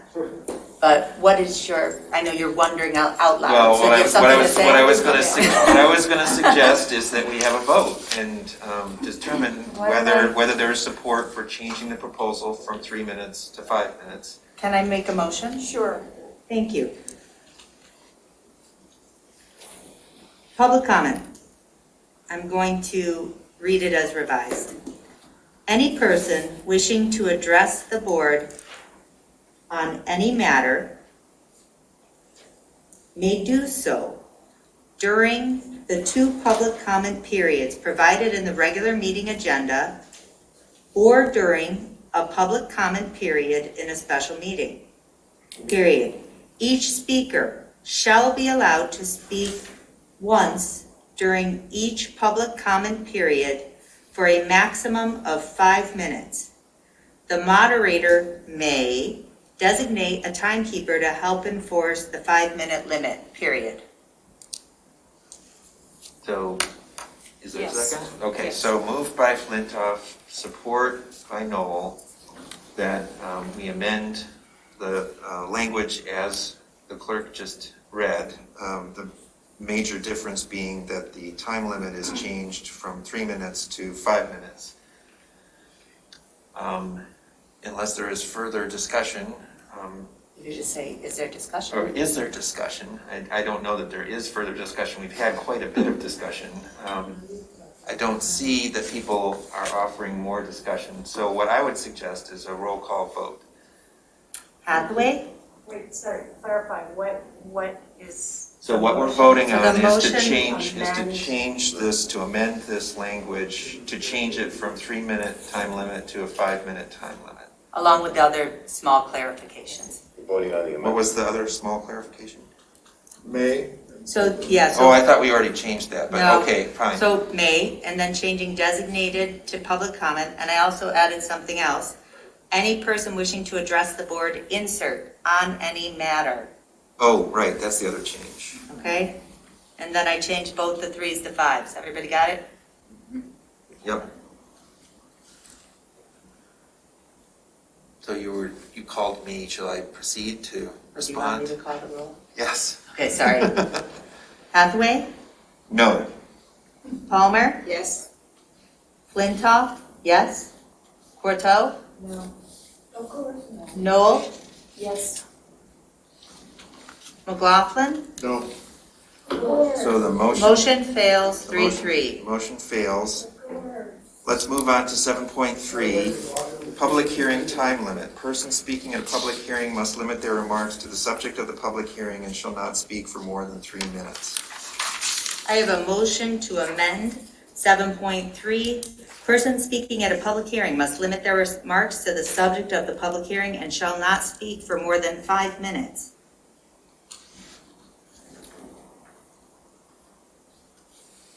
I'll support. Okay, so we have motion by Flintoff, support by Noel to modify the time limit from 3 minutes to 5 minutes for public hearing comments. Is there discussion? I have a question. Can they speak more than once in a public hearing? Just once. Just once, okay. That answers that. Yeah, Trustee Corto. Can we consider some of the examples of what we must do under statute as public hearings? Major ordinances. I mean, I know in planning commission, any major site plan, but what are the other? Well, so for special assessment districts, we had public hearings on those. That's required. There's also something that may come that you are not familiar with at all, and that is industrial facilities tax abatements, an IFT. There is a proposal that's being developed out in the world by a company who would like to approach the board, the township, about a tax abatement. We'll have a full understanding on that, which I will present to you, to the board. But the IFT process requires a public hearing. Mike?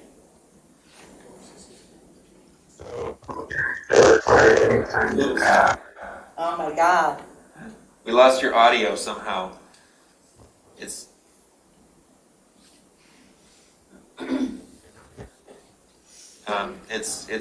we just get this kind of gravelly sound. You sounded like Metallica.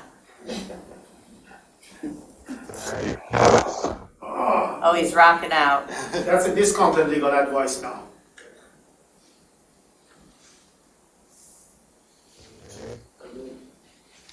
Not really. No. Do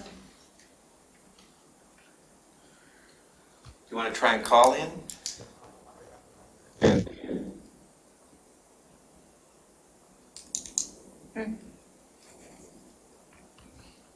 You can call my or Will's cell phone. We'll put you on speaker. Have him try again. It sounded.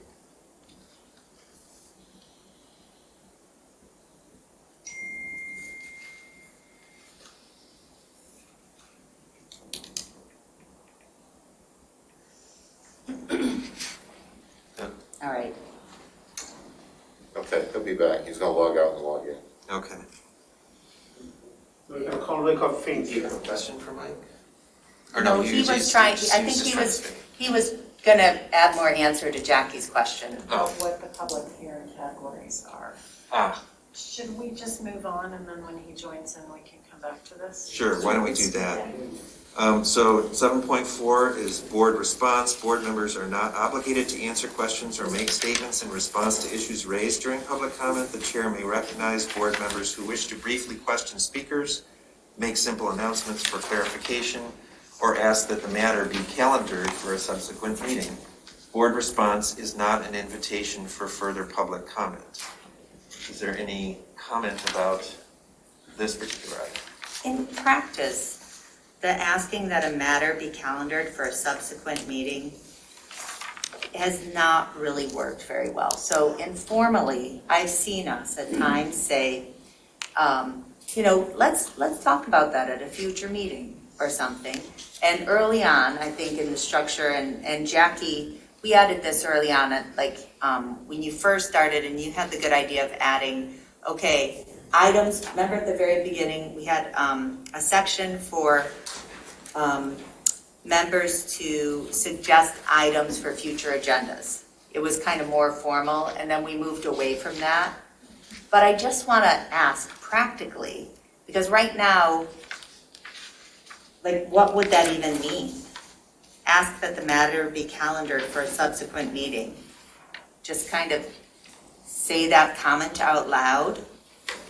Is this something that you, David, or Mike, I don't know if you're connected now again, had thoughts on from when you were working on these? Because that assumes authority to have it added, which we don't have, given the prior rule. Well, I would be comfortable just deleting that portion of this item if there's no consensus that it makes sense. It just seems like there's no mechanism for making it real. I've never heard of the term calendared. Yeah, I think we left it simply because we were trying to determine exactly where you were going with it. Okay. Yeah, well, I was going that was when, in the scenario where we all had a right to add items to the agenda, but we no longer have that.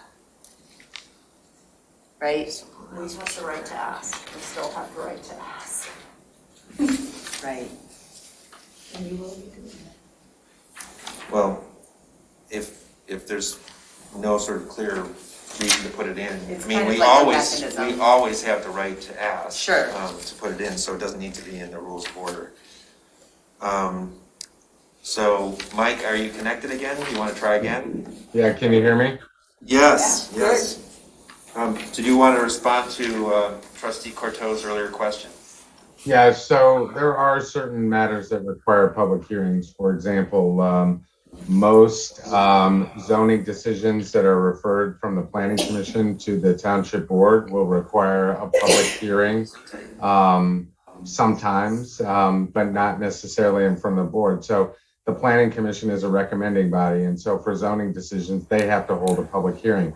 That doesn't necessarily mean the township board has to hold a public hearing on all zoning matters. But if they are required to do so, then you would have a public hearing component at the township board.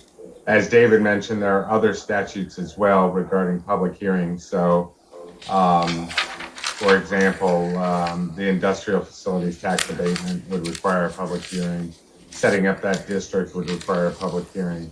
But other than those statutory public hearings that you have, there's not a general requirement for general law townships to hold public hearings on any particular item.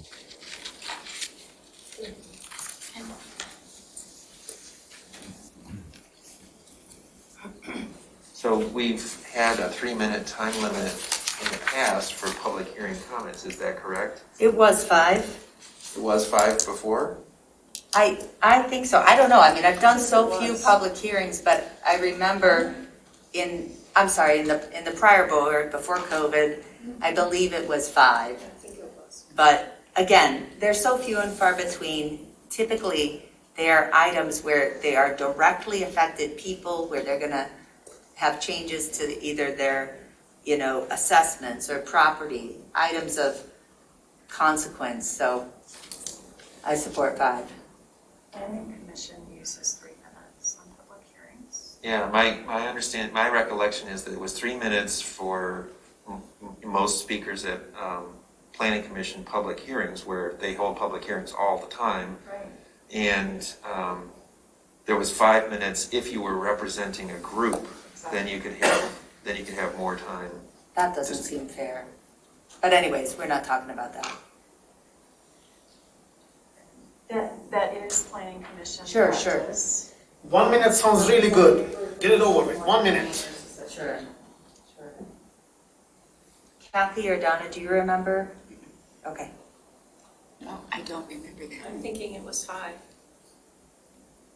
Well, to me, it doesn't matter that much. If it's important to you for public hearings purposes. It is. Then why don't we just change it to 5, if it's okay with you, for public hearings. It is. Okay, so I have a... Well, I'm waiting to have a signal from Trustee Corto that she's comfortable with that change. It's a little different scenario with a public hearing. So maybe that's important. That's the part of it that sort of persuaded me. Okay, so we've made that change. And I, by removing or ask the matter be calendared for a subsequent meeting, I added the or in front of make simple announcements for clarification, period. So now that moves us on to 8, record of meetings. 8.1, clerk responsibility. I won't read the whole thing. I think we went through this. Flintoff. So, 2 things that are different from statute, if I'm reading this right, David. The minutes will only contain the general subject matter of comments, but will not be a verbatim transcript of comments made by the public. That's not in statute, also not in statute. The clerk is responsible for recording and maintaining an audio and video recording of each entire board meeting, audio or video recording of each entire board meeting, subject to the township's applicable record retention policy. So before I get into my objection to both of those that we've already talked about ad nauseum at this table, and I'm disappointed to see them remaining, my question to David and Mike is, in your very good effort to streamline, you left out most of what's already in the statute. So why include this? You know, like when you cut out other things like synopses and stuff like that. Well, the record retention policy was something the board adopted at a past meeting, as I recall. Oh, yeah, that last The paragraph. last paragraph. But the clerk responsibility, everything in that first paragraph, Okay. except the third sentence, is in the statute. So I'm just saying in terms of consistency, I'm just wanting to understand why, you know, when we've cut so much out of the rules of things that are in statute, was there a reason or is it just an inconsistency? I just didn't know if I was missing something. My recollection was that the board had come to some prior decision that the minutes were, how should I put this, too inclusive of comments. Now, we all agree, or I think we agree, that the only thing required to be in the minutes are motions and votes. Correct. So, you know, from that aspect, it's more of a policy decision of the board. So if the board would like it changed, they can change it. I will tell you that I was at a meeting on Sunday, actually, with a client where the parliamentarian that they had speaking suggested that no additional public comments be included in the minutes at all, that the minutes be devoid of all of that information and simply record the motions and the votes. I'm not advocating for that, just that that was a different perspective of a parliamentarian. Okay, so if we're gonna include here the language of the statute, but not for other items, which is fine. Just kind of a, no particular reason. Yeah, there was no particular reason as I recall. Okay. And to be very honest about it. Yeah. We did this in two sessions. Yeah, it's okay if it's And oversight. maybe we're supposed to start in front of that one and we started after that one, It's totally cool. you know? I was really just trying to There understand. is no particular reason for leaving it like that. So if it needs to be amended, then by all means, let's amend it. Okay, so I would, yep, Again, I just want to be clear, the statute only states that motions need to be included with votes in the minutes, nothing more. right. But the statute also states the clerk shall be responsible for maintaining the official record and minutes. The minutes shall include at minimum, the record shall include the names of the members, the record shall state. That's all in the statute, correct? Yeah, I'd have to go back and take a look. Okay, well then that's fine, don't worry about it. Then I would suggest the following edit.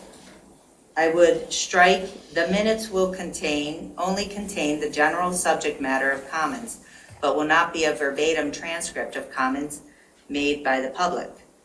Currently, I do neither just the general subject matter or verbatim. And will continue to provide the level of detail I think is needed. I also would make an edit. The clerk is responsible for recording and maintaining. Now correct me if I'm wrong, but you know, we talked a lot about this and we set a policy and you know, given that we don't yet have a policy and don't yet have, you know, David's working on a policy. We agreed to a retention of board videos for 5 years. David's working on a policy which will operationalize how we're going to store all these. It is the township that is responsible, not the clerk.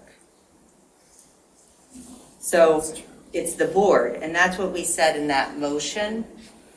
Yeah, I think my notes from our conversation yesterday were that we were going to align that last it's not really a paragraph, that last sort of independent sentence under 8.1 and the language under 8.2 with the video retention policy.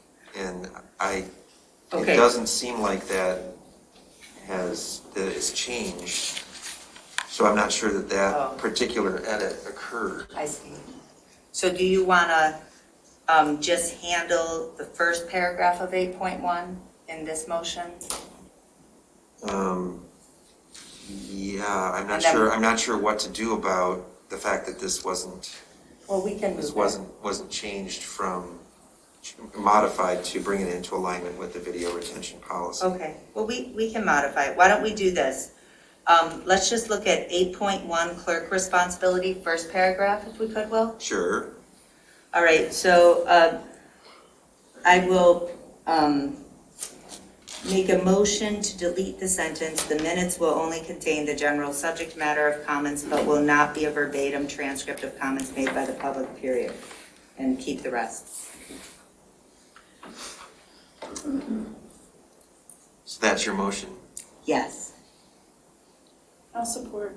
So there's a motion by Flintoff, support by Knoll. Is there discussion of the motion?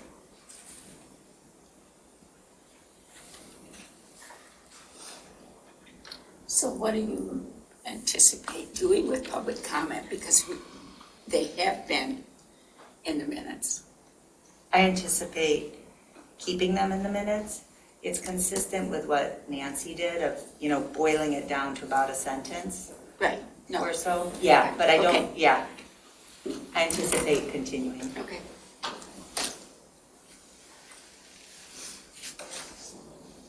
Trustee Cortell? I greatly appreciate all your efforts on the minutes. I know you work very hard and do a very detailed job. My concern is that the level of detail is beyond what can readily be reviewed. We can't hear you. Many times the Please selections. sit closer if you can, Abe. Everybody's doing their best to speak up. Sorry, Jackie. The selections from how people have commented can be very different, for instance, from my notes. All of us have very different ways of taking in what's been said and conveying it. And so to really have an objective record, a minimalist record will be more objective and further details the whole reason to maintain audio and video recordings is so that anybody who wants the full details can find them. That's why we have made a very clear policy to always keep them for that 5 years. My concern is that we want an accurate record, and the more detail there is, the more opportunity there is for any number of inconsistencies to inadvertently slip in. I'm not making accusations. I'm saying it is very difficult with long form minutes to review them accurately. So I will not be in favor of that amendment. Are there other comments? Well, I just think it's difficult to not do it in a biased way. I mean, if you have an opinion, it's really hard to extract that and make it an objective comment when people have such strong feelings about it. I almost wonder if, I don't know, I don't have a solution. I can understand why some places don't include reference to the comments though.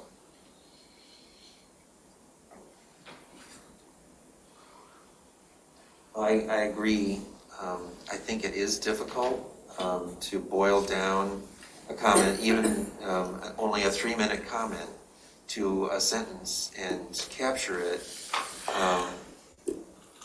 That in and of itself is difficult, but I think it's difficult not to, in the editing down, lose something that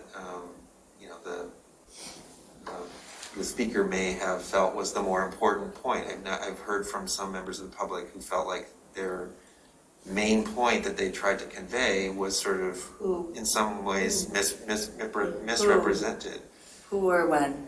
Why are we asking for names? Or an example? Just a real example. any real one from this board. Okay, Okay. so here's an example from recent minutes. That you heard from the public.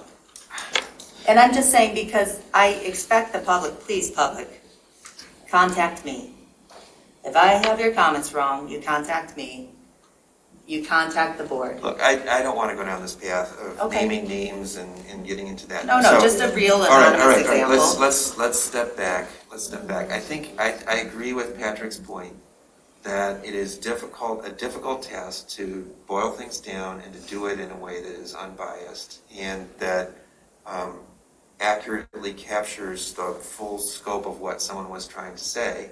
And that it's better, I think, if we're going to treat everything fairly and make the minutes something that we can make our way through and summarize, or not summarize, but correct, by the next meeting.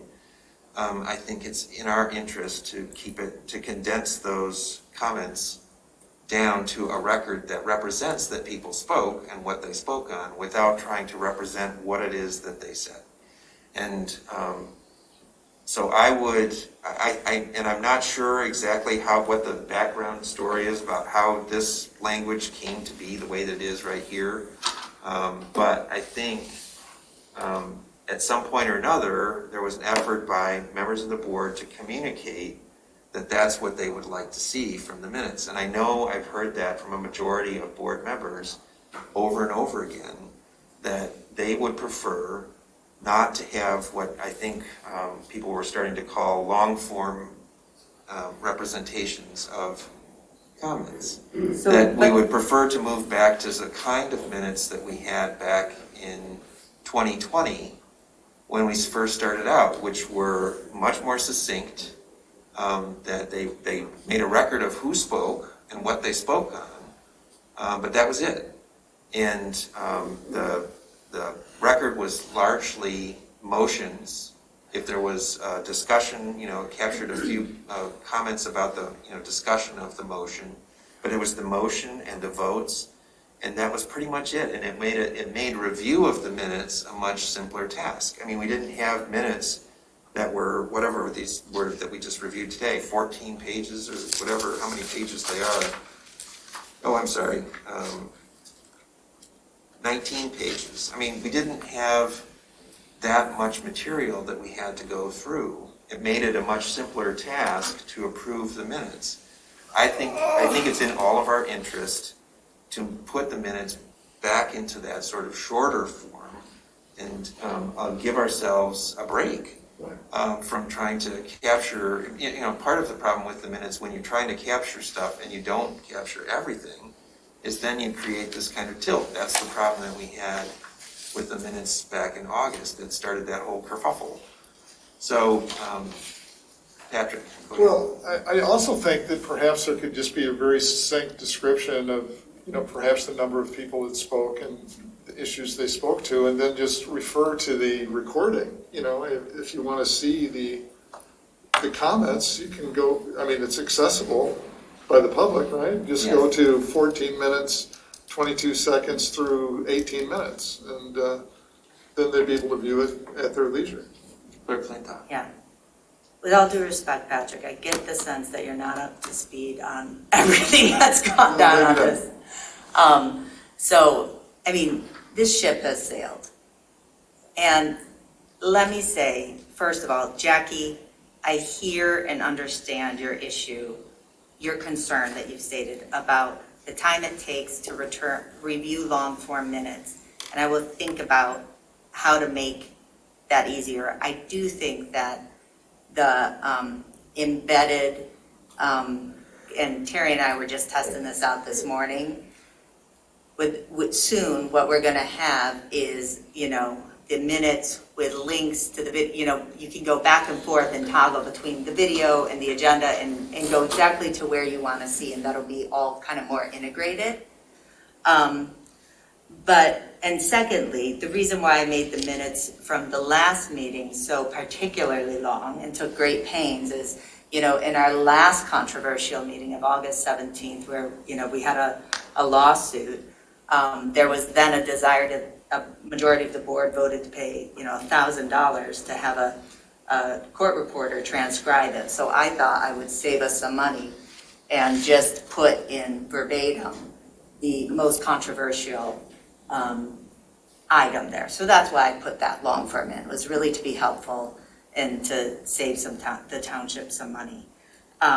So I will say, last summer and other times, you will see that this speaks just to the comments by the public, not the comments by board members. And that has been my chief concern, is not wanting to see public comment. And I appreciate everybody's got their biases, myself included, and that's why I draft minutes and I bring them to all of you. That's why I tell the public, if you see that I have not represented it and why I would like to have public comment before approval of the minutes, which I think we do now, Will, which is an improvement. So if there are problems with the draft minutes, I hear from the public, we get it, and then we approve the minutes. So I have to rely on the 6 of you and on the public to make the corrections to my drafts. Now, how easy or hard that is, I have been flabbergasted, frankly, at how hard this board has found it to review and approve minutes. We have a $8,000 bill for court transcripts, 5 of which we're still waiting on getting. All sorts of problems. And I will just say, I'm doing my best to implement the technology to make review easier. When short form minutes seem to serve the township better, I will start doing that.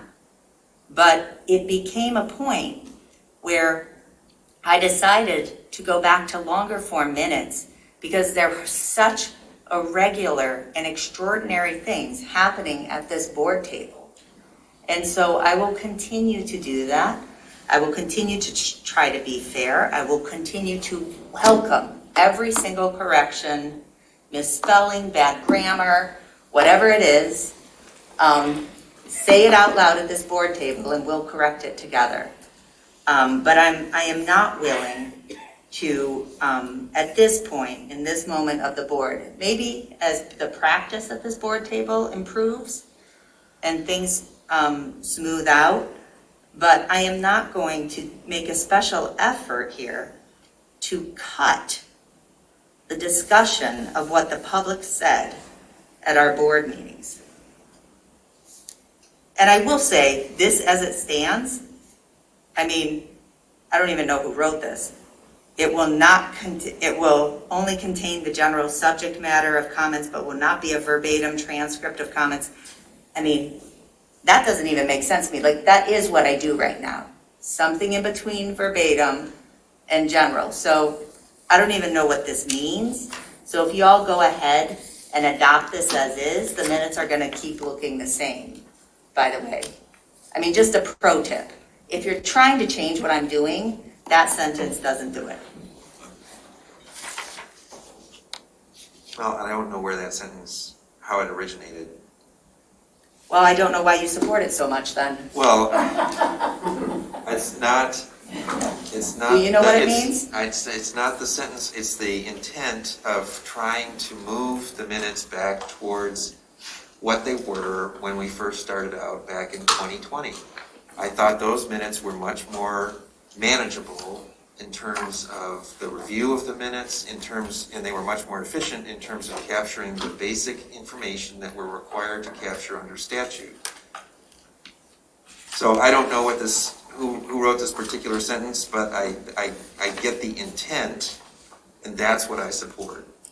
So if this sentence isn't going to move us in that direction, then maybe the simplest thing to do is to take it out and... There's a motion and a second. And the motion in the second is to remove that To particular... remove that one sentence. All right, so I guess, Trustee Corto, I'm turning to you and saying, If you are open to just removing that sentence, maybe that's a simpler way to deal with this. I'm still wondering how we'll accomplish the goal.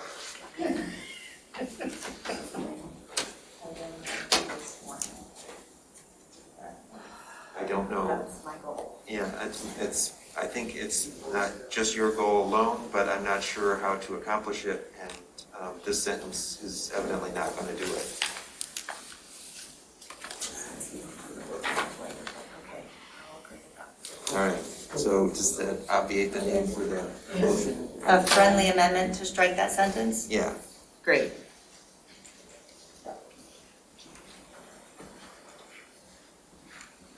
Okay, so then let's work on 8.2, and if everybody could take that first sentence above 8.2, the clerk is responsible for, and we're gonna integrate it into 8.2, right, Will?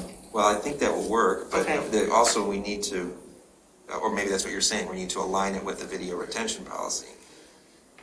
Yeah, but I think it goes under public access to meeting records, so. So move this down here to the first sentence. Sure. Okay, and then you wanted to change clerk to the township? Yeah, or the board, the township is fine, is responsible for recording and maintaining an audio or video recording of each entire meeting of the board, obviously not closed session, but we all know that, subject to the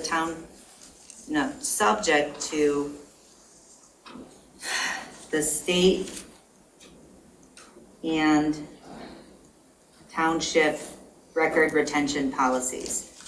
I think that's right. Subject to the state and the townships? So it's subject to the states and the townships record? Yeah, because they're two different record retention policies. Well, I'm just trying to think if it's states, Yes, possessive, it like is townships possessive. possessive? It is possessive. Yeah, okay, subject to the states and Townships, applicable record retention policies. perfect. IES. Yes, exactly. So the Not clerk, YS. the clerk shall make available to members of the public the records and minutes of board meetings in accordance with FOIA and OMA. That's fine.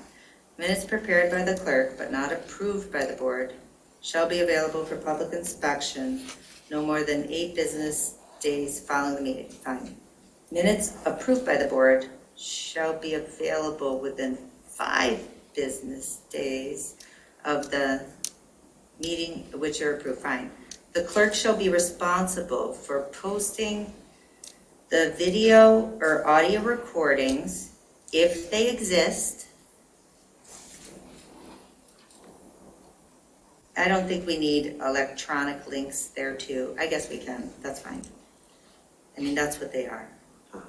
On the township website. So you wanted to add the words "if they exist"? Yes, please. Because if we don't record, they don't exist, and that happens. Well, okay, but,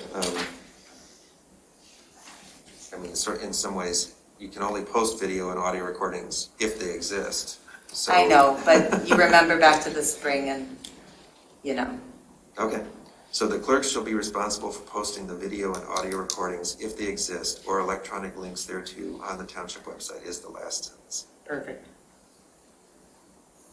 But that was the only change to that paragraph, or did I miss something else? No, that's fine. Okay, so we've moved the last sentence from 8.1 down to, make it the first sentence of 8.2 and modified it to the township is responsible for recording and maintaining an audio or video recording of each entire meeting of the board, subject to the states and townships' applicable record retention policies. And then we modified the paragraph, the existing paragraph under 8.2 by adding "if they exist" after audio recordings in the last sentence. Those friendly amendments? Is that okay? Yeah, okay. Okay. So, number 9, motions and resolutions. Statement by chair, written motions and resolutions. No motion or resolution shall be adopted until the motion or resolution is stated by the person chairing the meeting. All motions except procedural motions and resolutions may be required to be in writing upon the demand of any member.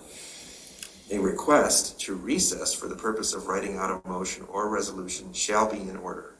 Each written motion or resolution in writing shall be read by the clerk before being debated. Well, that's a lot of reading aloud of motions. I would just say, I mean, there's one reading before the adoption and one reading before the debate, if I'm following that. Okay.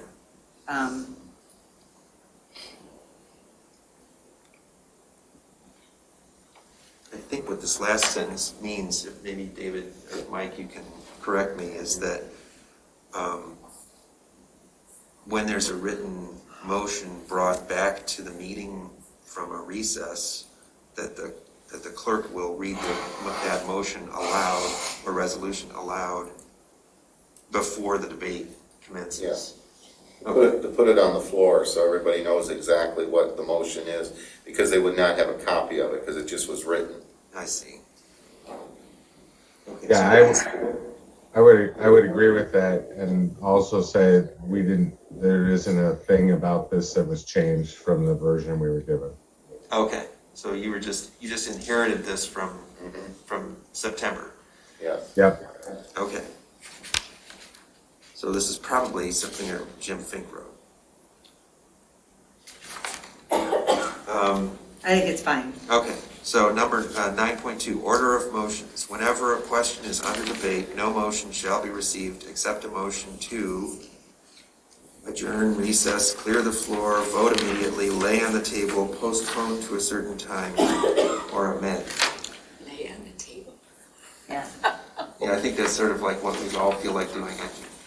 I would just clarify though, when a question is under debate, I take that to mean when we're deliberating on an issue, not necessarily when there's a motion on the table. David? Mike? I don't think that's right.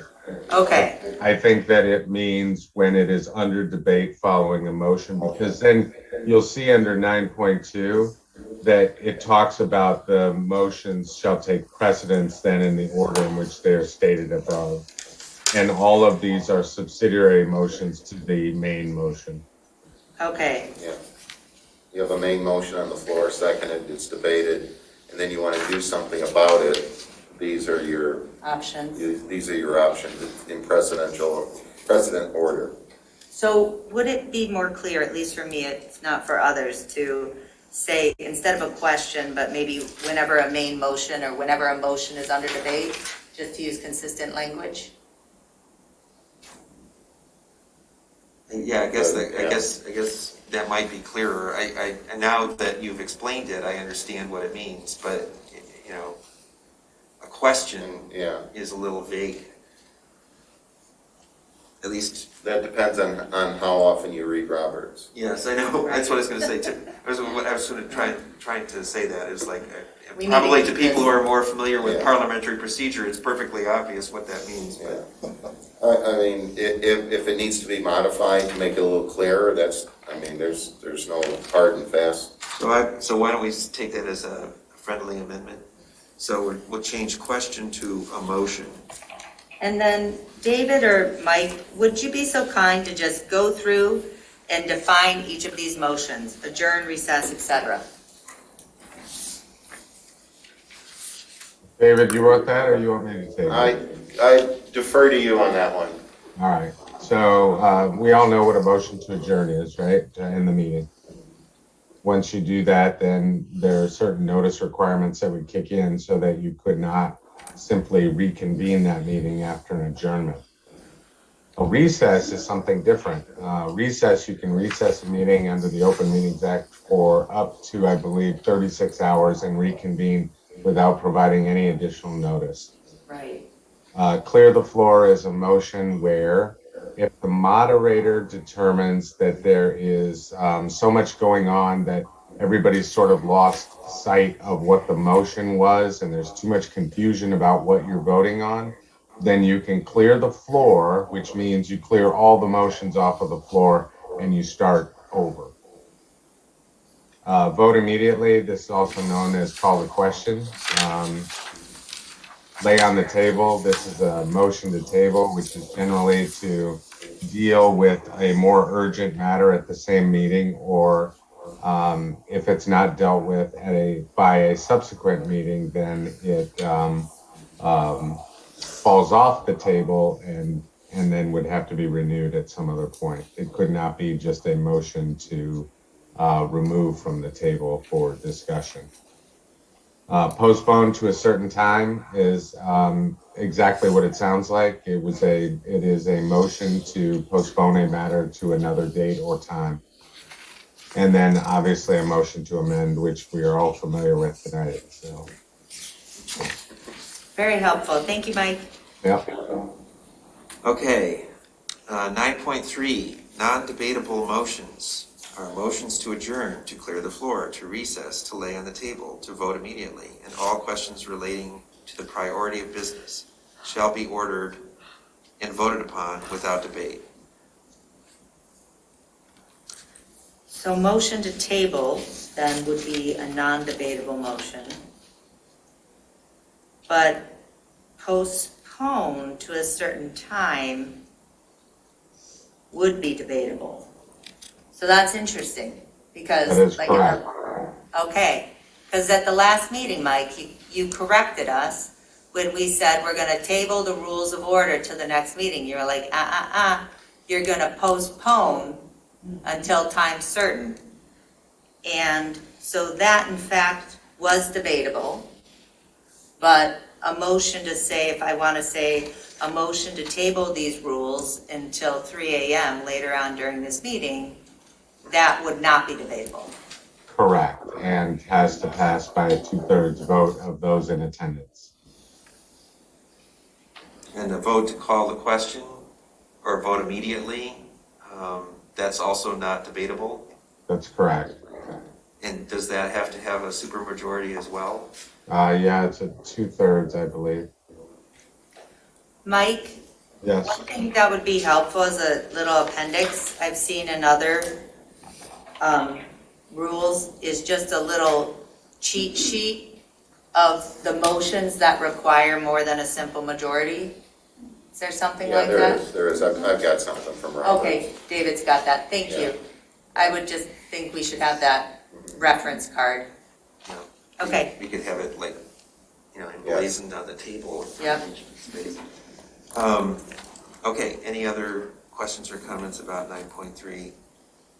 9.4, rules on procedural motions. A decision to lay on the table shall carry with it all questions to which it is attached, except in the case of laying an appeal on the chair. That makes sense. So this actually sort of explains a bunch of motions. First bullet point's got a correction on the word matter. It's meter. Yes. Great. Oh, yes, you need an extra T. Yeah. Also, therefore, supposed to have an E on it. Okay, 2 typographical amendments. Yeah. We just correct those. We don't need an amendment. So motion to reconsider has come up before because Kathy, I remember on Gelman between the two boards. So motion to reconsider may be made at any time during the same meeting or at the first meeting held thereafter. Motion may be made only by a board member who either voted with the prevailing side or did not vote. Okay. No question shall be reconsidered more than once.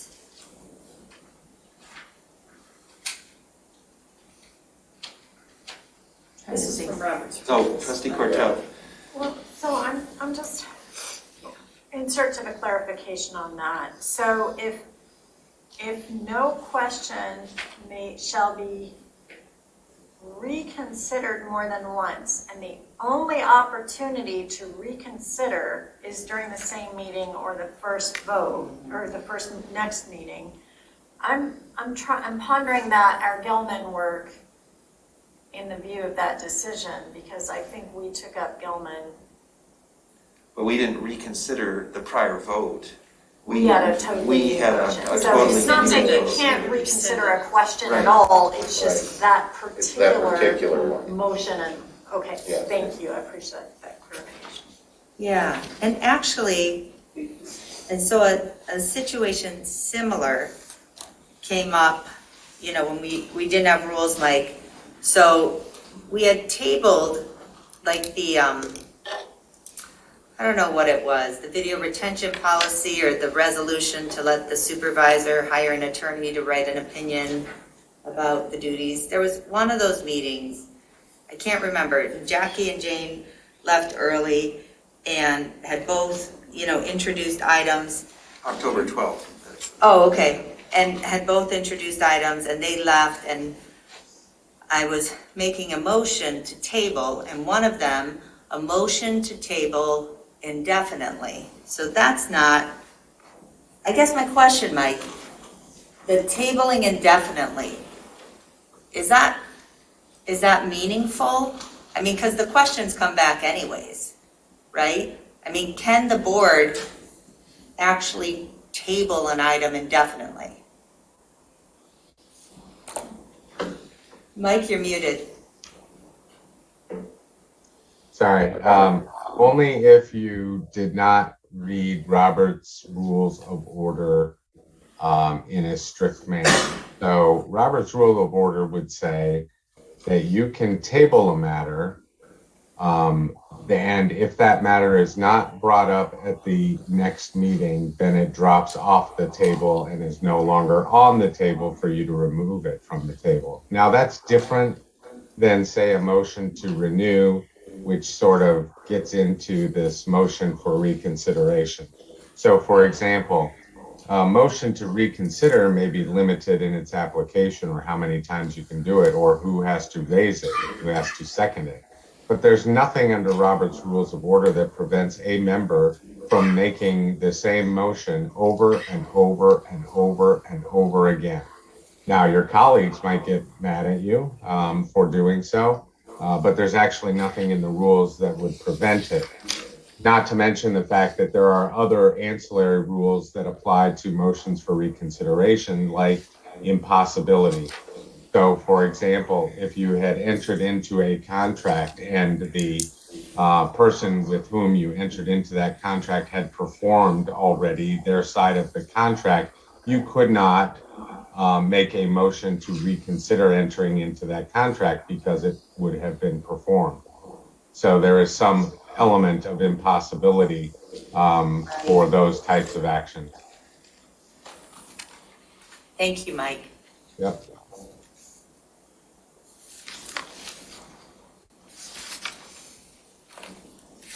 So is there any further discussion of any of these bullet point motions under 9.4?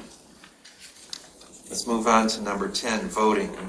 10.1, votes required, except for those decisions required by these rules or statute to have a larger majority, all questions at meeting shall be decided by a majority of the members present. That's fine. Are there, actually, before I read all of these off, are there any questions or comments on any of these other items under 10? Yeah, 10.2, we never got to on September 21st, and we've had debates on this left and right, so we really got to dig into this. Every member present shall vote on all questions decided by the Township Board. Prior to a vote, any member who has a real or perceived conflict of interest on the question before the board shall state what the conflict is and that they request permission to abstain from the vote. The board shall vote on request to abstain with a majority of members present required to approve such request. That's my language. And it's a higher standard than we're accustomed to, and there was debate, disagreement, and so let's have it, about what the standard should be for abstaining. But, go ahead. I wonder, I think we discussed this somewhat last meeting, but Mr. Homier, I wonder if you could tell us what the statute says, and I know I recall that your interpretation is that you should vote unless there's a conflict. But what is the statutory guidance on this? So this is actually a provision that appears to come from the Charter Township Act, where there is actually a provision that says if members are present, they have an obligation to vote on all questions put to them unless they have a conflict of interest. To my knowledge, there is no such ancillary provision for general law townships, which is kind of odd. But nonetheless, I mean, I think that every board member has a fiduciary obligation to cast a vote on matters where they are not conflicted, not just because they find it inconvenient or imprudent to cast a vote.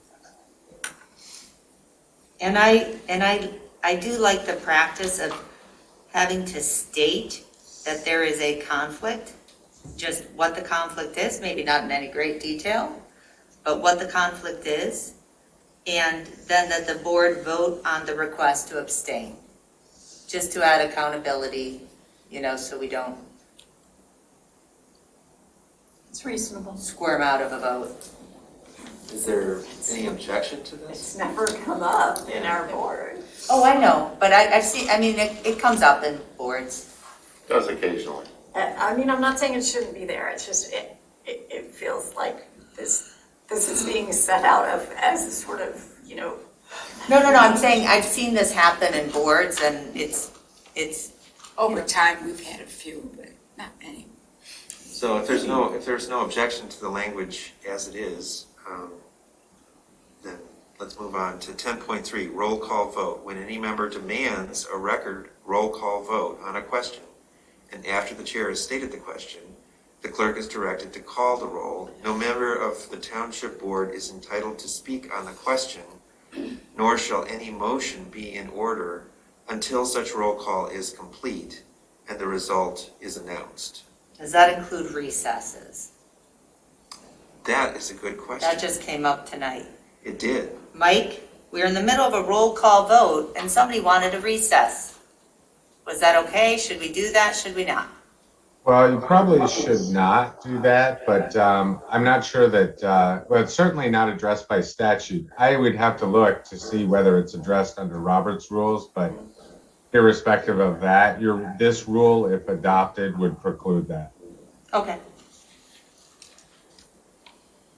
Okay, so 10.4, order of roll call vote. The clerk shall rotate the order of voting at each meeting so that no member votes first or last on every roll call. And I think there's consensus here. Jackie? Well, so my question, and the reason the recess came up earlier was, Mr. Homier, can a member request to vote later if called and hasn't made up their mind? Can you say, can you please come to me at the end of the voting? Yeah. So this is an interesting issue and one that's not dealt with by statute at all. So it would be dealt with by rule. So I do have some clients who allow members to pass, but they shall vote prior to the chair of the meeting voting.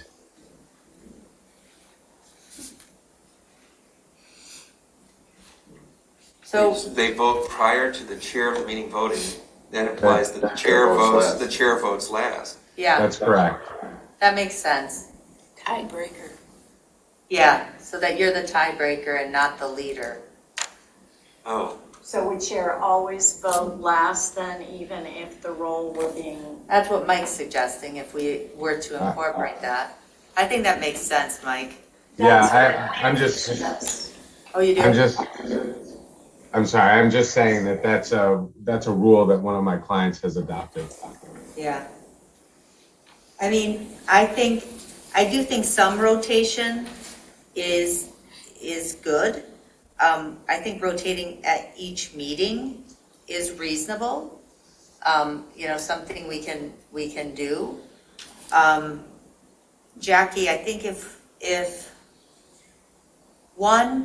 I think it's perfectly okay for any one of us. If anybody here wanted to sit there for 5 minutes before casting their vote, you will have my full support. 2, if we are going to pass that does raise other issues. I do think then the chair definitely should go last, and maybe there are other provisions too. I don't know, this seems like we're sort of overthinking this. I think, what we've got here is something different than what we ordinarily do. I mean, occasionally you do rotate. I do. But I think if we knew that it was going to happen at each meeting, that the order of voting was different, I think in fact I don't know if they still do it, but the city council in Ann Arbor did this for a while where they would change it because, again, this was many years ago, the mayor always voted last, and they perceived that by being the last one to vote, that he was sort of gaming things in a certain way. And so they shifted to changing it up so that he wasn't always the last person to vote. Mm-hmm. So I think no matter what you do, there's a potential for something. I mean, if you do it all the time, there's a potential for it to sort of bias things. But if you mix it up, yeah, then there's more of a sort of, I don't know, randomness to it. I just think if we're gonna, go with Jackie's suggestion of a pass, we could do the clerk shall rotate the order of voting at each meeting. And I don't know, Jackie, I don't know if we can do the pass. Well, how often does that really happen? I mean, tonight is the first time I've ever seen it happen. I thought there was a meeting at which trustee Vogel had requested. Well, she requested to abstain once or twice. Asked once to have it come back to her. Maybe I'm misremembering. I don't recall that. I don't remember that happening. I do remember a time when I didn't call on her last. She had concern about order. But I don't remember a request to pass. That may have happened, Jackie, but I don't remember that. I mean, I'm fine if we just leave it at this. Well, we can try it, and then like anything else in this, if we find that there's a problem with it, then we can change it later. 11, adoption of Amendment 2 and applicability of board rules. So, Mike, this goes back to the resolution I introduced that was out of order at the beginning.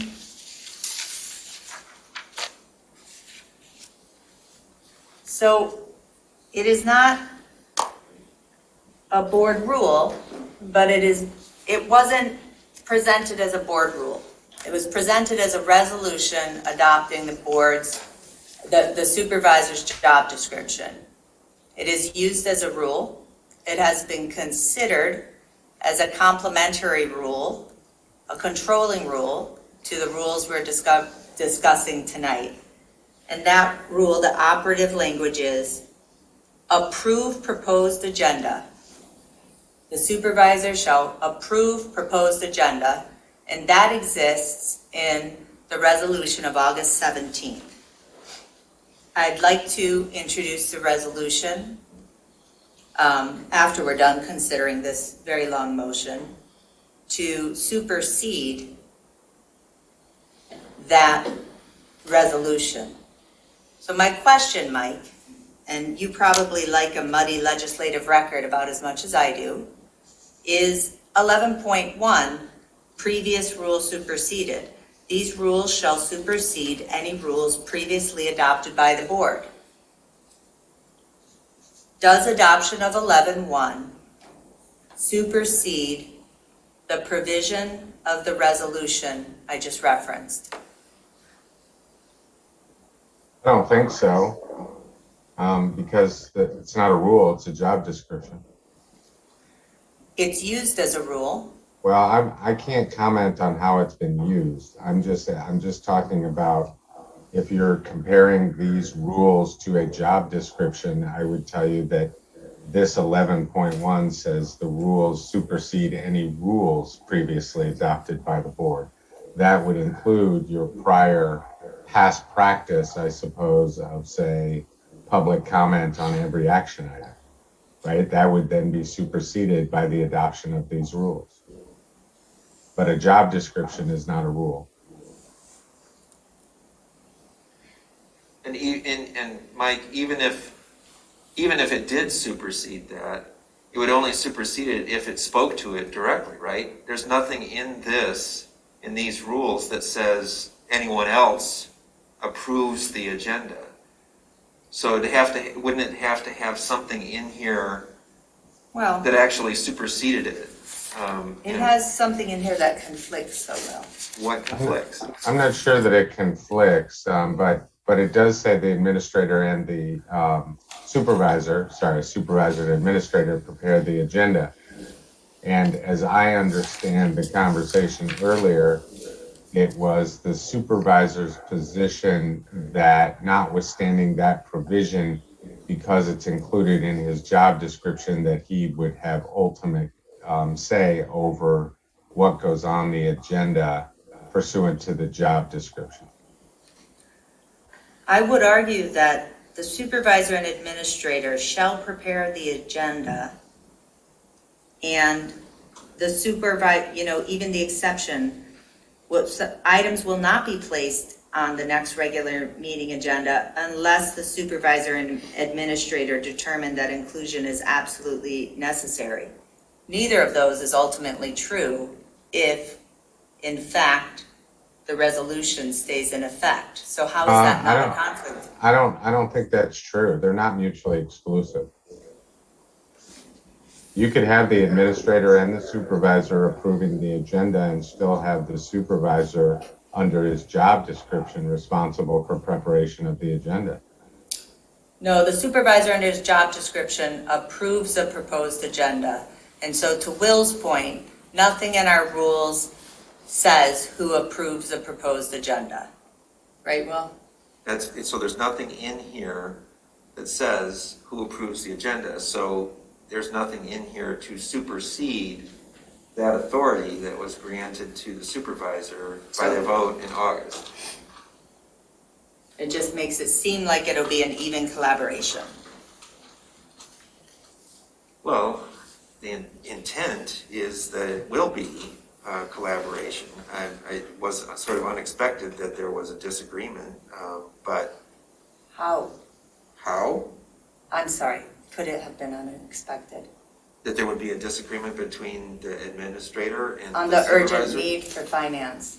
Oh, let's not get specific. It was unanticipated that there would be an instance where, by me anyway, that there would be an instance where we would have disagreement, but it occurred, and in that instance, there was direction there was an authority that the supervisor had to resolve that disagreement based on the board's action back in August of last year. So, that's the only point I'm making. So. Okay, so we're back to rule. So the previous rule superseded. So the only thing that is superseded are past practices. And any prior rules we have adopted. Yeah, Well, did we have any prior rules adopted? none that I know of. Okay, so, all right. So the amendment of board rules. These rules may be amended by a majority of members elected and serving. So this is what we were just saying. And if there's something in here that we decide we want to change, we just change it. Applicability of board rules. These rules are intended to govern the order of business of the board and are not intended to create a legal duty or obligation to third parties. I'm not sure who the third parties would be. I have a question. Oh, sorry. About third parties? No, go ahead. Third parties? Oh, so Mike or David, what does that mean?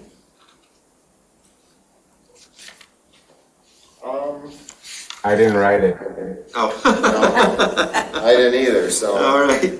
So this is inherited from Jim Fink, I think. No, I mean, this isn't a lot. I think I remember it came up when the language was more strong about how there's gonna hire a Zoom administrator and like a guaranteed job type thing, but I don't know. All right, well, it seems But I think like, it's fine. it sounds like it's boilerplate. All right, parliamentary authority. I'm sorry. Oh, you had another I did point. just have a question. Under the previous version of these rules, we had in it that the rules would, I don't have quite the language, David, but that the rules would be reviewed at the end of each term, or that the rule, I know what it was, that the rules would sunset November 20th, 2024, or either, and if the board does nothing, they'll stay in effect, but something that with the transition of a board, that they'd be sort of refreshed, readopted, something. And not that there's an obligation to, so if we forget to, they're still in effect, but there's, I do think it's good practice to have some sort of regular kind of relook at the rules. I don't know if you want to. If I understand your statement, that these would not be in effect, the new board would have to do theirs. No, I'm sorry, I misspoke, Donna, I apologize. Well, I'm not sure you did. You did hear it. No, I did. What I meant to say was, I would like to, under 11.2, include the sentence we have, but also something that just, maybe it's, every 4 years or something, the board shall conduct a review of the rules, something. Yeah, thoughts? As I recall, there was a sentence in there that talked about the sunsetting, and I believe we took it out simply because as we read it, or at least as I read it, and I think Mike, you correct me if I'm wrong, but it appeared to say that the rules ended and the new board that would be elected in 2024 had to adopt its own set of rules. Oh, no, I got it. Sorry, and this was my language, my apologies. Okay. At the last meeting in November or at the December meeting in any given calendar year, the board may adopt rules for the following calendar year.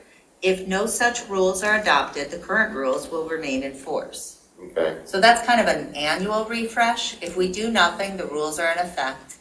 I think annual is probably too frequent, but it seems like, just so that we don't,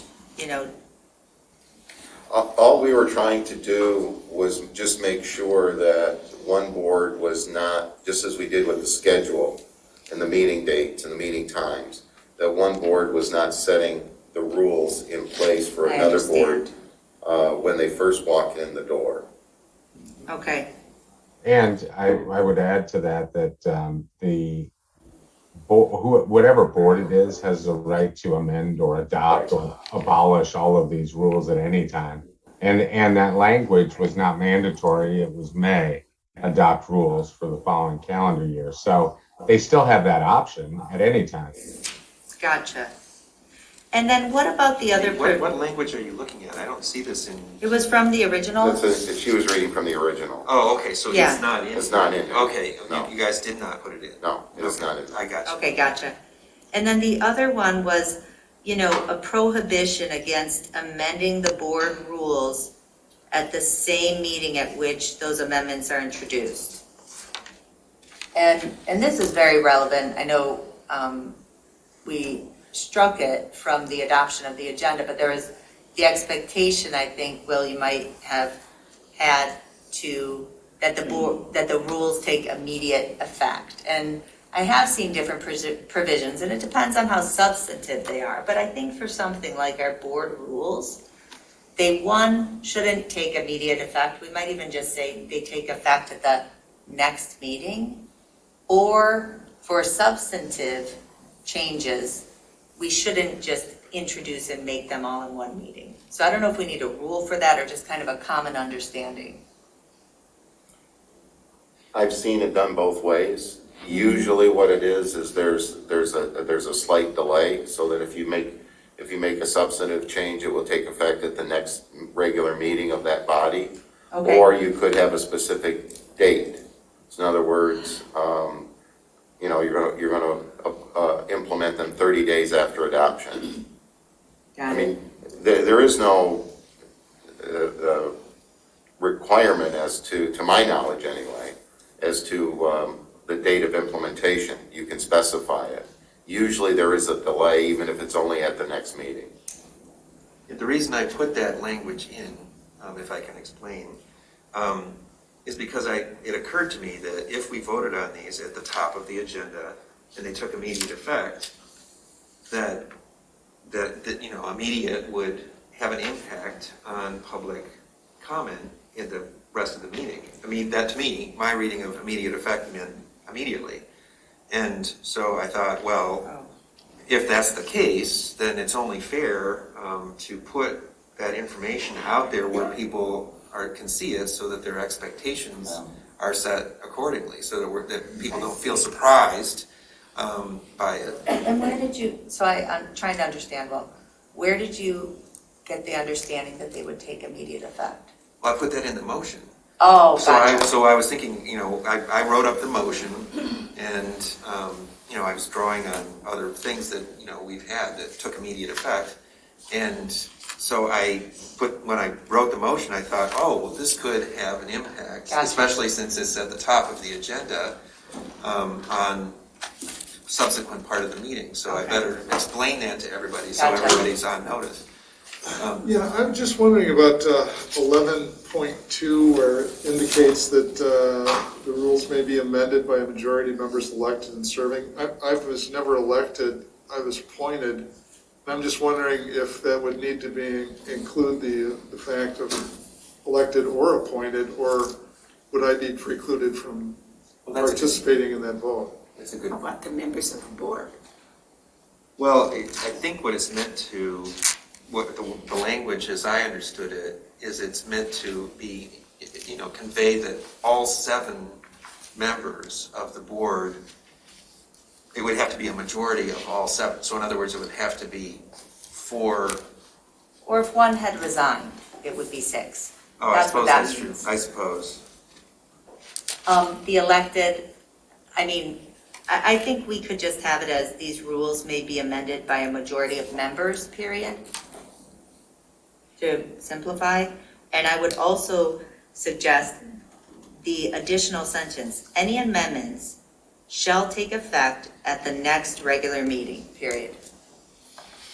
So you change 11.2 to delete elected and serving. And then add any amendments shall take effect at the next regular meeting. Unless Mike or David have any improvements? No, but it's an interesting question about elected and serving. I wouldn't pay too much attention to it, only because there are numerous statutes that use that same language.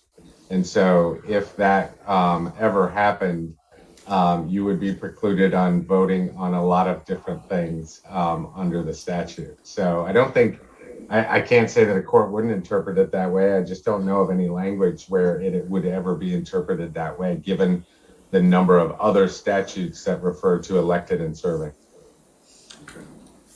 So, but the sentence that you added was any amendments shall take effect at the next regular meeting. Is that what you said? Yep. Does that make sense to everybody? I would put a date certain in there, because somebody picking these up wouldn't know necessarily when they took effect. A date certain? What does that mean? How? Like, what's the date of your next meeting? March 22nd. Well, these are the amendments of the board rule. So Mike, I agree with you in the model motion.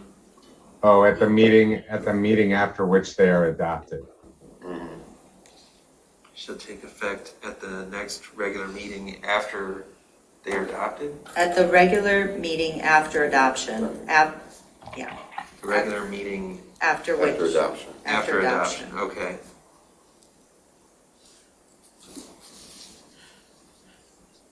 Is that okay, Trustee Croteau? Okay. So that brings us to parliamentary authority, which, I was just wondering, why did we cut the idea of having a board's parliamentarian? And I don't mean that in the most formal way, but we'd had the idea, the township attorney or other person so designated by the board shall serve as the board's parliamentarian and shall advise the chair regarding rules of procedure. I mean, I would appreciate it if David would be willing to serve that role. Well, my recollection, Mike, is that you didn't need a rule to do that. You could just, you can appoint anyone you want as a parliamentarian if you believe it's appropriate. And if you put it in there as a rule, now you're obligated to appoint one. Otherwise, you're breaking the rule. Okay. And you may reach a point at some time where you don't have anyone that, Roberts is a weird thing. So it's not just for anybody, and I don't mean that disrespectfully. It's just, it's very, well, it's from the 1800s, so does that tell you anything? And some of the things come from Parliament. Right. We were told not to use Roberts way back when. Okay, so that brings us to the end of the document. I did have a question on that last one. Oh, you did? Last question. The last item. Last item. Robert's Rules of Order shall be used as a guideline. So why do it that way? Why not either adopt them or not? Oh, I think Mike spoke to that when we were having a meeting a while ago. So Robert's Rules of Order does not apply well to small boards such as the Township Board. They're generally used for large legislative bodies. But the real problem is this. Robert's Rules, newly revised 12th edition, is something like 472 pages.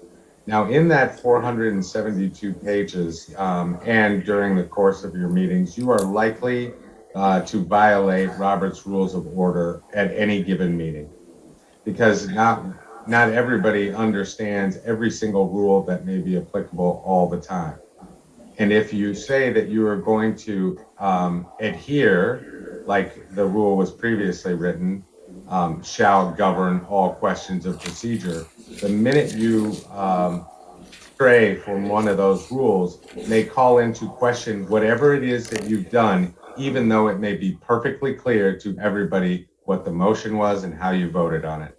And so we don't like to tie our clients' hands in strict adherence to Robert's rules. If you want to use them as a guide on parliamentary procedures, so be it. But the real issue is, was there a motion? Who made it? Was it supported? And how were the votes?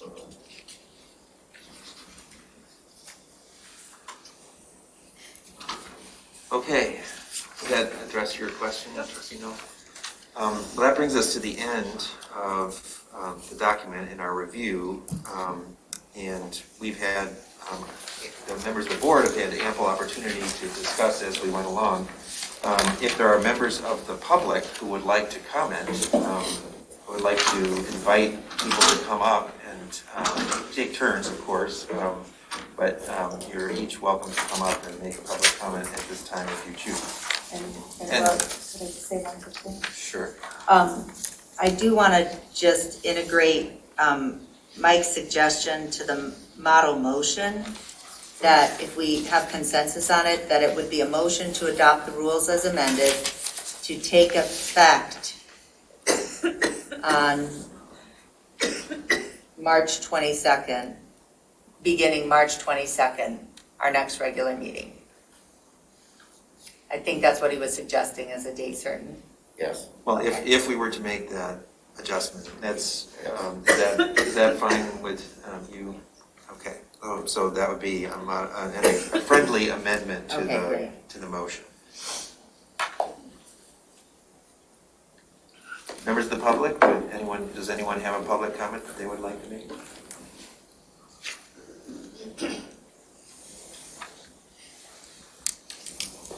Pam Boyd. First, I believe it was a mistake to have rules of order without its own meeting. Sheriff Hunt wasted 3 hours of his time this evening and left around 10 o'clock. That was quite unfortunate. Thank you, Treasurer Palmer, for your 5-minute comment rule.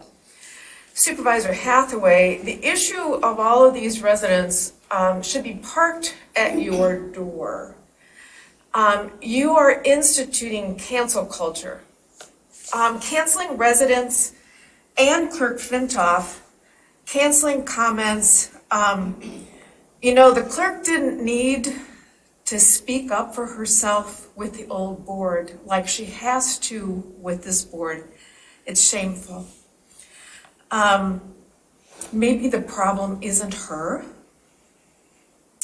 And I routinely do not use my full 3 minutes. A little bit of effort to support residents with a 5-minute comment would have gone a long way. I think you will find more people will want to comment for their full 3 minutes. You are adding to the negative opinion that residents feel about some on this board. You hear residents, Supervisor Hathaway, but you really don't listen. You are your own worst enemy. Those of you who parrot will be dragged down by association. And it's very unfortunate to see that happen. Thank you.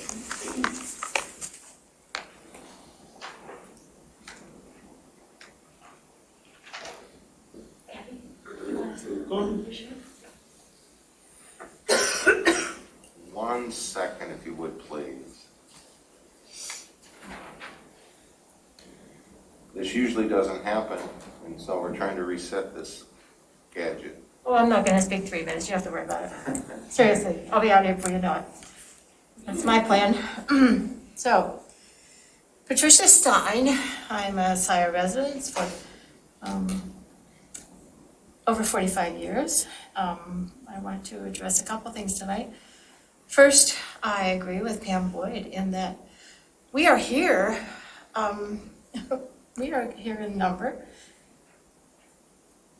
and our comments should be listened to. Like Supervisor Hathaway a couple times today during the discussion of the rules of order claimed how they do listen. They do listen. They do listen. But let's take their comments out. They do listen. How many times have you looked up to act like you're listening? Supervisor Hathaway, how many times have you looked up? You weren't even looking up when Pam was speaking. And the reason we're here, we don't trust you. We do not trust you. You are running a show and you have sheep that follow you on your every vote. It's crazy. It is just nuts. And the reason things went so smoothly during the last board was because there was not someone at the lead trying to grab all the power. I don't understand that. You are elected to serve the people. That's us. That's us. But you act like you want to just sit high in a chair and push us away. You don't want to hear from us. You don't want to see us. You don't want our comments. So I also think that you owe Supervisor Hathaway, I believe that you owe Clerk Flintoff an apology tonight. She was explaining something and was going to explain it to our administrator, and you cut her off because you wanted to explain to him what she wanted to say. That is the height of rudeness. I mean, that was inexcusable. You should apologize to her.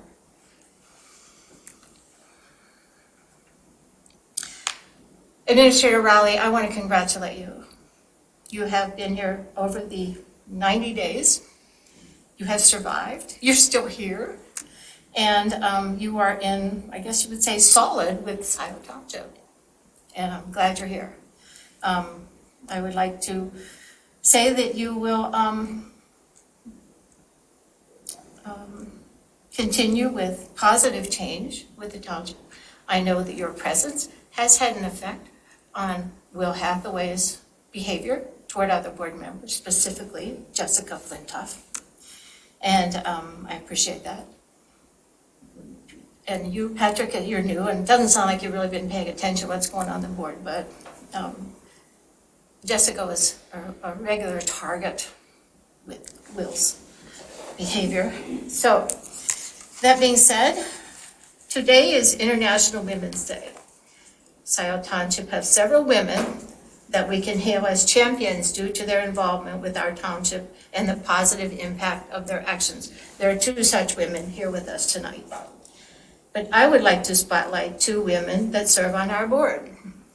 Trustee Kathleen Knoll and Clerk Jessica Flintoff. I commend you both for the way you stand your ground on issues where your voices of experience are ignored or your comments are rudely cut short by you-know-who. I commend you when you remain professional while being disrespected by your fellow board members. Thank you.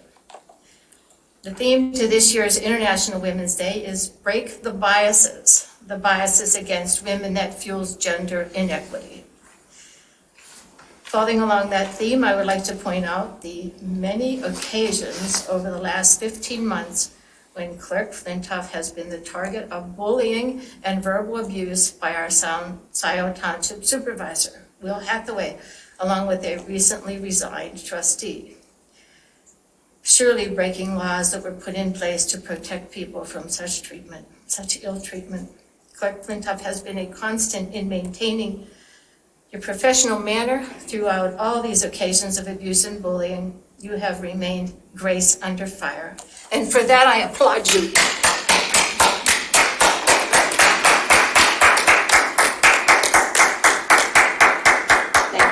Thanks for coming in. No, I'd like to go last, please. Okay. No, I'd like to go last.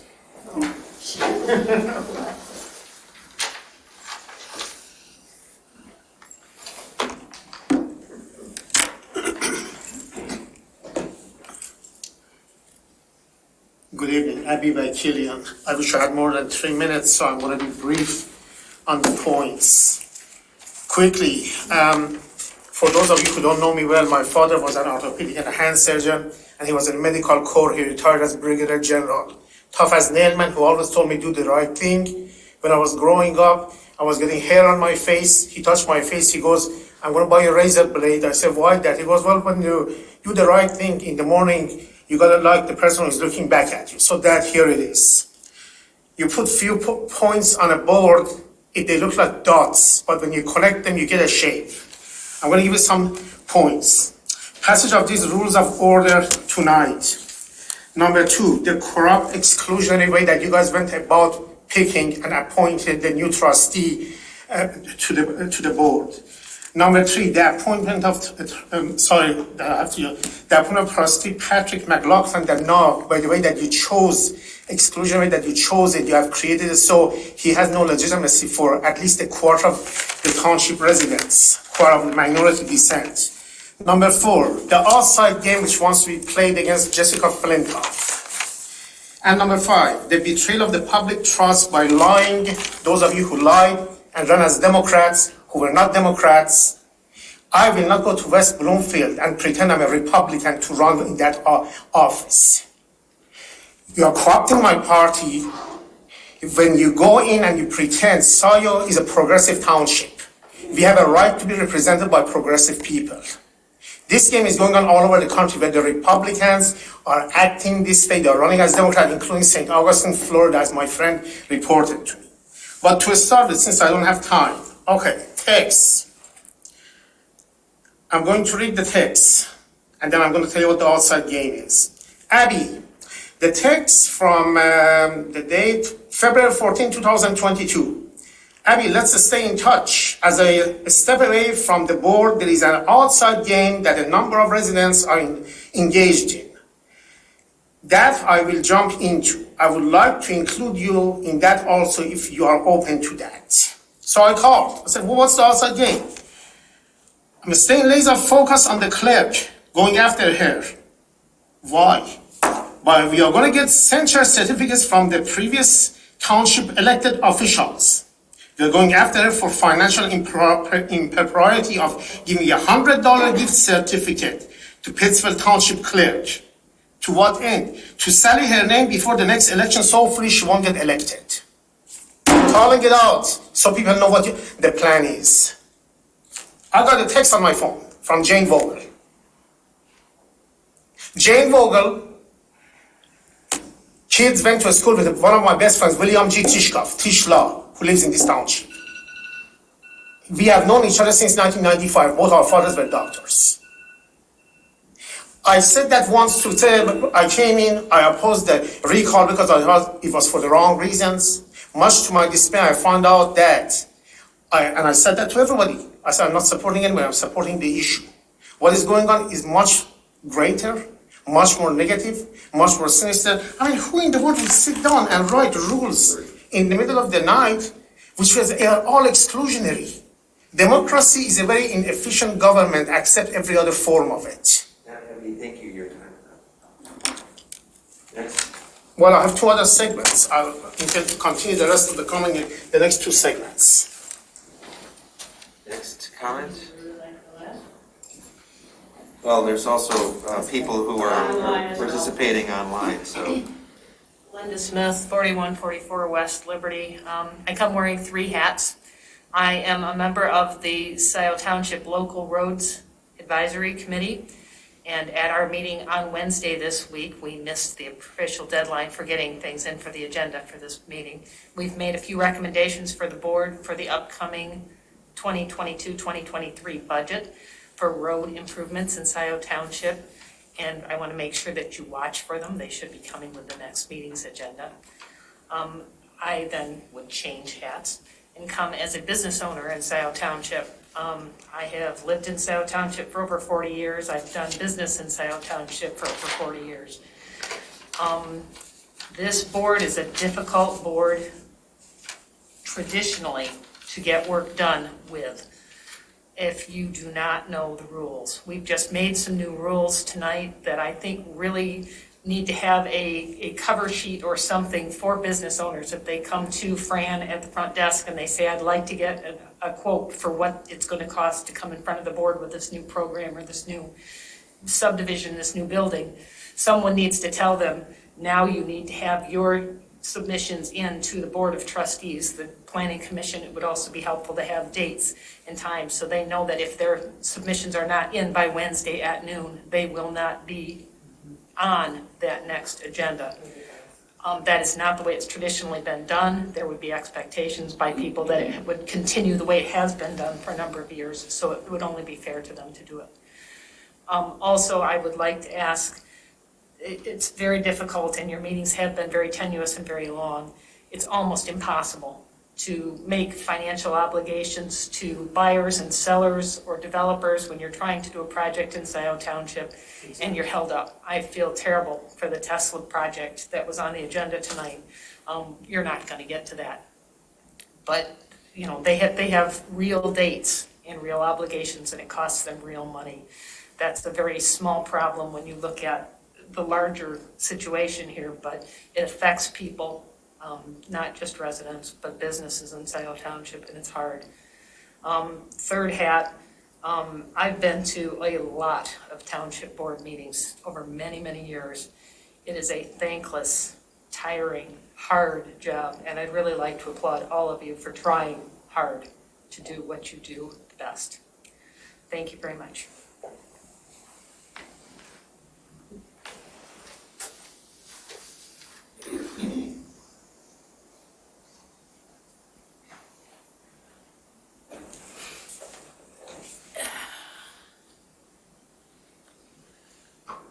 Hello, I'm Kathleen Brandt, Scio Township resident. I'm going to introduce myself to Mr. McLaughlin.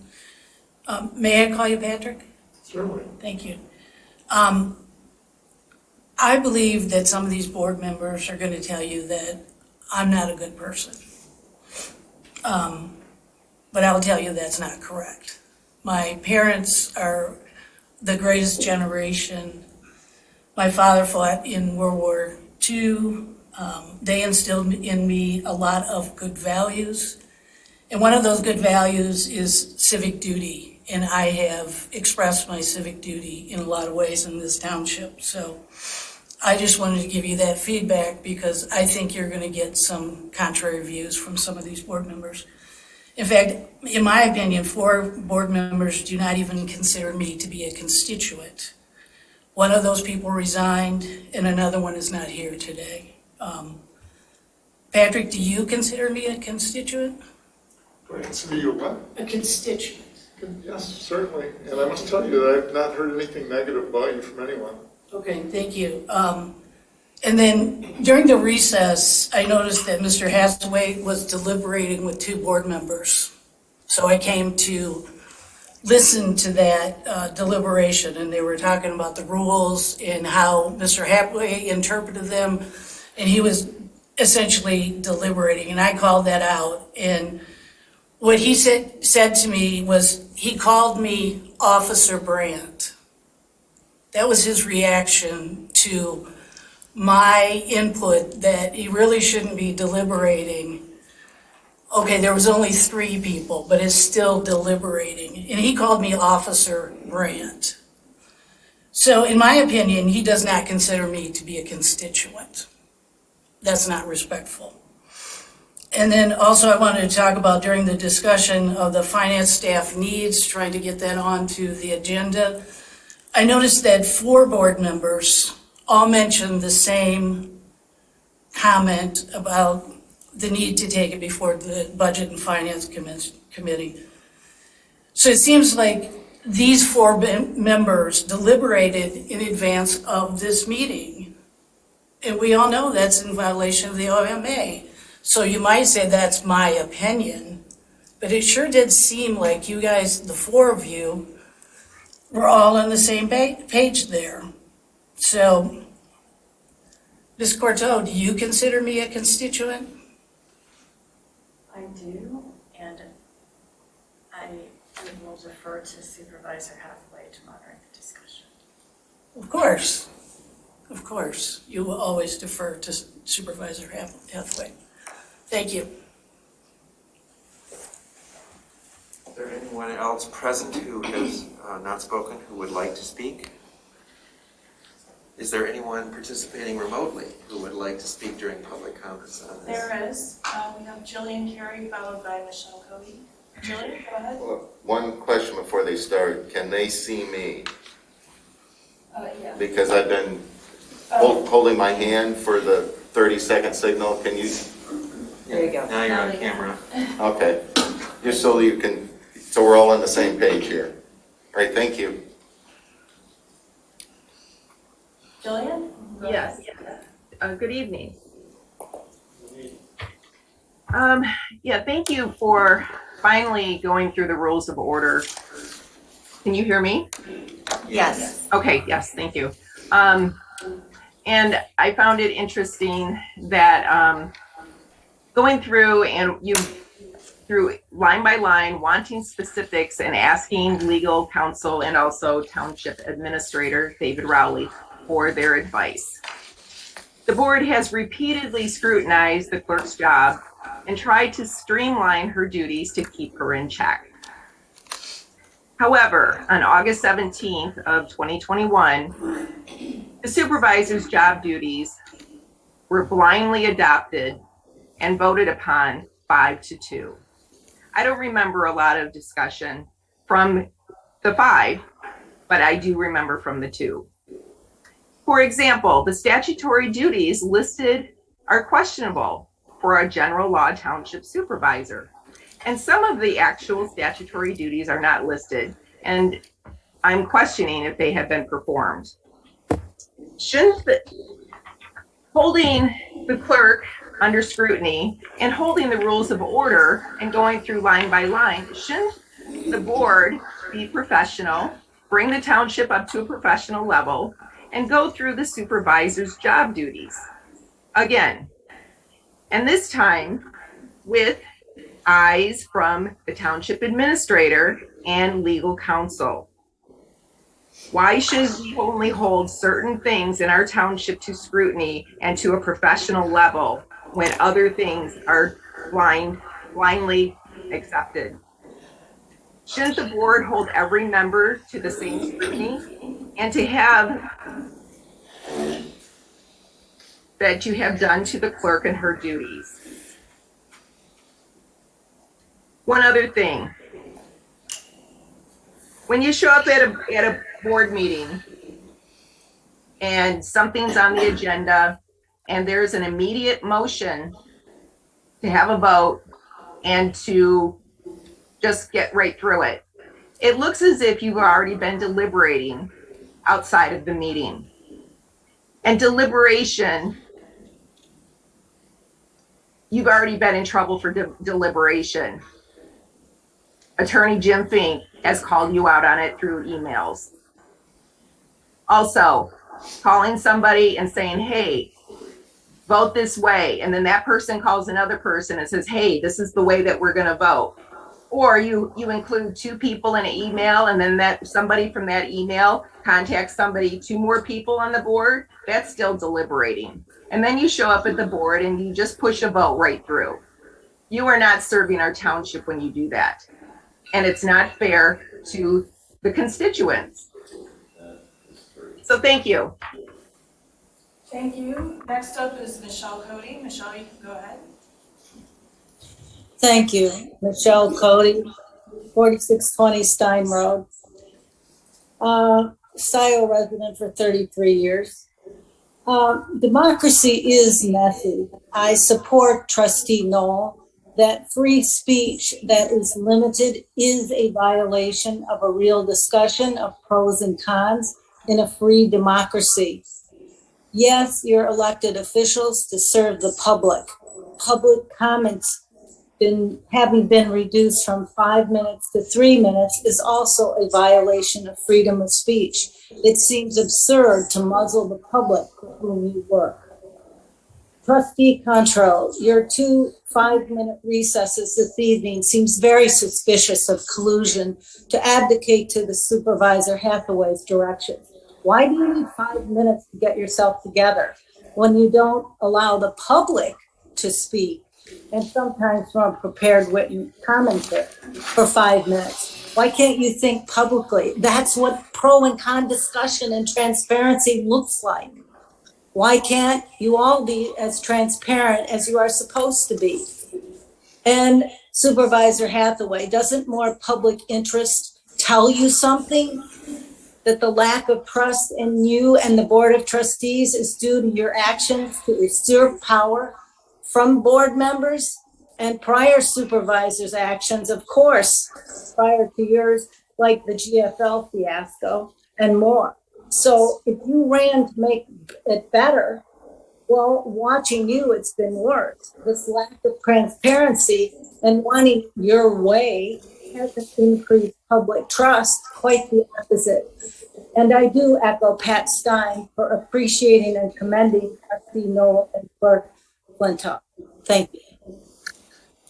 Thank you. Next up is Joe Pattinson. Joe, you can go ahead. Thank you, Rob Pattinson, Scio Township. I would like to share with the board an inspirational message recently discovered. The Board of Trustees meetings, quote, the Board of Trustees meetings are public meetings on several levels. During the BOT meetings, we are serving the public through our deliberation on substantive matters. We want to be prepared, something that I realize is going to be an ongoing challenge for me, given the many issues we have to address. I hope we can rely on each other's expertise as well as our personal study of issues. We are also serving the public through the manner in which we deliberate. This means that how we talk to each other and to the members of the public matters a lot. Appearances matter. If it seems like we are inattentive, then it doesn't matter whether we are actually paying attention, the damage is done. If we project an air of impatience, then it doesn't matter if the meeting has too many agenda items, the negative impression will linger for those in attendance. Like it or not, we are on stage. We need to project the government to which we aspire. I think all of us want Scio Township government to be civil, professional, sincere, transparent, and welcoming. We need to measure how our individual performance during BOT meetings will contribute to the collective impression that viewers take away. In a separate section of this document, this person wrote, to keep this conversation in the appropriate shared location, I ask everyone to use official Scio Township email addresses. This is a habit we newcomers need to adopt. The person who wrote this thoughtful message was Will Hathaway on November 30th, 2020. What happened, Will? Who talked you into abandoning your philosophy and your standards? How have we gone from this wonderful initial instinct to lead by example to the mess we're in 15 months later? I hope all of you reflect on the past year and work to get back to the positive start you made in November of 2020. One additional message from another trustee on this same document said, public comment is critical to the success of this group. I like the connection of public comment to the topic at hand. The connection of thought, energy, and attention is best when given immediately. I think this provided for a more focused input from the public. Thank you. Thank you. There are no more comments. In that case, we can move on to vote on the motion on the rules of order.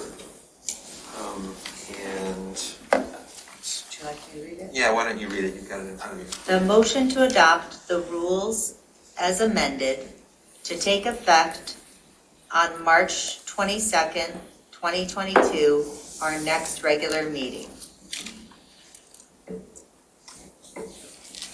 Please call the roll. And, I'm sorry, and so that is still your motion with Jackie's support, correct? Correct. Okay, thank you. Hathaway? Yes. Palmer? Yes. Flintoff? No. Courteau? Yes. Jerome? Noel? No. And McLaughlin? Yes. Motion passes 4-2. I would like to introduce the resolution to supersede any rules previously adopted by the board. Whereas on August 17th, the Township Board adopted Resolution 2021-31, resolution adopting job descriptions for supervisor and township administrator.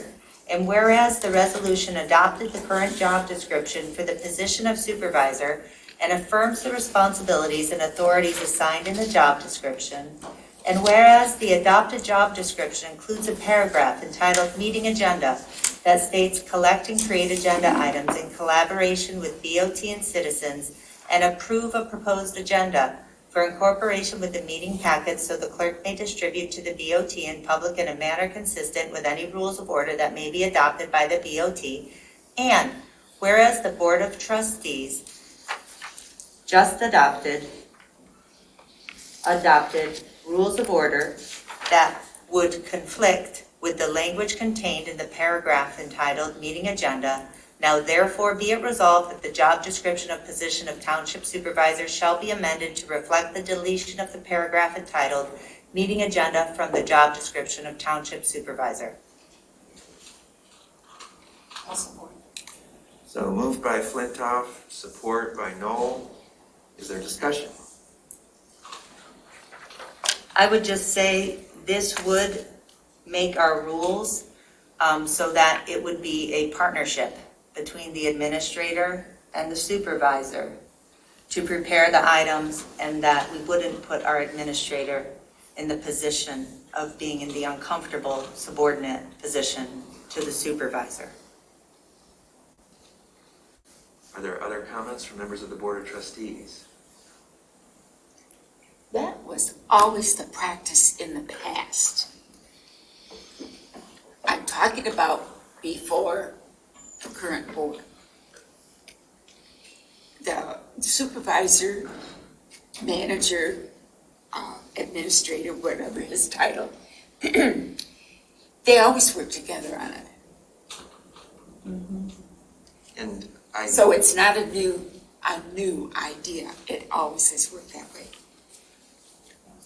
There was no hierarchy. There was no statement that one person had authority over the other. Trumped the other. No, we always work together. We got the job done. Right. And that's why I'm offering the resolution, Donna. So you think we need a resolution just for us to work together? I would She just asked me a question. I'd like to respond. Unfortunately, I do, Donna, because of, I do think this language, approve proposed agenda, that operative language, those few words, approve proposed agenda that are in the supervisor's job description, that is what is continuing to cause the avoidable conflict. I think that without this, then what you have is the rules we adopted, where it's the supervisor and administrator working together to make it happen. With this provision here, it allows the supervisor to say, nope, nope, nope, against the administrator. And I think for the long-term health of this organization, my desire is to keep David. My desire is to have good, thoughtful agendas and not have a 30, 45-minute adoption of the agenda battle every meeting. But unless this is taken out, we are not going to require David and Will to work together properly. And it's unfortunate that we're here, but I do think it's necessary, Donna. I would certainly like to have time to talk to the players involved. Not tonight. I would. Because that's what I've always done. When there seems to be a conflict, which I don't sense, but, or if someone has said, well, this person did that, or whatever, I've always gone to that person. I would like that opportunity. Other comments from members of the Board of Trustees? Trustee Cortell. No, I just think Mr. Homier weighed in with his view that there isn't a fundamental conflict between board rules and a job description. And you know, ultimately, I totally agree that we have to work together. And I think that's the goal. I think that's, we've given the tools. At the end of the day, a decision has to be made, and someone has to make a decision. And I will just say, the problem is not too many prepared items for an agenda. I agree, the whereas, regardless of what Mike says, the whereas the Board of Trustees just adopted rules of order that would conflict with the language contained in the paragraph. The operative function of this is the resolve to amend the job description to delete the meeting agenda language that adds this approval. As Will said, he's an officer, David's an employee. I don't want to walk away from this meeting leaving this kind of structure in place for our new administrator. Trustee Noel. As I read this, some of this is policy, and Mike Homier has said he's not going to weigh in on policy. That's for the board to decide. We have just adopted, in my opinion, some restrictive rules of order. Trumpian rules of order. I believe we previously passed a job description for you, Will, that is unlike any prior supervisor job description that has been in place in Scio Township ever. We have centralized authority, or you and your slate mates centralized authority in you. And so for all of these dramatic policy changes that people on this board have voted for, you guys ought to look at this and consider this, because it is significant. And when I tell people, this township has really changed now, everything is centralized, one person is essentially an authoritarian, sometimes autocrat, people don't like it. So I definitely support this, and I think other board members ought to look at it pretty closely. Whether we vote on it tonight, I don't know. It's after 1:30 a.m. And as soon as we take whatever vote we're going to do here, I am going to propose that we adjourn the meeting, because I am fading, and none of us should be meeting at this hour and trying to deliberate. We're all tired. Anyway, that's it. Well, I disagree with this. We heard from Mike Homier, and there is no conflict between the rules of order that we just adopted and the fact that in my job description, the board majority voted last August to give me the authority, among other things, to approve the draft agenda before it comes to the Board of Trustees for the board's action, for the board's approval. So the board always has the option to change that draft agenda, but it gives the formulation of that draft agenda somebody who has the authority, the supervisor, who is the moderator of the meeting, to look at that and make sure that the agenda is set up for success in terms of a manageable amount of material. Now, a lot of people wanted to put more stuff on this agenda, and I said, you know what? We can't. The rules of order by itself are likely to take the entire meeting. And here we are, it's going on 2 o'clock, and look at that. It's true. So if we had added all this other stuff on, all the stuff that we debated about at the beginning of this meeting, what would be happening to it at this point? It would be getting pushed off to the next meeting. So somebody has to be playing that role. And the board decided last August that it would be the supervisor. I think that makes sense. I know there's a desire to sort of, diminish the role of the supervisor by taking away authority, by, doing all sorts of things that make that position smaller, and by default, empowering other, people to have more power, more authority. So I get that.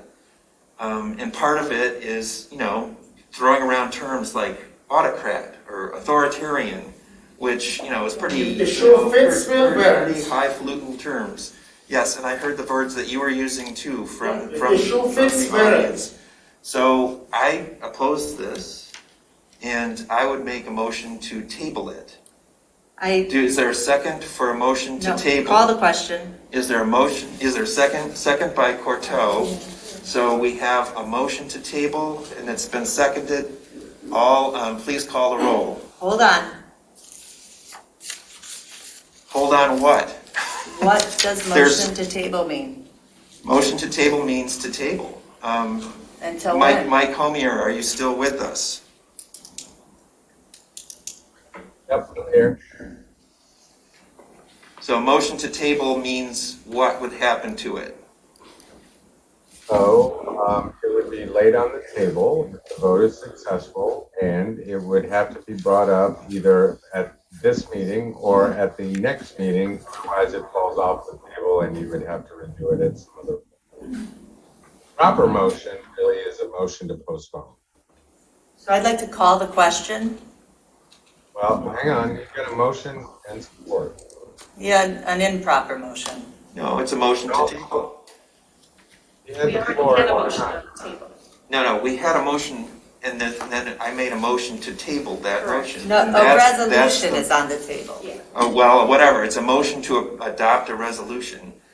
That has now been superseded by a motion to table, which has been seconded.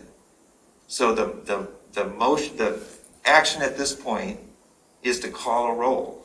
There is no debate. I wasn't saying there was debate. Oh, all right, You're confused. all right, I'm not confused. Sure. So I'll call the roll on the motion to table. Yes, Hathaway, yes. Palmer, Yes, so I can talk with the players involved.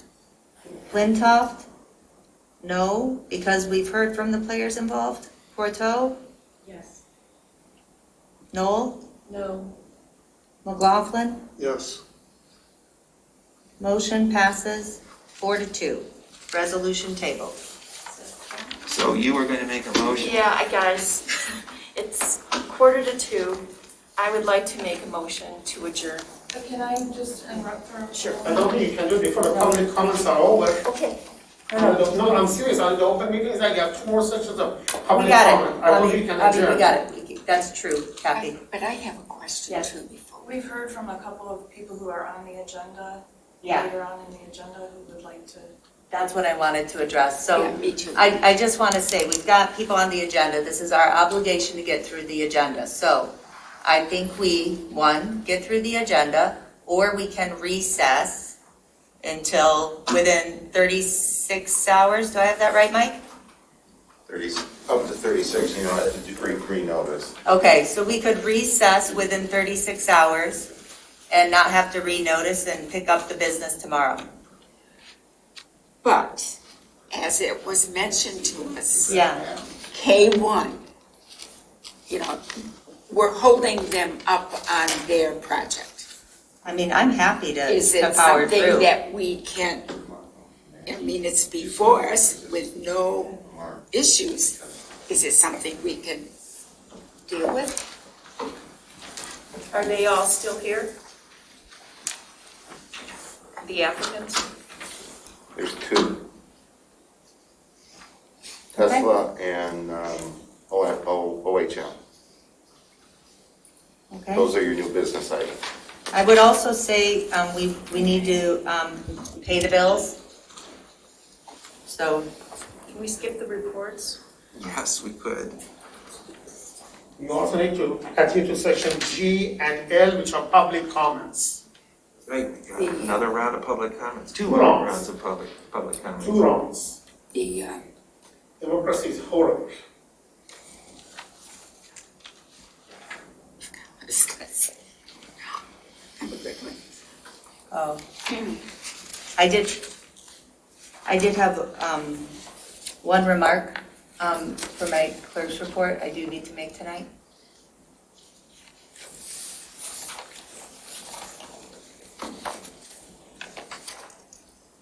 Okay, well, so here we are. It's, the next agenda item is actually communications to the Board of Trustees.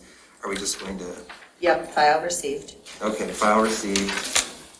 Public comment is the next agenda item after that. Is there anyone who would like to speak during the first public comment time? You sure?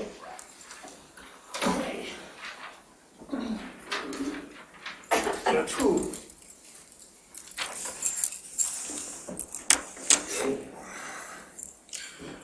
So I was giving you a layout of some of the points. When you collect the dots, a certain shape appears. I already some of the dots. The next dot that I want to talk about is that in 2 board meetings, I said that as of the last census, Scio Township is 25% non-white, 15% foreign-born. Got a call from Supervisor Hathaway who said, Donna Palmer and I were talking about what you said, but Donna says that people should run for these positions. If the minorities don't run, nobody gets elected. But in this instant, because we're appointing for 5 months, throw in your hat. We throw in our hat. There were 2 minorities on that group, me and Heather Berkowitz. What did the board do? The board chose the set of 4 white people who they had business with before. Berkowitz and I didn't even get an interview. We are not asking for equality of results, we are asking for equality of access. My undergraduate was political science and economics. She graduated from California. She has been on police accountability boards and various other boards in Ypsilanti and other municipalities, but you guys didn't even see us fit to interview. By design, you are trying to keep this board even though Scio is changing, and a completely white board. Look at each other. We have gender equality, but there is no racial equality. 1 out of each 4 person in Scio trending upward is a non-white. That is 25%. There is 0 representation.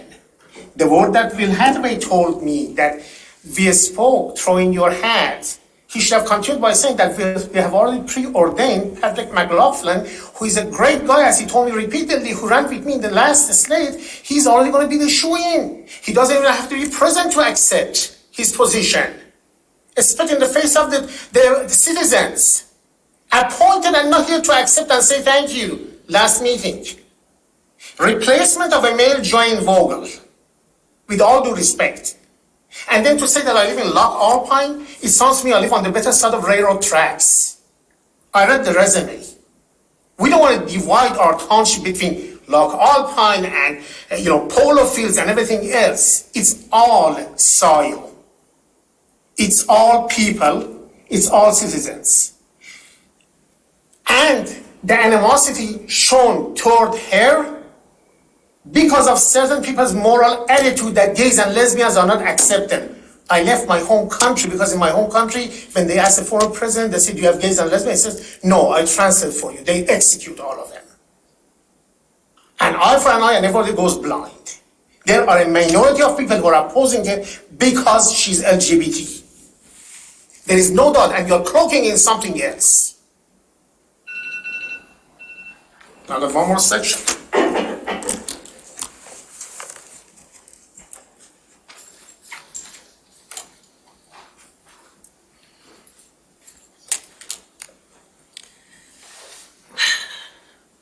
I want to talk about the agenda.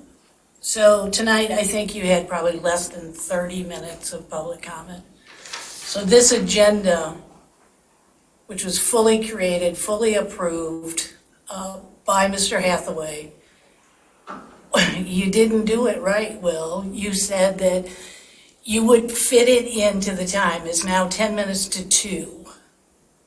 So you have the authority to approve it. You can't blame public comment, not this time. Not this time. We only had like 30 minutes, and you're still not done. You won't be done before 2, so I don't see how you did such a great job on this agenda. I hope it gets better. But Trump always thought he did a great job too. Is there anyone else present who would like to speak during public comment? Anyone participating remotely? We do. We have Michelle Cody followed by Rob Pattinson. Michelle, you can go ahead. Thank you. For Supervisor Hathaway to say that things are undemocratic and authoritarian and that those are small words, challenging words, give me a break.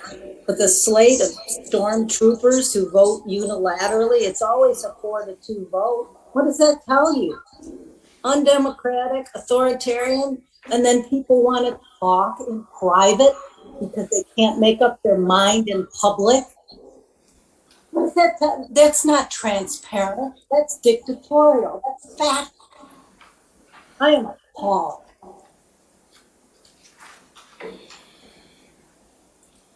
Thank you. Thank you. Rob Pattinson, followed by Jillian Perry. Rob Pattinson, Scio Township. Mr. Homier has proven himself the wrong man for the job. 2 weeks ago, he seemed to represent the supervisor rather than the interests of the township. Then he got angry when asked difficult questions. Then he got more angry when people commented on the expense to the township for his time. He wrapped that up by threatening the board if one more person questioned how much time he was costing the township. Clearly, this is a man who can't comprehend this is a township in crisis and needs assistance to reduce the animosity among the trustees and between the board and the public. He seemed more interested in throwing gas on the fire than diffusing contentious issues. I believe he has disqualified himself through his unprofessional behavior. In spite of his good work tonight, that volatile, simmering issue under the surface it always has the chance to appear again, and that is very worrying. Thank you. Thank you. Next is Jillian Carey. Jillian, you can go ahead. Good evening again, Jillian Carey, Luella Avenue. Today I was visiting the Michigan Township Association because I like to study about townships and governance and whatnot. And, you know, the Michigan Township Association was created by a municipal attorney to support the advances of local democracy by fostering township leadership and public policy. I suggest every board member visit and study and educate themselves. In fact, coming up soon at the end of April is the Michigan Township Association yearly conference. I do not know if any of our township trustees or officials have signed up for any of it. So on their website, they have something called the value of townships. It lists a few reasons that townships remain the government of choice for Michigan residents. And so I was wondering, you know, just thinking about this, does Scio fall under any of these? Can we have this checklist? Townships are led by public servants. Townships are led not by an executive, but by a board elected by and accountable to township citizens and who live in the community they serve. It's the perfect example of neighbors leading neighbors, of government closest to the people. Are you acting as if you are our neighbor? Service with a smile. Township officials are known to drive an absentee ballot to voters' homes or meet with residents on their front porches over coffee. Townships provide residents with a level of service, understanding, and support that they just can't get at any other level of government. Can you honestly say that residents are being served, we're understood, and we're supported? What about the high level of community involvement? In townships, the people are truly the government's owners. Residents' voices are heard, which in turn makes them more likely to get involved in their community. Do we feel heard? Do we feel included? And public trust. Surveys have shown that townships are one of the most trusted forms of government. Residents know their leaders and they trust that they'll make decisions with the township's best interest in mind. Can we say that we feel that we can trust our leaders and that they have our best interest in mind? No. Townships are the ultimate example of local control. Community issues are resolved by locally elected officials who live there, and citizens in turn have the opportunity to influence the democratic process by expressing their views to local officials, speaking out in meetings, and engaging their fellow citizens. Do the rules of order that we've just passed and all the scrutiny that our clerk has gone through and everything else, has this encouraged local democracy? So a question for the board members. Does Scio pass the Michigan Township Association test of fostering good governance and local democracy? No. Thank you. Thank you. No more comments. In that case, that brings us to reports. The sheriff obviously is no longer here to give a report, so we'll have to postpone that. The regular reports, I heard from the clerk a moment ago that she has something that she would like to share from her report. Very brief. I want to address Abby Veldkinen's public comments earlier regarding, I guess, some text messages, $100, an outside game. No, sorry. Avi, and I'm sorry, I didn't mean to start a discussion, but in reference, Avi stopped by Township Hall yesterday and said, hey, like, you know, I hear there's some like rumors going around that I'd made some sort of inappropriate financial transaction about $100. And I was like, well, yeah, no, that's not true, but okay, what's that about? And so I realized it was in relation to a $100 gift card that I'd authorized in November to thank the award-winning finance director, Tracy Watkins from Pittsfield Township, when she helped us. So I reached out to our auditors today. I said, hey, I need your advice. Yesterday, a resident mentioned to me that there were rumors going around that I'd made some sort of inappropriate financial transaction on behalf of the township. I, of course, said that's not true, asked what he'd heard. He'd mentioned it involved a $100 gift card I authorized be purchased as a thank you to Tracy Watkins, the Pittsfield Township Finance Director, who generously jumped in last year to help Rebecca complete what was her first F-65 at year-end while Sandy Egler was out on medical leave. She was helping out a fellow township at my request of her boss, the clerk, and I expect to return the favor at any point as needed, as we would. There was no written agreement, and she spent many hours over a period of about 2 weeks to provide advice to Rebecca. She probably makes $120K a year. Maybe she spent 15 hours. Lovely. So last November, I authorized a purchase of a $100 gift certificate to Zimmerman's, and it was posted to general government miscellaneous expenditures. I talked to our attorney. He wanted me to talk to the auditor to see if anything, I may have done incorrectly. I'm wondering if this gift card might be construed as public funds being used for private gain. I don't know. Please advise. Let me know. Do you think I did anything wrong, and how should I fix it? Well, the auditor wasn't quite sure. Kicked me back to the township attorney. Jim Fink referred me back to a couple of MTA publications. He's like, not clear, but my advice to you is to reimburse the township for the gift card. And so I just wanted to clear this up right now, Donna, and here's $100, along with these emails from our auditor and our township attorney. Because, really, people, thank you. By the way, that wasn't what I was saying. I know that. Okay. Excuse me. I say really, people. Priority, they're going to go after you. Fine. Whatever. And when that is, tell me what's your six. Whatever is there. I just wanted to publicly give Donna that money. So. Then what's the total tax? Donna, what is the total tax collection of our township? Yes. Okay. I'm assuming that everyone else is fine with dispensing with the rest of the reports for this evening. That brings us to the consent agenda.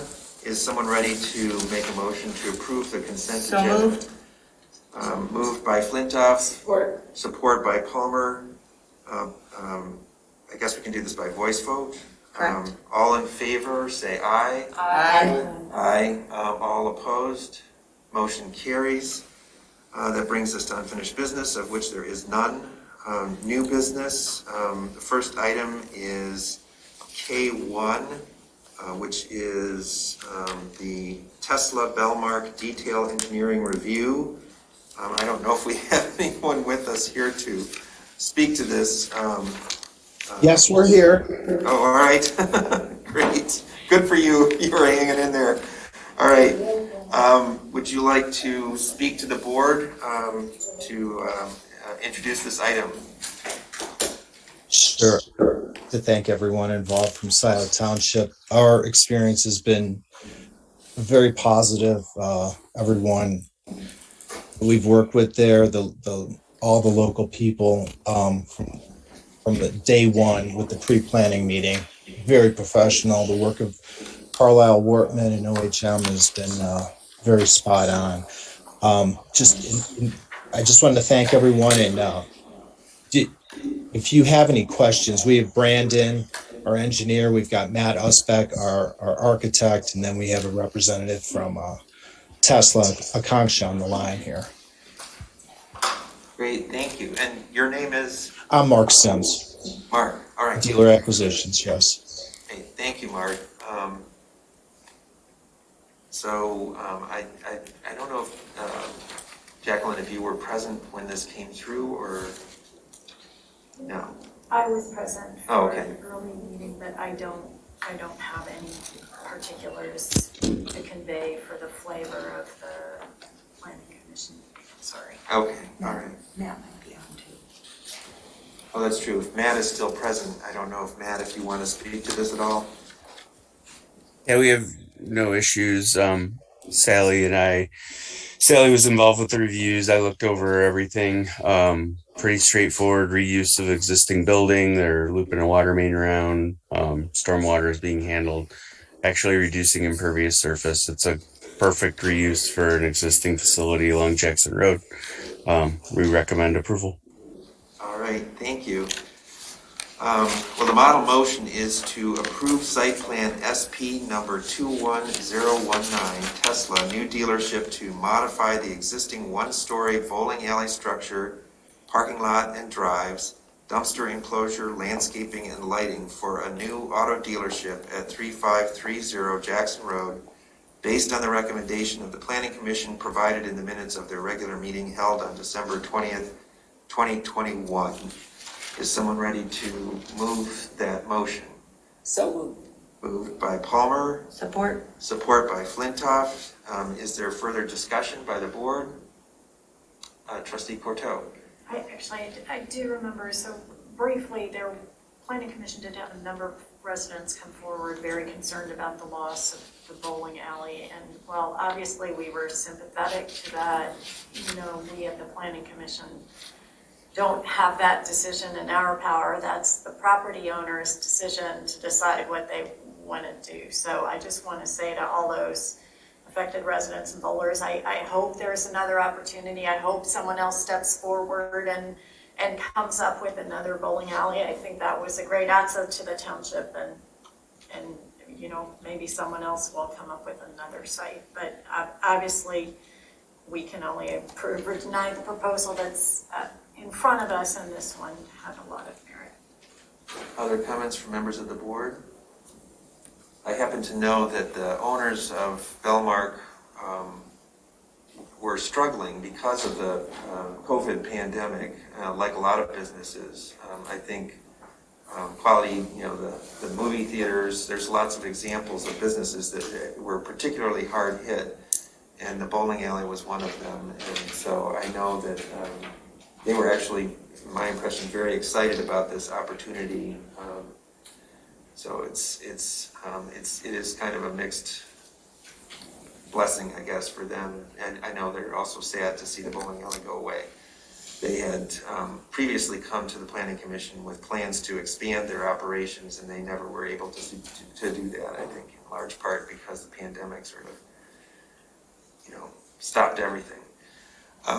If there are no other comments, are there members of the public who would like to comment on this agenda item prior to a vote? Do you have anyone, Ramon? We do, yes we do. Oh. Rob Pattinson? Rob. Can we get an apology to the Tesla folks who are here that have had to wait 7 hours and 3 minutes before their case was heard? Thank you. No more comments.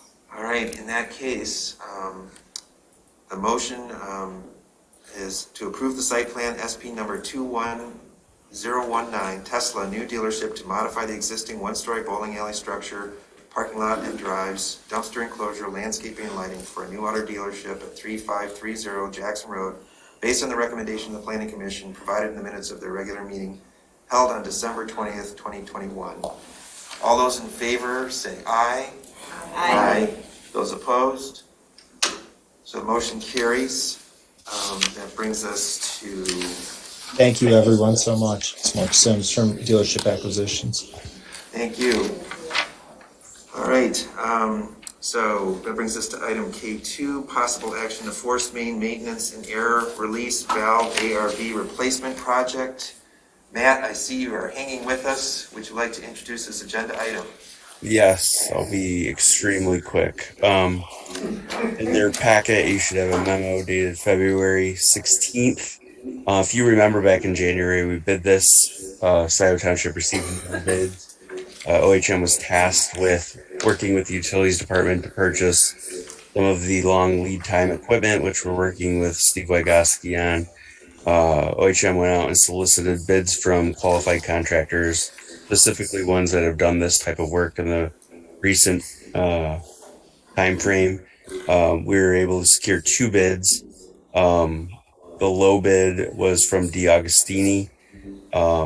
They're out of Farmington Hills. They actually just completed the almost identical job in South Lyon. I'm happy to report that their bid was just under $1 million at $983,781.10. Our engineer's estimate was at 1.2. So very good prices. So based on that, we've vetted them. OHM's worked with D'Angelo many times. They're a very good contractor.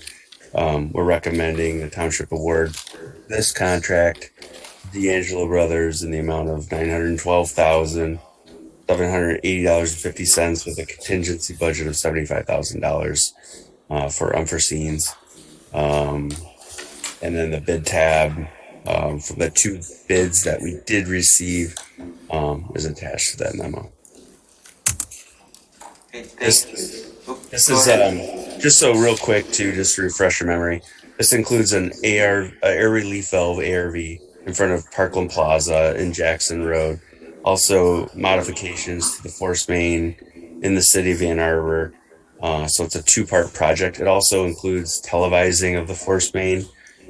So we have a better indication of the condition of it, so we can complete our Jackson Road force main study for the township. So lots of things going on.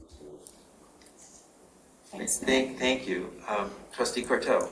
I just had a quick question about where that budget is coming from. Is that going to be from the sewer fund 590, from the water fund 591, or a combination, or is it a candidate for ARPA funding?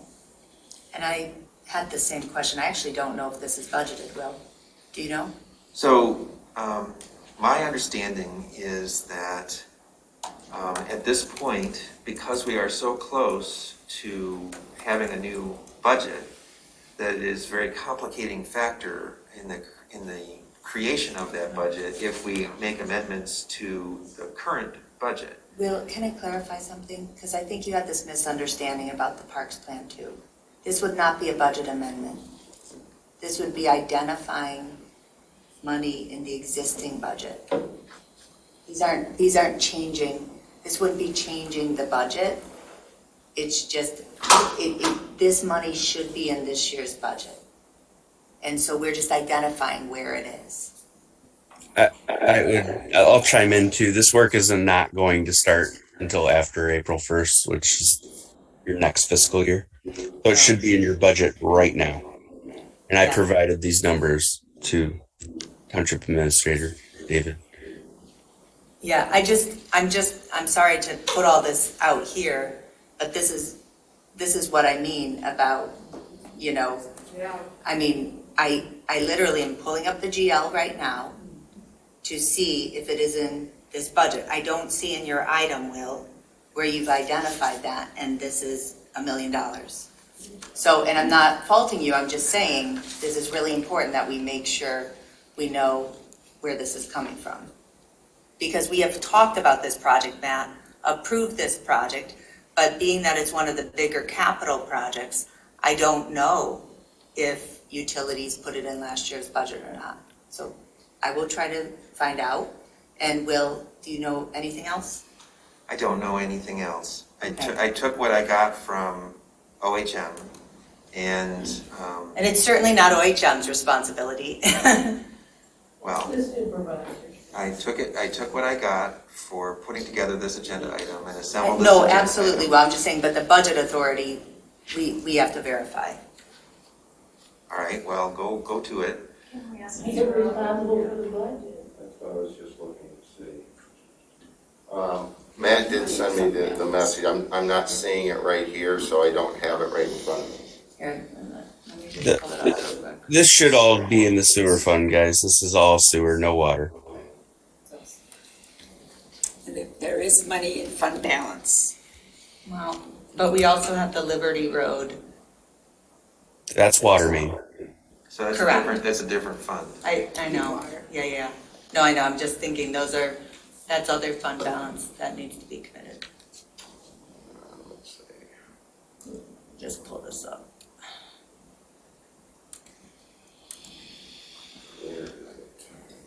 All right, 590, right? Yes. Okay, thank you.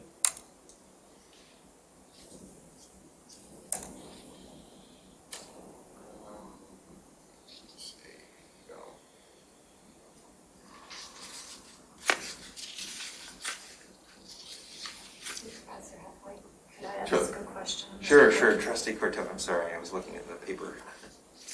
Matt, while we're waiting, it sounded from the description like there's some urgency to this project because of the corrosion that was found during the course of the inspection. Can you put kind of a time frame on that and on the work when you're expecting it to be done? Yeah, the work would be done as soon as the valves are ordered. Those are probably about 12 to 13 weeks lead time. So already working on that. I expect this to start probably in May or June, and wrap up late summer.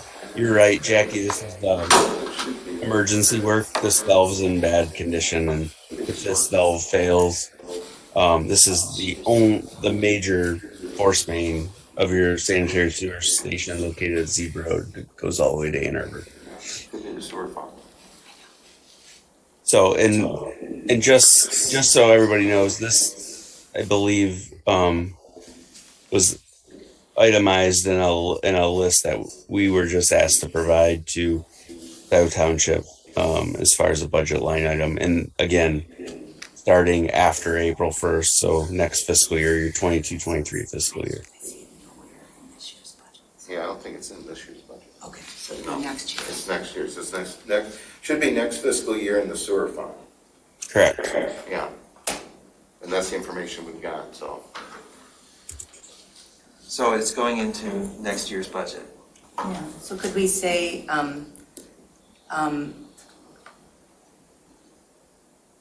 contingent on authorization of fiscal year end 23 appropriations? Because we need to, I mean, I think that does it, but we need to tie it. It'll be in the fiscal year, beginning April 1st, yes. Yeah. Yes. So it is going in next year's budget. And do we need to say that in the motion? Or Yeah, you want it in the right fiscal year, Okay, all because right, it's so, not in this year's. So, all right, I'm just clarifying. So we would add something that's saying, to be included in. Yeah, you say contingent on. Oh, contingent on? Yeah, because you have to budget before you authorize. All right, so contingent on. Appropriations in Fund 590 for FYE 23. If that works. For FY. Yeah. Otherwise, this is like the problem with the parks plan on steroids. Okay, so the added language to the motion is contingent on appropriations in Fund 590 for FYE 23. Yeah. All right, is someone, oh, that's okay. So we have two more questions. Oh, okay. So, I mean, just briefly, is this a candidate for ARPA funding? First of all, and second of all, I just want to check with Mr. Parks that this is like having the approval as of April 1st is sufficient for your schedule. Yeah, I mean, are you saying we can't execute the contract until April 1st? Because that might be a problem. I mean, it's only 3 weeks away, so I could ask the contractor, but we can't promise to pay you until April 1st. Well, if we approve the budget on the 22nd. There's lots of money in the fund, Matt. It's just the schematics we have to work with. yeah, I'm gonna go ahead and execute the contract. They're not gonna have any draws until well after April 1st. Okay. But if you're telling me that there's a chance that this isn't gonna get approved in the budget, I strongly recommend you reconsider that and that it get approved, because this is emergency work that you guys absolutely need to do. Yeah. What I'm saying is technically it's contingent on the appropriations, but we do have the fund balance, and I think we'll all say right here in public that we are doing this. Yeah, and it's going to take 2 to 3 weeks to execute the contract and have legal look it over. So I'm not worried about that. We're going to get moving right away. We have been sitting on borrowed time with this issue. Yeah. All right, did you have another question? Well, just about, is this a candidate for ARPA funding? We can look at that when we're finishing up the budget right now. We can look at that. There's certain things that qualify under infrastructure. Some of them are more broad, some of them are very technical, very specific.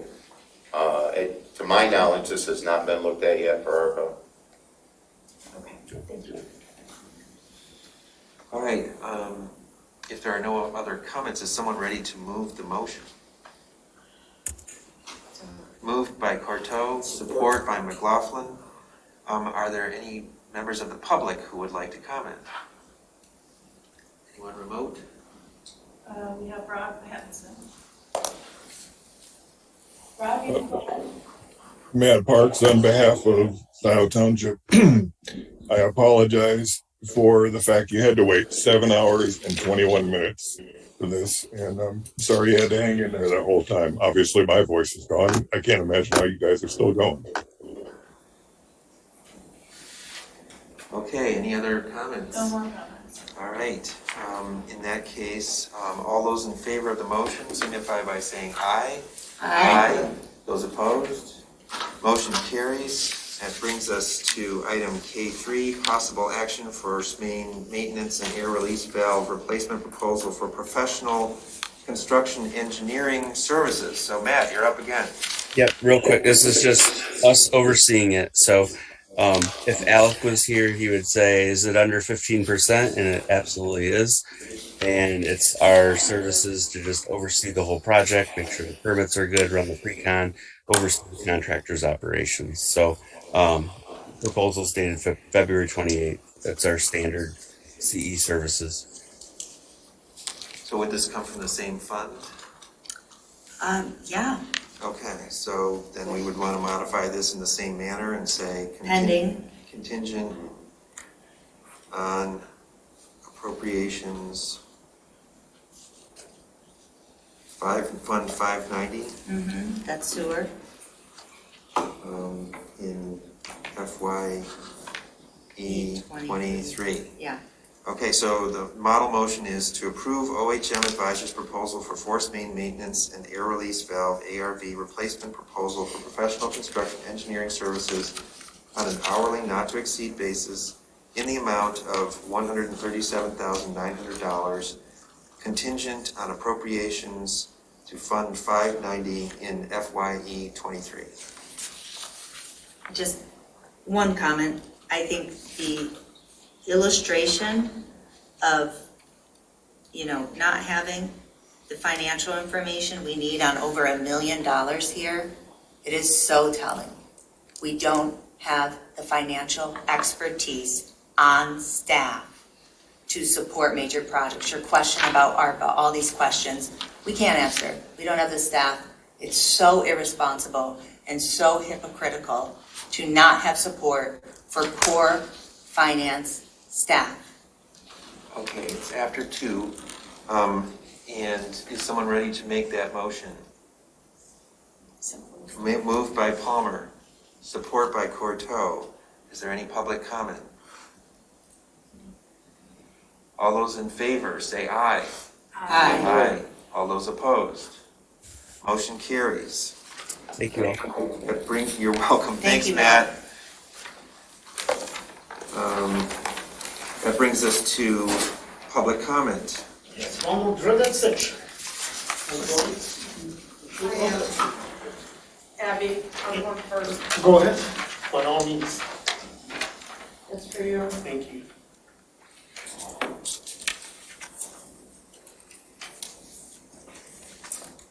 I'm appalled at what I just heard earlier from Abby about ex-trustee Vogel and Supervisor Hathaway. Not the only one. As supervisor, I hold you responsible for her behavior in what seemingly has happened. And this is yet another attack on our clerk that's unjustified and disgusting. Thank you. All right.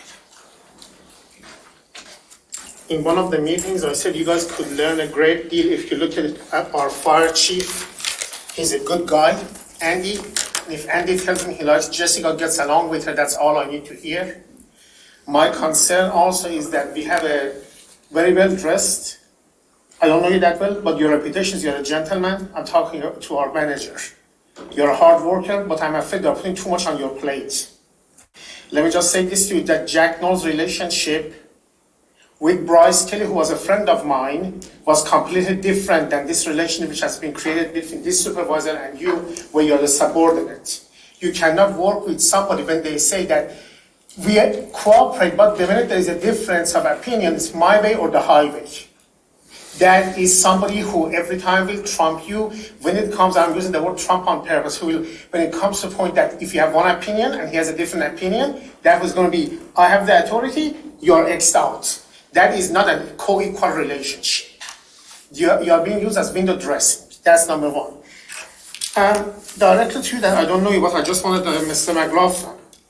You are the beneficiary of a corrupt appointment process, unfortunately, no fault of your own.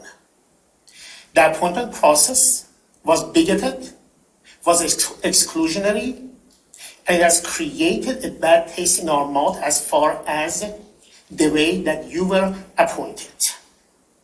You got 5 or 6 letters, even from the 4 people. Jillian Kelly had 60, and then they try to talk about the township. We talk about in politics, we talk about the people are likely to vote when we do community organizing. You go from the people to the people who are registered, that becomes half to the likely people. If you hope to have any traction in this township and to be taken seriously, you should resign your post. You should ask this board to go back and get an outsider to interview all the 8 candidates independently, because they are not capable of doing it. And if you happen to be the person that you are, then you would be appointed again. But that gives the people of township benefit to know that you are not just in it for your own benefits, even though the process was corrupt. You take a look at the picture of the Tower of Pisa or Pisa in Italy. They put the foundation crooked, the whole tower went up crooked. Unfortunately, again, no fault of your own, because of the fact that I'm a minority person. I know a lot of minorities in Scio.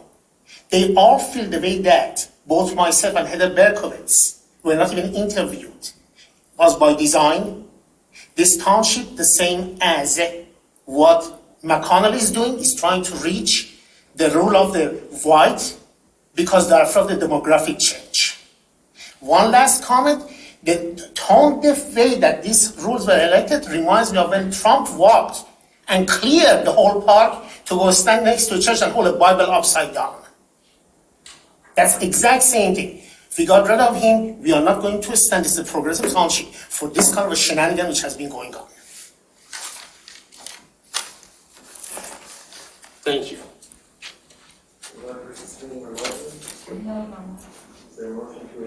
Just say one thing. David, the way that you are managing public comment, the timekeeping, using that timer and the way you're signaling 30 seconds is very, very nice. And much more respectful. And I would just encourage all of you to use that practice in the future. Motion to adjourn? Moved by Palmer, seconded by McLaughlin. All those in favor say aye. Aye. Those opposed? Motion carries. We are adjourned. It is now 2:28. Recording stopped.